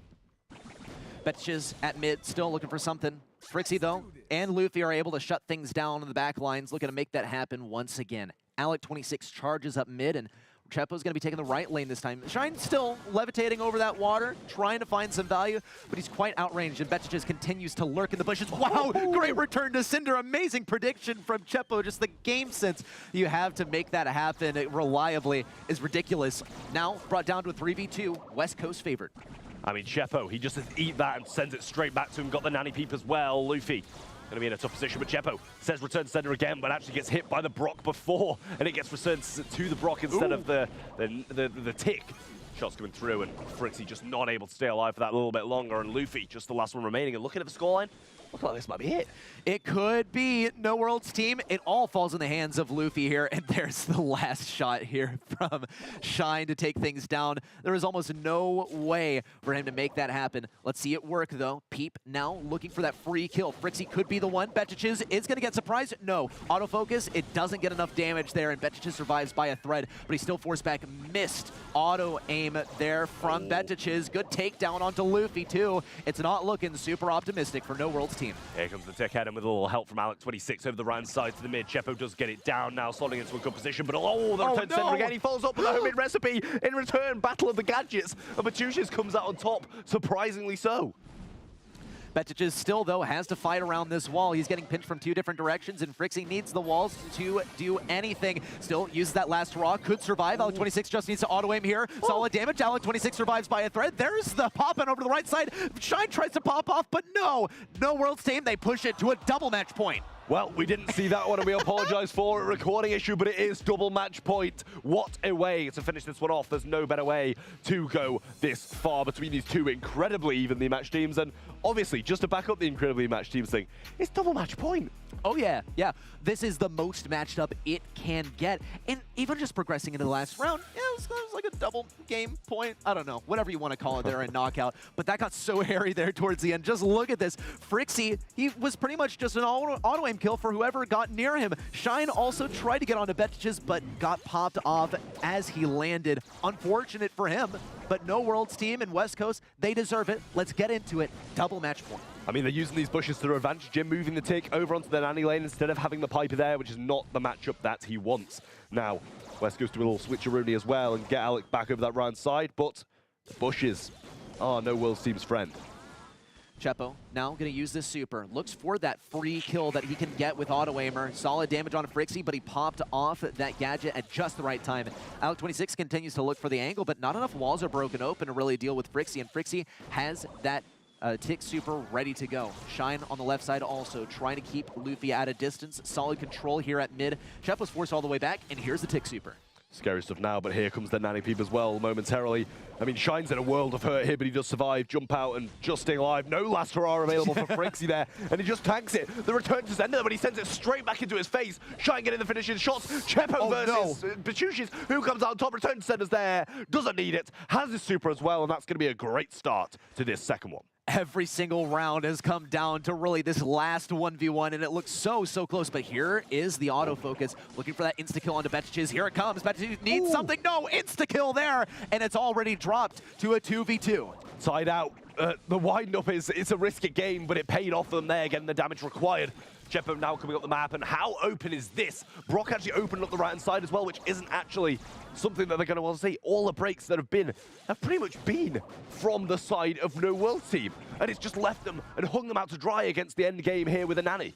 Well, Chepo is going to get the lane trade over to the left side. Seems to be a bit more optimal for him. Shine continues on that right side, trying to charge in. Luffy also has a super to zone things out and get some solid damage, perhaps even a killing blow. But Shine is looking fearsome on this right side. Great dodges from the guy as well. If he's able to get mid-range versus Luffy, he's going to look fearsome. Here is the super as well. Oh, no, Chepo, that backfired entirely. He tried to kill the Tick super with his own super, but it didn't work out. And Shine has to win this 1v2. Maybe he thought he was using the shield. I don't know, but Shine's going for it now, and can he do it? Get some shots off, but no, they deny it. Double match point, double round point, and this decides it all.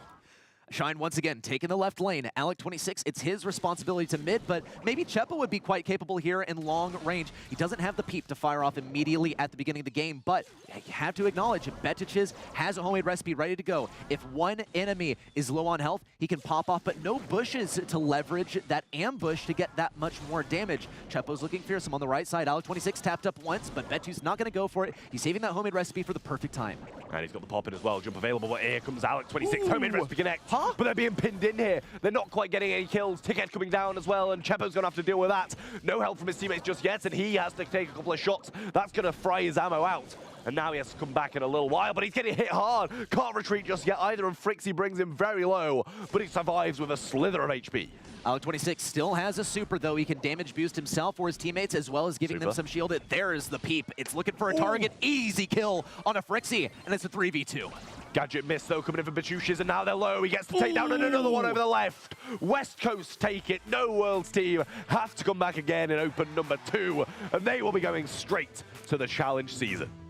It's not a one-time thing. West Coast on top, and no Worlds team, no Worlds, and no challenge stage just yet. They're going to have to qualify in the next one, and I don't know, maybe they decide they're going to change their name for a little bit of good luck to get that boost to the challenge season. Yeah, no Worlds team to no SPS challenge season team, I think, for the next one. The longest name in Brawl Stars name history, but it is quite fitting as they're just not going to be pleased. But at the end of the day, they've got no other Brawl Stars to play. They've got no Worlds, there's no other competitions running at the moment. They might be welcoming this having to play all these qualifiers again. I mean, we've talked about grudge matches, right? And what is a grudge if you don't spend a long time brooding? Because that's what is in store for these guys. A whole lot of sitting in a hoodie in the corner of the gym and thinking about when you're going to strike next. No Worlds team, they really did impress us with some of the stats this time, especially the damage dealt more than West Coast, but it's not damage that matters here. It's the kills, man.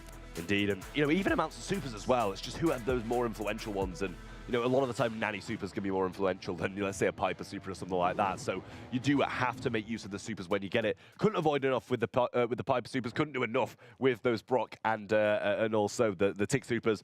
It kind of seemed like they molded the map against themselves. Earlier today, you did this to Reddy. So it's my turn. Here we go. Just want to remind you that you were wrong and I was right. How's it feel, Trav? Honestly, I'm used to it at this point. High five, Reddy. You guys, I mean, don't get me wrong, he predicted it as well.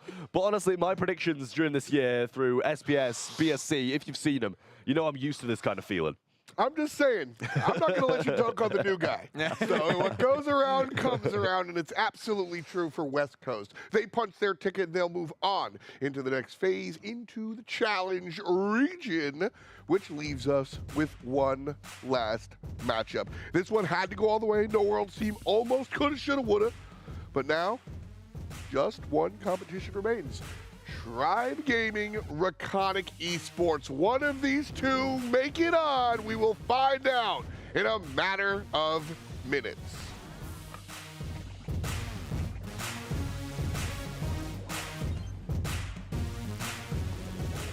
The Snapdragon Pro Series is brought to you by Snapdragon Elite Gaming, Monster Energy, DHL, and the U.S. Air Force.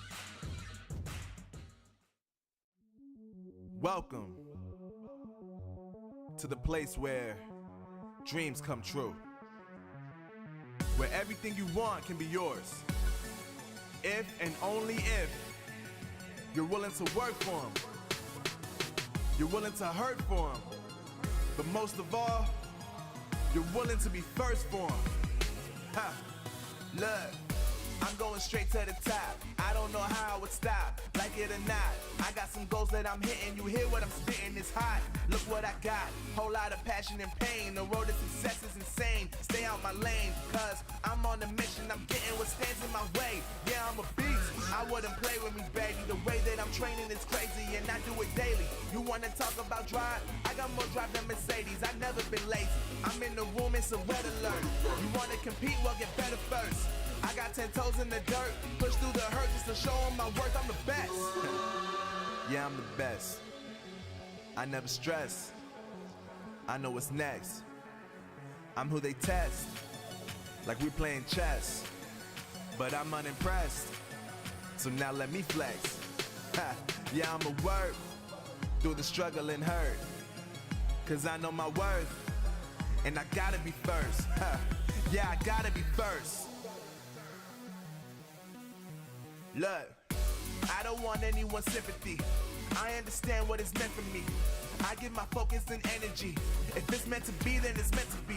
But mentally, I'm undefeated. They hear that and say I'm conceited. Like there's no reason. Like I don't beat them and come back again just to teach them that when you work under pressure, you reach higher measures. They'll try and bring you down, but you cannot let them, and only get better and focus on cheddar. Eye on the prize and you'll become a legend. Like, when I'm in the room, it's a red alert. You want to compete? Well, get better first. I got 10 toes in the dirt, push through the hurt just to show them my worth. I'm the best. Yeah, I'm the best. I never stress. I know what's next. I'm who they test, like we playing chess. But I'm unimpressed, so now let me flex. Yeah, I'ma work through the struggle and hurt, cause I know my worth, and I gotta be first. Yeah, I gotta be first. They don't know what's gotten into me, how'd I turn pain into energy. Through all the struggle and hurt, remember my worth, and that's why I gotta be first.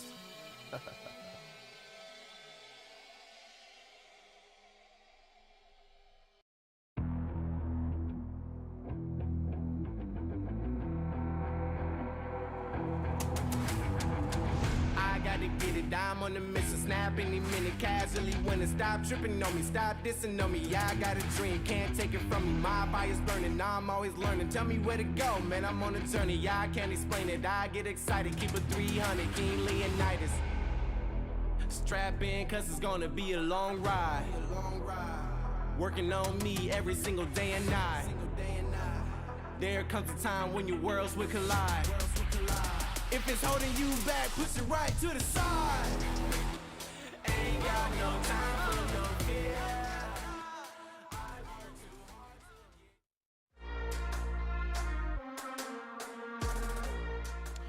West Coast, best coast. I'm contractually obligated to say that. But here, West Coast actually did wind up being the top end team. And no Worlds team is going to sit on to the wayside. Tribe Gaming NA and Reconic Esports still have to battle it out to see which of these two teams wind up being the fourth that make it to that challenge spot. And it's going to be a spicy one. Welcome back. That's Trav. This is F. And now we're going to talk Brawl. Fun matchup, but a crazy one. Indeed, I will say, and you know, there's nothing better than that last game, right? When you go double match point and you're in knockout and you go last round, there's no better feeling than commentating a game like that. So we'll take another look at this last round of knockout here. We see, you know, Luffy's got his super, but his super's kind of, it's a double-edged sword. He uses it, but he breaks through the map. They've got a tick, and they're not going to be coming out on top of that. Chevo's going to be able to win any lane in this map, whether it be Piper, Brock, or Tick, and he's doing a seriously good job of that as well. Takes some good damage, but Tushis chooses not to home in recipe Alec there. He does remain low, but he slots back to the bush. He retreats into the bush's arms for a little bit of help, and then, no, they don't really take a lot of damage, but they retreat so heavily to their back lines. It's not the play that needs to be made. Tickhead comes in, pushes Chepo back, but he's not really gonna, you know, he's not gonna mind that too much. Alec gets a super, and the shield is just so influential at a point like this, and they're able to just carry on, you know, this kind of back and forward stalemate, and not a lot's done until the later portions of the game. I mean, really, the bottom line that I'm getting out of this breakdown, Trav, is the world's on fire. How about yours? Like, just chaos all the way up, man. And I think that, I love that you picked this moment, because I think this moment was a microcosm of the entire match holistically. Everything was crazy, a couple of weird picks, and everything just not what you expected to be. Ready? Not at all. I mean, I think I was quite surprised by the outcome there. West Coast, I believed in them a lot, right? I know that West Coast is a great team. I did not expect them to have that much momentum headed off of that last victory versus No Worlds. I thought No Worlds might have something cooking up. Let's also acknowledge that No Worlds, they're trying out a new member too, and they're trying to prepare for Worlds and competitions next year, so they're finding that groove, and for them to even make it to the stage, I think is very impressive. Absolutely. Brawl is a solidified scene. You have to think big picture. You got a new roster? Come out here, Snapdragon Pro Series. Give it a shot. Get better. We have a second split opportunity. We'll see you next season. Of course, they want to make sure they win in that second split. So we'll see if we get the cart before the horse for sure. Last match of the day. One more ticket to challenge. Will it be Tribe? A lot of people will say yes, but they have to win the game in order to confirm. Corey, Zulon, Tyrant Star. What else more is there to say? There isn't. There really isn't. That's all that needs to be said. They took a loss against STMN, though. They're not looking at their best, but I am one of those people who just think they're going to dominate Reconic. And Reconic, they're a solid team, don't get me wrong. They've beaten teams who we didn't expect them to beat in Obey. But it's Tribe. Come on, man. It's Tribe. It's Tribe, and that's pretty much all that needs to be said. I mean, look, Reconic, they're very respectable. They have earned their way here, but Tribe are remarkably consistent. Now, the defeat by at the hands of STMN kind of goes against that, but as we've said, STMN, they are dominant over Tribe Gaming in that particular matchup, right? That is Tribe's kryptonite. Reconic, I don't think quite so much. Are they going to put on a good show? No doubt. Is it going to be a victory for Reconic? I don't think so. Listen, that said, we have seen the mighty fall in Brawl. Just last season, Stamina, the team that looks lights out, they didn't make it through. We've seen top-end teams in the BSC not make it through. Any given, what day is it today, Friday? Any given Friday. So Reconic, Alyanis, and the boys, listen, yes, Tribe is the top card. They are expected. They are the known quantity. They are the 1, 2, 3, and then some. However, Reconic are able to do it. They've done it before. They've beaten this team, and Brawl Stars is a game where mighty teams do get crushed. It is true, and you know, if they can get the drafts right, if they can bring in some unorthodox stuff, catch Tribe off guard, and still outdraft them along the way, then they've got a chance. But if you even get a good comp, I still take Tribe any day of the week. Like if Reconic go 2 up, I still take Tribe, and it's just how I roll. I side with Tribe a lot of the time, except from obviously that first game where I picked STMN. But statistics on the table, same amounts of deaths, but a lot more kills for Tribe. I mean, there's no other way to dance around it, right? Tribe, they're just on top with the stats. And yes, I completely agree. You know, you change up the draft a little bit, but Tribe Gaming NA, they've been making it work with pretty much the same old brawlers for several months now, and the stats absolutely reflect it. I think this one comes down to game mode and team prowess. Whichever team has 3 game modes that they are stronger at winds up winning. We are tilted in Tribe favor. But I do think it is absolutely possible, plausible. I am not willing to count out Reconic. And if you aren't either, let me know in chat. Spam Reconic if you think they've got a chance, or if you think it's just going to be the tried and true. Give me the Tribe, and we'll see if they make it through. At the end of the day, I think this is going to be one of the more exciting matchups, because also you have to look at the other side. Tribe is so expected to win, that's got to be a tremendous amount of pressure. And honestly, Tribe doesn't do well when they have pressure all the time. Picks and bans coming at you right here. Talk to me, Trav. Break it down. Well, to be honest, first off, I just want to ask you, F-Dot, for the chance of redemption and revenge for me, I just want you to side with Reconic so I can therefore get back at you in terms of predictions. No. No. Maybe I'll side with Reconic then and just pray that they manage to pull through and win it. But picks and bans are in. Bridge too far. We start things off on 8-Bit, Brock, and Piper, all banned out, and that's a comp in itself. Colette B and Bonnie the next best for Tribe, and Reconic going to take Gus, Bell, and Lola. I think good comps all around. I think good comps all around, but you're still going to have to pray pretty hard, Trev, because this is really, really strong looking from Tribe.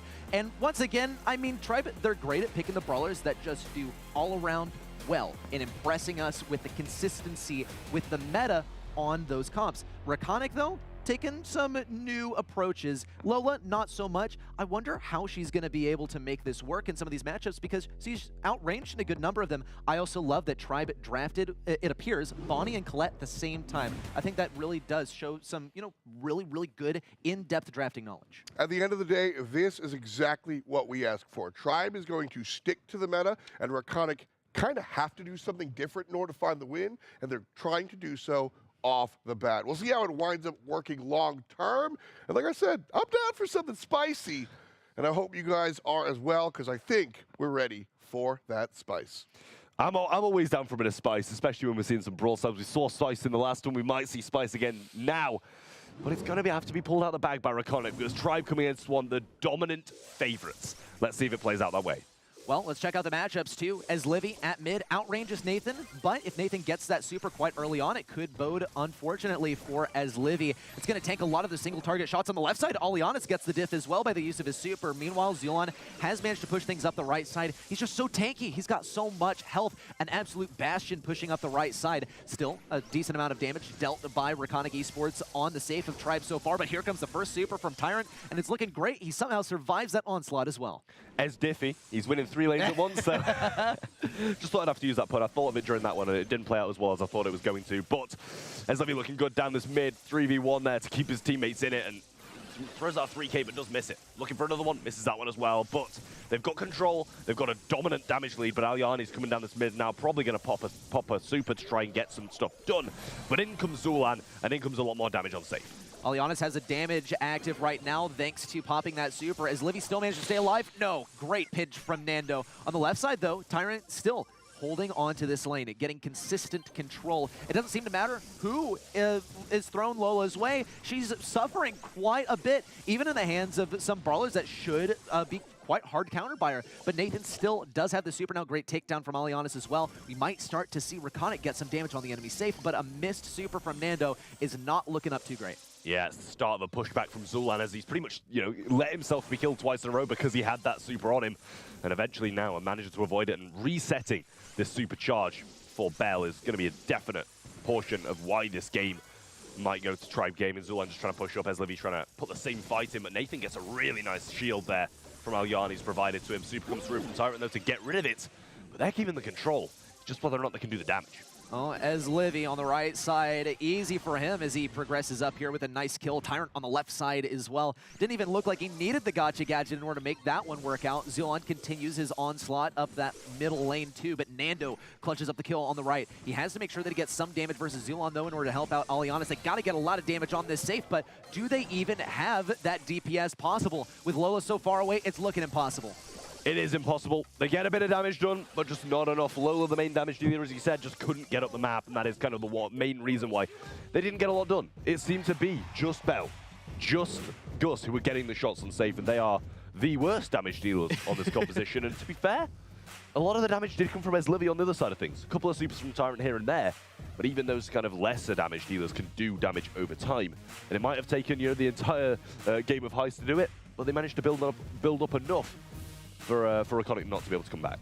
Draft looked good for Tribe. Execution looked about as we expected. Just all around solid for them. When it came down to Reconic, though, they had some troubles at some points, it seemed, by getting those brawlers on the proper lanes. It also seems like Lola is not really able to find her place on this map. However, Nathan might be able to work around the range of Zulon. They have the exact same range, but Zulon has the speed. Takedown of his Livy at mid is looking good for Alianis, but he can't afford to push up too much because Zulon is patiently awaiting that lane. Now, Alianis, he's pretty much on his own versus as Livy as well. Doesn't seem to be too much of an issue for him. He's still able to hold on to this area. Hasn't taken any damage just yet either, but Reconic, they have not had mid control.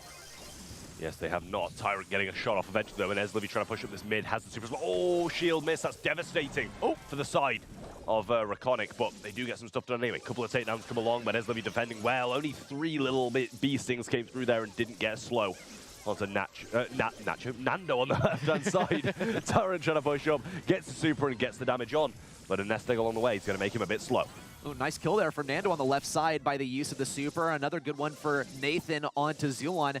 they are still going to be cautious as they continue to push up, but it seems like they're being so cautious that they might even be missing out on opportunities to get forward on that safe. Tyrant, though, does get a lot of value. Unfortunate miss super there from the Gus. That's going to cost them. Tyrant still denied in the middle of his super, and maybe Reconic can make some moves onto the safe. Here comes the freeze frame. Solid damage in from Nathan as he's boosted by the damage gear, too, and they do take the lead over Tribe. I mean, the damage dealer is getting in position this game, and it's looking better for Reconic. We said it in the last, and they're putting it into fruition in this one.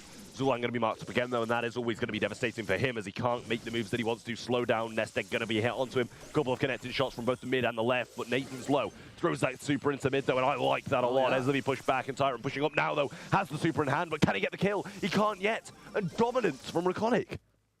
Beautiful stuff there from Alianis. And on the right lane, Nathan still trying to hold his own. Tyrant has been consistently facing versus his lane and keeping him back at a lot of points, but definitely not winning the lane as well. Nathan, though, is going to get hit up with this shield. He has a lot of damage to offer. Good slow, a good flex from the mid lane, and a takedown by Tyrant. Now Tyrant can move up the right side. Some damage coming in from the gadget from Alianis as well, but it's not going to get any kills, unfortunately. As Livy, he's bobbing and weaving, dodging out tons of damage too. Tribe, they have to connect with the safe, and it's going to have to be Tyrant. He needs a super. He needs a lot of damage on this safe. Well, he needs more than a super. He needs about 4 supers to be able to bring this one back, but not enough time for Tribe Gaming to do it. Reconic Esports even things out in this first set, and they looked good. They looked as good as Tribe did in the first one, and if they can replicate some more of that success, then they're going to be able to take this first set and put Tribe on the back foot early on, and we know Tribe perform even when they're down. But taking an early loss against a team like Reconic is not a position they want to be in. And usually this kind of thing happens right off of game number 1, and then the team that we expect to win kind of, you know, gets himself in position, gets themselves in correct posture to take a match really, really seriously and put on their game face. Versus Reconic, though, you can't slouch for even a moment, and there's no doubt in my mind that Tribe, we're not doing that at all. They're taking this very seriously because what's on the line is their chance to go ahead and lock in that challenge season. And so far, Reconic, they've been doing fairly well. But right off the bat, Tribe Gaming NA, once again, they get that early game control. No victories on the lanes just yet, no kills as we speak, but still, some damage has been locked in on that safe within the first 25 seconds. Yep, Tribe going back to their former glory of that first game clearly and starting things off a bit better. Lane swaps here and there, and definitely a bit better for them as Livy's going to pick up the left-hand lane. Damage gear activated as well. Tyrant's going to get the right-hand lane pretty much confirmed, and they've already done more damage than they did in the last game, I think. I mean, great stuff for Tribe Gaming NA. Oh, I take it back. Nando's looking crazy. Oh, and the final tap on a Zulon as well. Tyrant on the right side, though, is still looking real mean. There's a freeze frame coming down. Tyrant's being very evasive inside of these bushes. He's hard to remove from this position. Once he's taken down this right lane, it's going to be pretty much a non-discussion whether Nathan can afford to get taken down there. Unfortunate takedown into Alianis as well. And as Livy gets to move up the left side, solid damage as well for Tyrant. And the guy just refuses to die. No repercussions whatsoever for going in aggressively with that super, no connections, and he just survives. And even if he was hit, he has that 10% shield activated anyway. Little pop of super from Alianis there, but Eslevy quickly getting some shots off, and he does get the killing blow. Alianis wins that lane, gadget through the mid as well to bring Zulan low, and they're getting the lane swapped back. And that's what won Reconic the last one, the right matchups, and they need to replicate the same thing. Nando threads the needle around that left side of the obstacle and is able to win the left, or rather mid lane. Just for now, though, Alianis is still playing very, very cautiously. Tyrant might finally meet its demise, but as Livy and Zulon are tripling up on one lane, what is this? They must think that they could get away with this, and maybe they will. A little shield on a Nathan is able to help him defend. Miss super onto his Livy. More damage in from Tyrant. In Reconic Esports NA, they don't seem to have an answer. 30 seconds left, and Nathan's the only one dealing damage on the enemy safe. Meanwhile, Reconic Esports NA, their safe might fall. There's some kind of Sigma strategy here, just all three down the right-hand side and just walk up, dominate that and get the damage because of it. So what? I leave a bell on safe. What's she going to do? She's going to equal this damage. We've got 14% left for Tribe Gaming. Got your gadget played down the right-hand side and still, but we've got one in the locker as well. And he's not letting go of this right-hand side. Slow down the mid, shots through there as well. Super on the right-hand side. Alianis might be able to get the gadget off and the super off. The damage on safe's not there. Tribe Gaming start off strong. First set in the bag. Reconic aren't looking bad either. No doubt, but just about what we would expect from Tribe Gaming NA. Maybe we could have expected a 2-0 sweep, though. Reconic Esports, they've proven themselves to be a strong roster by getting here, and it doesn't even stop when they're faced versus the likes of Tribe Gaming. My star player for this whole set, though, it's got to be Tyrant. In that last game, he didn't die on lane once. He held the entire game, and he only used 2 gadgets. One of them was used right at the end of the game for show, it looks like. Yeah, I mean, to be honest, you know, he's the one keeping back the damage dealer. And that's what won them the first game. It's what won them the third game, and it's what cost them the second, more importantly. So they definitely, oh my, oh, I mean, this is stats don't matter 101 right here. Tribe Gaming losing on both kills and damage. Almost double the damage from the side of Reconic Esports rather than Tribe Gaming, but a lot more heals, a lot more control, and a lot more damage on the objective. I mean, look, it's what it's about, right? You play the objective here, and a lot of times you see damage on enemy brawlers, you see kills on enemy brawlers. Yeah, that's not the objective, my guy. And when we head into Heist, yeah, you can die on offense and then respawn to defend just in time. Eventually, it clicks for everyone, and for Tribe, that appears to be exactly the case. Yeah, well, they need to continue this dominance through the next two sets of Brawl Ball and Hot Zone if they want to take it in 3. I'm sure Reconic will definitely have something to say about that, however, and Brawl Ball going on next, I feel like this is a Tribe Gaming mode again. I think where it can get a little bit sketchy is that Hot Zone, where anything can happen, and a lot of it is based on that comp. Aggression is something that's needed in Brawl Ball, and I think that's something that Tribe Gaming can bring to the table. Yes, occasionally they do play with that passive playstyle, but Mortis. That's the aggressiveness I need, but also probably not the brawler that I need. Well, I guess they were just asking for it. They being, of course, Reconic, Squeak, Amber, perhaps. Crow can slow things down, can diminish the amount of healing that Mortis is offering here, but this kind of feels like Tribe attempting to play with their food, and coming off of a 2-1 set, I'm not so sure about that, dude. But pinhole punt, you can take good advantage of some of those bushes and maybe get some good value from there. I think it's also quite indicative that Tribe, if they had the last pick here, you see Crow on the side of Reconic. Crow's just a simple first pick here, and then Mortis, he's got to be the counter. I mean, Mortis counters all 3, right? Yeah. It's like, plus Reconic are the ones who banned out Gale.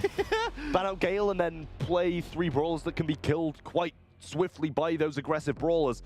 Definitely a little bit worrying here, but this is a different game. There we go. We are into it now. Alyani's going to be brought down, but we saw the same thing for Eslivy. He fell quite early on as well, and it's actually Reconic who have the mid. Well, Tyrant also going to get taken down on that lane. Nando circling around the right side. Here comes the fire fuel down for Nathan around the right, too. As Livy looking for an angle around the left side. This is weird to see as Livy on the Mortis, but I'm totally here for it. Here it comes. Goes right in on Nathan. Some solid damage, but no kills here. Alyani's looks for the control. No way! And threads the needle through the boxes. A solid way to start things off for Reconic. Yeah, but Oil was placed down on a wasted soup from Nathan, but it's a small price to pay for the goal. Eslivy needs to start chaining supers, and it was a slow that came through there. Zulan's the only one on the defensive side, but there's the super, and there's the dominance from Eslivy that we know and love. Has not really got super again, but should be fairly close to it. Zulan gets his super, and there's more dominance from Eslivy. Got his super as well, and full control. Super there from Zulan, and this might be it. Oh, there's a pass up. Zulan goes for the shot around the right side. Not quite going to make it into the goal. Wait, Tyrant might be able to pick it up. There's the vertical super from Nando, too. Tyrant in the corner. He can't be taken down by that super, but he can take him down by some other shots. As Livy, he goes for it. Was he going for a trick shot? Was he going for heals? What's the deal? I don't know what his deal was. Just literally pass the ball to him, super through, and you get the goal. Yeah. No matter what. Squeak hasn't got enough DPS to deal with you there, but maybe with another player on the team, he does. You've just got to deal with that quickly, but he's got his super. Going for the Squeak now, cycles it, and that is going to be a goal anyway. I take it back as Livy. You're my idol. Me, Amor, as Livy. First goal, no. Well, for the team, but the second goal of the game, they've only tied it up at this point, and they need to make sure that they finish this before OT. Otherwise, as Livy is going to lose a lot of that value. It's going to be so hard to get in close range if he doesn't have obstacles or the bushes to use at his advantage. Nathan also waiting for the Assault to use that super, hiding away as long as he can. Right lane also being cleared out by Alyan as Nando looks for an angle as well. They just need to farm up some supers here so they can get a good super combo. Nando might be able to super forward as well for some positioning. It's looking good for Reconic, perhaps. Yeah, Tyrant's the only one really keeping it in it, and Eslivy gets the super, but Tyrant is pushing forward. He gets the kill on the ball, and now shooting towards Nathan. You can't leave a gap like that open, and Reconic punish them for it. They take the game, but Tribe, they're still one set ahead. They've got a buffer zone, but I don't know if I like it. Look, I was here for like the couple of times that as Livy got some supers chained together, but it was not enough, right? And maybe this was a bit bold on the Mortis pick. When you're Tribe Gaming, when you're #1 and you're face versus Reconic, you might think to yourself, well, we got it in the bag yet. Let's play some Mortis. But no, this is not a team to underestimate. They have proven that in the first set, and in the second set, it continues. Yeah, well, Tribe looking a little bit better off the start this time. Eslivy, I believe, just used his super piggy bank down, though, and Tyrant's going to fall. And that's like, the star power kicks into action and keeps him alive with a little bit of those heals in there as well. Eslivy sees his opportunity, and he does want to seize it. Gets one kill onto Nathan there, but traded out quite quickly. Zulan looking for a super to try and get the kill, but Aliani's looking low. Zulan passes the ball forward, and he's not able to get to it because the slowdown, he gets taken out, and mistakes once again from Tribe. I think he was trying to pass it forward and then shoot Nando, but Nando dodged around that corner just in time and might have actually had enough health to tank even one shot to the face. Still, though, some kills traded out. Tyrant and Nando fall in tandem. Reconic Esports NA try to find some positioning here as Livy goes for the kill, is able to get that kill onto Alianis as well. Nando has the super, he has some gadgets at his disposal too. Here could come the supply drop from Zulon. Gonna get rid of some of these boxes, actually. And there's the power up on the Tyrant. Good stuff for his Livy. Needs to chain those bats, but no, not able to chain them together. Tyrant also slowed down, and this ball's in the corner. It's safe for now for Reconic. Yeah, he missed his super. That's devastating for his Livy there, but it still remains 0-0. Just a minute and 15 on the clock before walls and grass come tumbling down, and Eslivy is hung out to dry by the overtime, and super available from Amber. I'm surprised not throwing out on the ball, and he does now.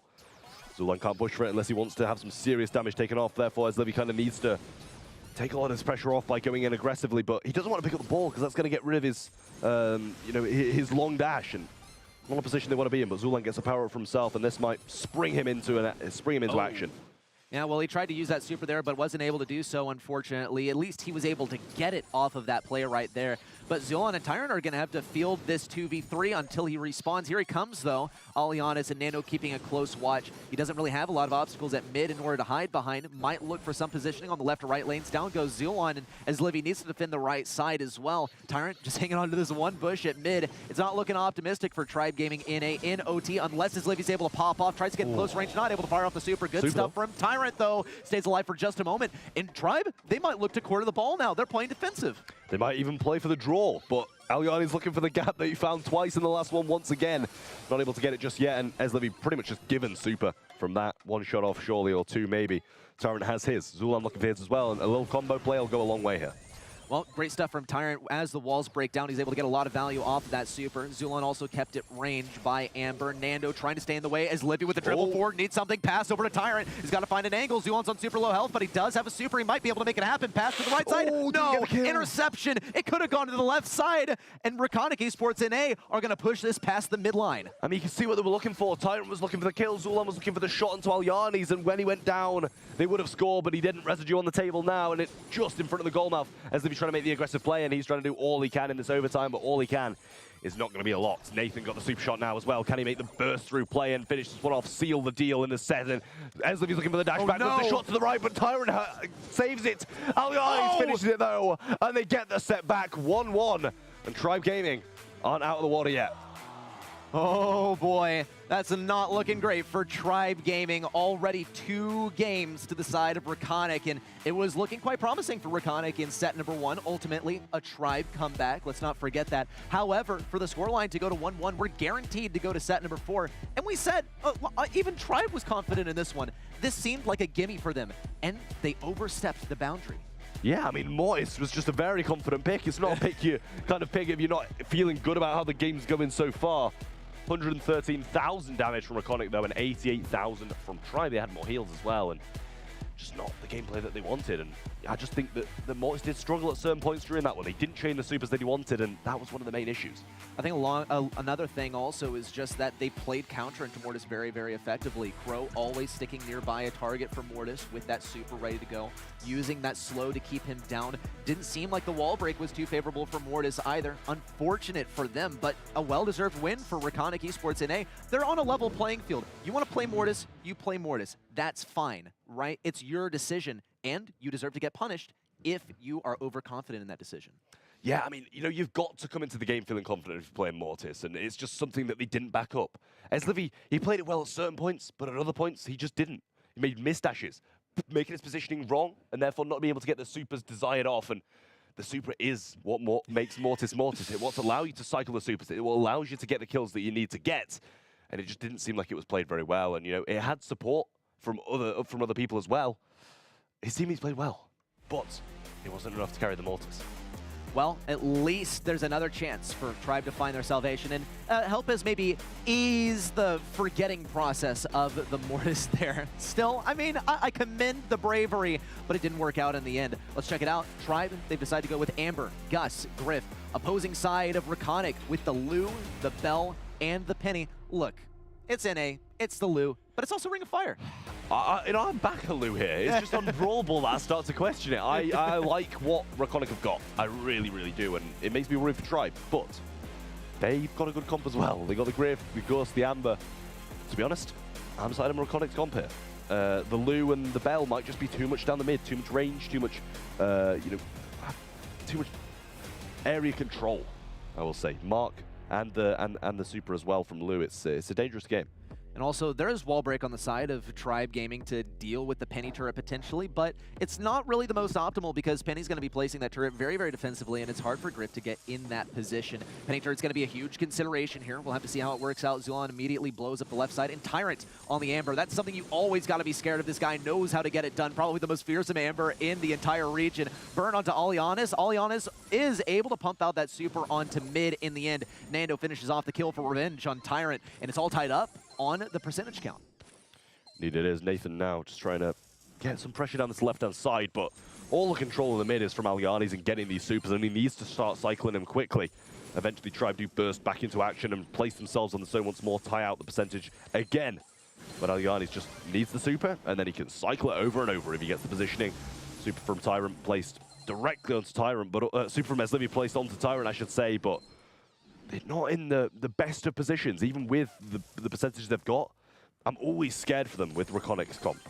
No doubt, but Tribe, they're definitely playing the lanes correctly here. Or, well, Tyrant circles around the right side. He's definitely taking a big risk. When you move in range of Alianis, you're going to be probably giving him super, but Tyrant keeps on burning open these bushes. He burned open such a large portion of the back lines as well, and that's going to be a huge sacrifice on the side of Reconic. Big damage as well from Eslivi, but here comes the freeze and the super in. Unfortunately, not too much value for Alianis off of that one, and Eslivi's still able to pass this super up to the left side. Zulon gets rid of the turret as well, and he's now lurking in the bushes. Yeah, that was a really nice super from Eslivi to be able to assist Zulan with that left-hand side lane there. It's kind of catapulted them back into the action.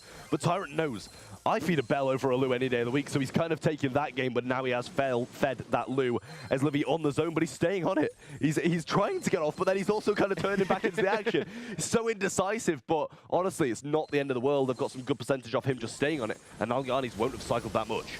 Meanwhile, look at Zulon in the back lines, making sure that it's safe and sound for Eslivi and Tyrant, despite moments ago being frozen in the super. Great aim there from Eslivi, passing that super on to Zulon, who's going to continue playing aggressive, damage boosted and shielded for just a moment there. Needs that last shot onto Nando and Alianis. Here it is, double kill for the guy too, and this is a surefire victory for Tribe Gaming NA in game number 1.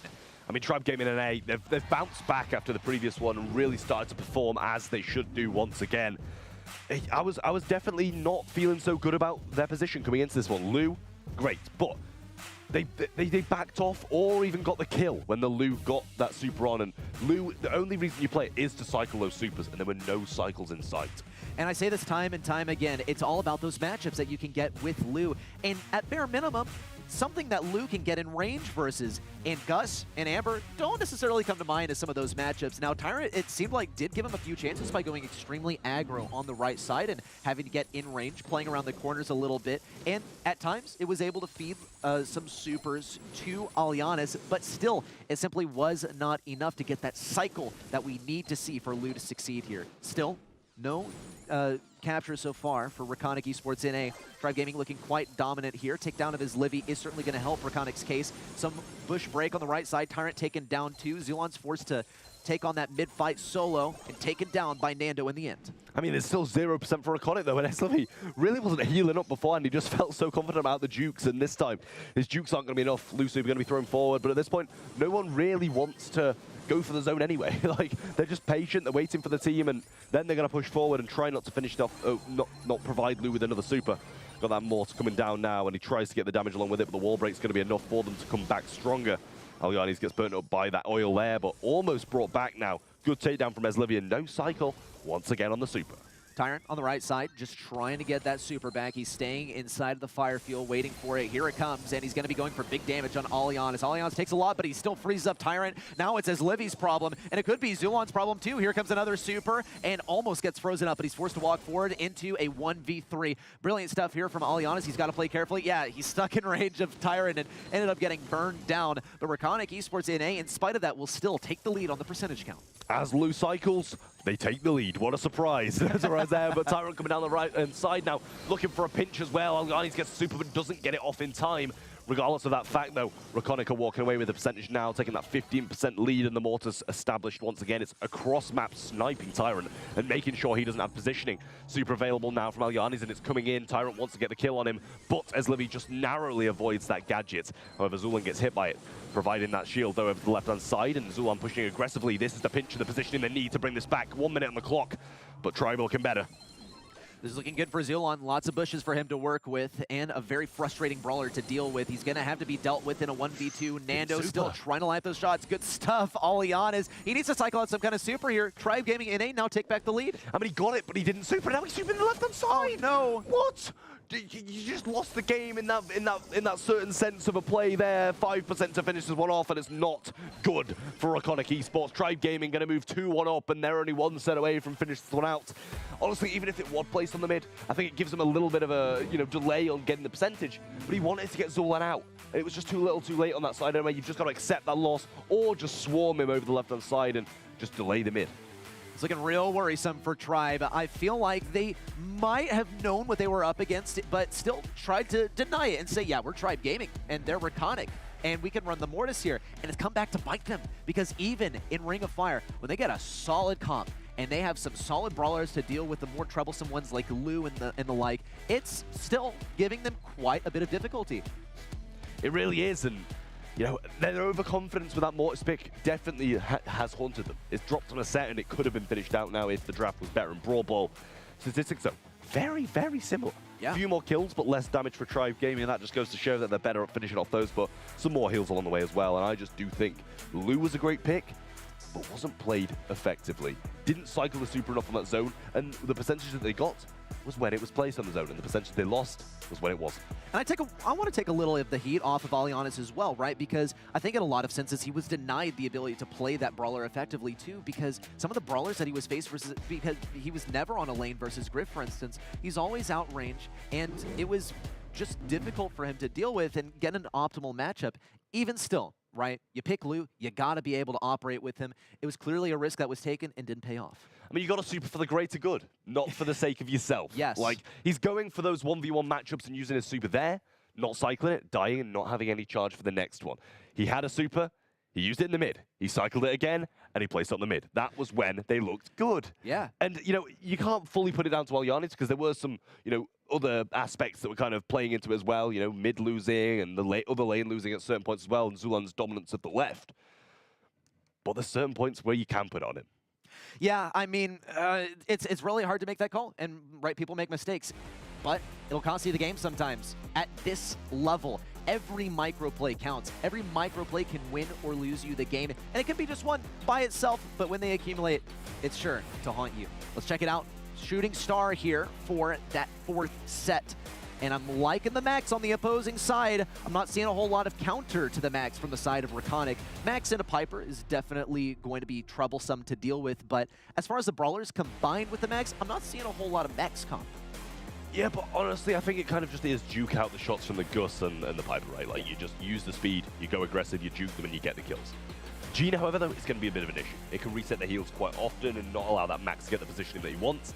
We're seeing a whole lot of throwers being banned out, though. Fang from the side of Reconic don't want that aggressive play once again, and Tribe don't want the Nanny to be picked either, and I think it's fair to say that Reconic did have the first pick, being able to pick up Piper or Gene as that one, and Nanny being banned out from Tribe kind of agrees with that as well. My thoughts exactly. It's almost like Tribe Gaming might have wanted them to pick Piper just so that they could have countered it, and we'll see if that ends up working out in the end, because in the past, trying to be tricky, trying to outplay their opponent in a way that we don't see done often. It didn't work well. I'm not going to shut up about Brawl Ball, but we still got to move into Shooting Star. So far, Tribe Gaming NA do have that blue star on their side. They can play defensively for a long time, which is going to go well in their favor because as Livy needs some time in order to get this first super fired up. And more than likely, he's going to try and fire it up on a Tyrant because it's pretty much a free gadget for him. Yeah, I mean, Blue Star was picked up, but all control in the hands of Reconic. Gene pull there as well, and he needs to look for someone. But max speed popped, and that can be the aggressive placement on that they need to be able to push this out and get some revenge back. The water pull, though. He gets the takedown, and the trade's not there for Zulan, regardless of the mark connecting. Just wasn't enough. Great stuff. Well played here for Alianis. He's still marked, though. Could be taken down at long range. Zulon is still playing very cautiously around this obstacle. As Livy also getting very, very bold. Tyrant pops a gadget. He needs to back these guys all the way up so they have nowhere to go, nowhere to run. Tyrant still getting damaged by the gadget, but nothing so far in terms of kills. Here comes the speed and a takedown onto Tyrant. Missed pull as well. Alianis, despite being marked up, is going to be protected by Gus, and no one falls from the side of Reconic. Yeah, dash through the homemade recipe from Livy there, and it is only 3 stars. Can be evened out by both Nando or Aliani's going down, but there goes Zulan as well. They're trying to take the 3v1, and that's not a position you want to be in. Tyrant with the super now as well. Nando just trying to survive this one out. 2 stars in it. Any death will sway it to Tribe. Not much time left. Tyrant has a super in as Livy has to stay alive. He has Phase Shifter at his disposal. Here it comes. Tyrant on the right side. Unfortunate. Tribe, they've gotten it back. Tyrant has to play safe. This is chalked. And Tribe Gaming take game number 1. It's match point. Tribe Gaming, I mean, they were on the back foot for all of it. Not all of it, but since that, since that. That is what I'm talking about from Alianis, but we didn't see any more of it. After that, it was very much Tribe Gaming. Yes, they extended the lead to here, but in a 3v2, you need to capitalize on those kills more and get the kills before they're able to push back up and make it a 3v3 again. Tyrant, he went in, was almost a mistake until he secured another kill on top of it as well, and obviously the discussion wasn't there, and he just went in anyway, and it paid off. Match point for Tribe Gaming. Reconic Esports not in the best spot. Tyrant gonna go in there? Oh, well, I mean, I guess he got a kill and immediately died right after, but it's still a 3-star advantage for Tribe Gaming in A. Not the worst ever, as Livy also getting that speed onto Zulon. It's going to be tried to kept back by Alianis, who's waiting for that perfect opportunity, lurking in the bushes to get the max range pull like we saw in game number 1. They got to make it happen again. He's also looking to break open this wall by the looks of things, but his Livy's just not biting, and if he is, he's probably looking to Phase Shifter away as soon as Alianis pops it. Ooh, and maybe a bit of a fake out there with Vengeful Spirits coming in. It looked maybe a little bit like a super, but still as Livy's not biting. Phase Shifter over to the right, and Tribe Gaming in A are all the way backed up. Great pull on a Tyrant, but he's not taken down just yet. Man, his pulls are absolutely phenomenal, but Tyrant comes out on top. Maybe don't pull a body with super as he can jump away. You need to get the kill beforehand. Homemade recipe comes in, and Livy went to tank it, but didn't need to anyway as Zulan slid behind the wall. Super going to be popped there from max speed, and a couple of connections from Zulan will activate his shield and bring Nando down to 1 shot. Alianis has the super once again, though Vengeful Spirit not going to come into effect, but blue star there, and 2-star is going to be the decider. Not terrible for Reconic Esports. Wow, great stuff from Nando onto Zulon is going to give them the lead just by the blue star. 35 seconds left. There's enough time for anything to happen. And Reconic Esports today, they continue to back up. It's not really a red flag because they're trying to bait Tribe Gaming into their defenses. And Tyrant is taking a lot of hits as Livy also has the speed for Zulon maybe to do something, taking a lot of risks here. Alianis also waiting with that pull for anyone to get in range. Yeah, Zulon almost went down there, and I'm pretty sure Nando's got no of those homemade recipes left, and that's why he was able to survive it. Gadget going to be popped onto him, though, and that is devastating. Alianis might be able to be pinched in here, though, but they are surviving for now. There goes the stars. Can they keep alive? As Livy speeds. Tyrant's in the other side, though, but he jumps out. The survival and the clutch from Tribe Gaming. They take it. They will not have to do it all again, but Reconic Esports will. Tribe Gaming head straight to the challenge season, and disappointment all round from Reconic Esports. Brilliant stuff for Tribe regardless, though. They may have gotten knocked down to the losers bracket by STMN, but they are consistent. They are titans, and even if STMN is their kryptonite in a sense, they still come out on top, and they're headed to the challenge season. Man, that was some great return play from Tribe Gaming there. You know, behind in both of the games after having such a good start it's a tough spot to come back from, but as if he kind of left Tyrant to kind of die there. And it was a risky play, but I imagine the communication was there. He was probably like, I'm 1 shot of super. Just go, just survive. I'll jump out when I get it. Stars obviously in the favor of Tribe in both games, hence the win. But damage, all Reconic. Now, that is a little bit peculiar, but I think a lot of that can be owed to simply playing into Bonnie, who doesn't really mind taking a lot of damage as she pushes in, and it ended up working out in the end. Didn't really get taken down too many times, with the exception of some Gene... Well, actually, no. With the Gene pull in that last game, didn't end up getting taken down. Still a vertical super and a kill in the end. Yeah, that was nice from him, I will say. And the Gene pull, you've got to be securing the kills, right? And, you know, it's why lamp blowouts occasionally better, but Vengeful Spirits has been coming in quite heavily recently, and you know, I prefer the lamp blowout. You get a heal along with it, you get yourself out of harm's way and teammates as well, but clearly Vengeful Spirits was what he was kind of going for there, and I just feel like if you're going to pull, you've got to know that you're going to get the kill along with it. That is the key to Gene. It's just an all-in strat. But at the end of the day, it's one that has worked for a long, long time. So here we are. Tribe Gaming have been winning for a long, long time, and they just keep on keeping on. As we said, kind of the predicted top card, but nothing wrong with that. They are one of the strongest teams around. I mean, they are, right? They are on top consistently as well. There seems to be really one main team that can take them down, and they're also heading on to the challenge season, so we'll get to see those guys butt heads, but they won't have to do it in the next open stage and qualify through there. So it'll be interesting to see what other new teams can arise in the absence of some of these powerhouses in the next split. Done and dusted. Let's take a look at the beautiful tapestry that we have created with our competition today. The two teams on the bottom side of the lower bracket, West Coast and Tribe Gaming, lower bracket, but top of the crop. They are going to be headed to the challenge portion, as well as Stamina and Vatra, two very, very strong teams as well. So all four of these squads headed out there. Everyone that aren't in that, they do get a second chance. We will have a second open split. This is just the first. And so we'll undoubtedly see some of these teams return, but hopefully some new ones. I mean, to be honest, it wouldn't surprise me if these teams today were the 8 teams that are in the challenge season. If the 4 who lost come back and manage to take the win next time, it definitely would not surprise me if that was the case. And I'm open to it as well, because these have all been incredibly strong teams and incredibly strong games. If these are the games we get all challenge season long, I'm not going to be complaining. That said, listen, something we said a lot in season 1. I love this tagline. The era of everyone.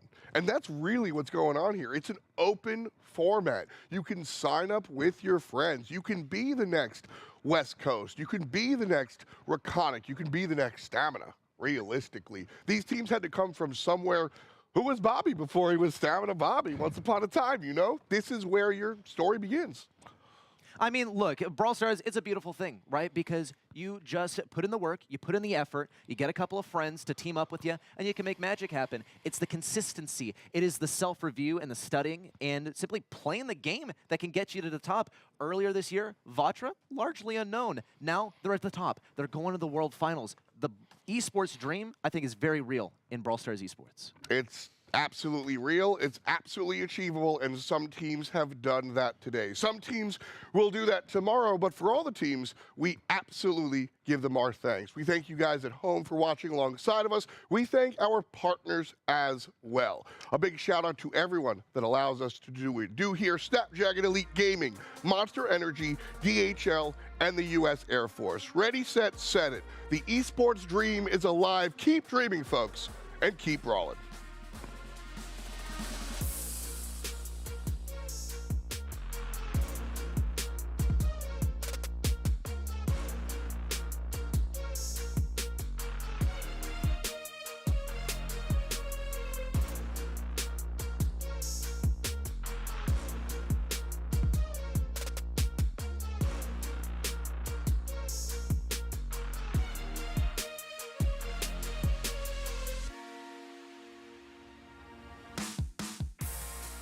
Esto se trata de no rendirse.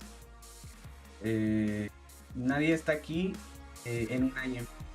Todos hemos empezado desde abajo y lo importante es empezar.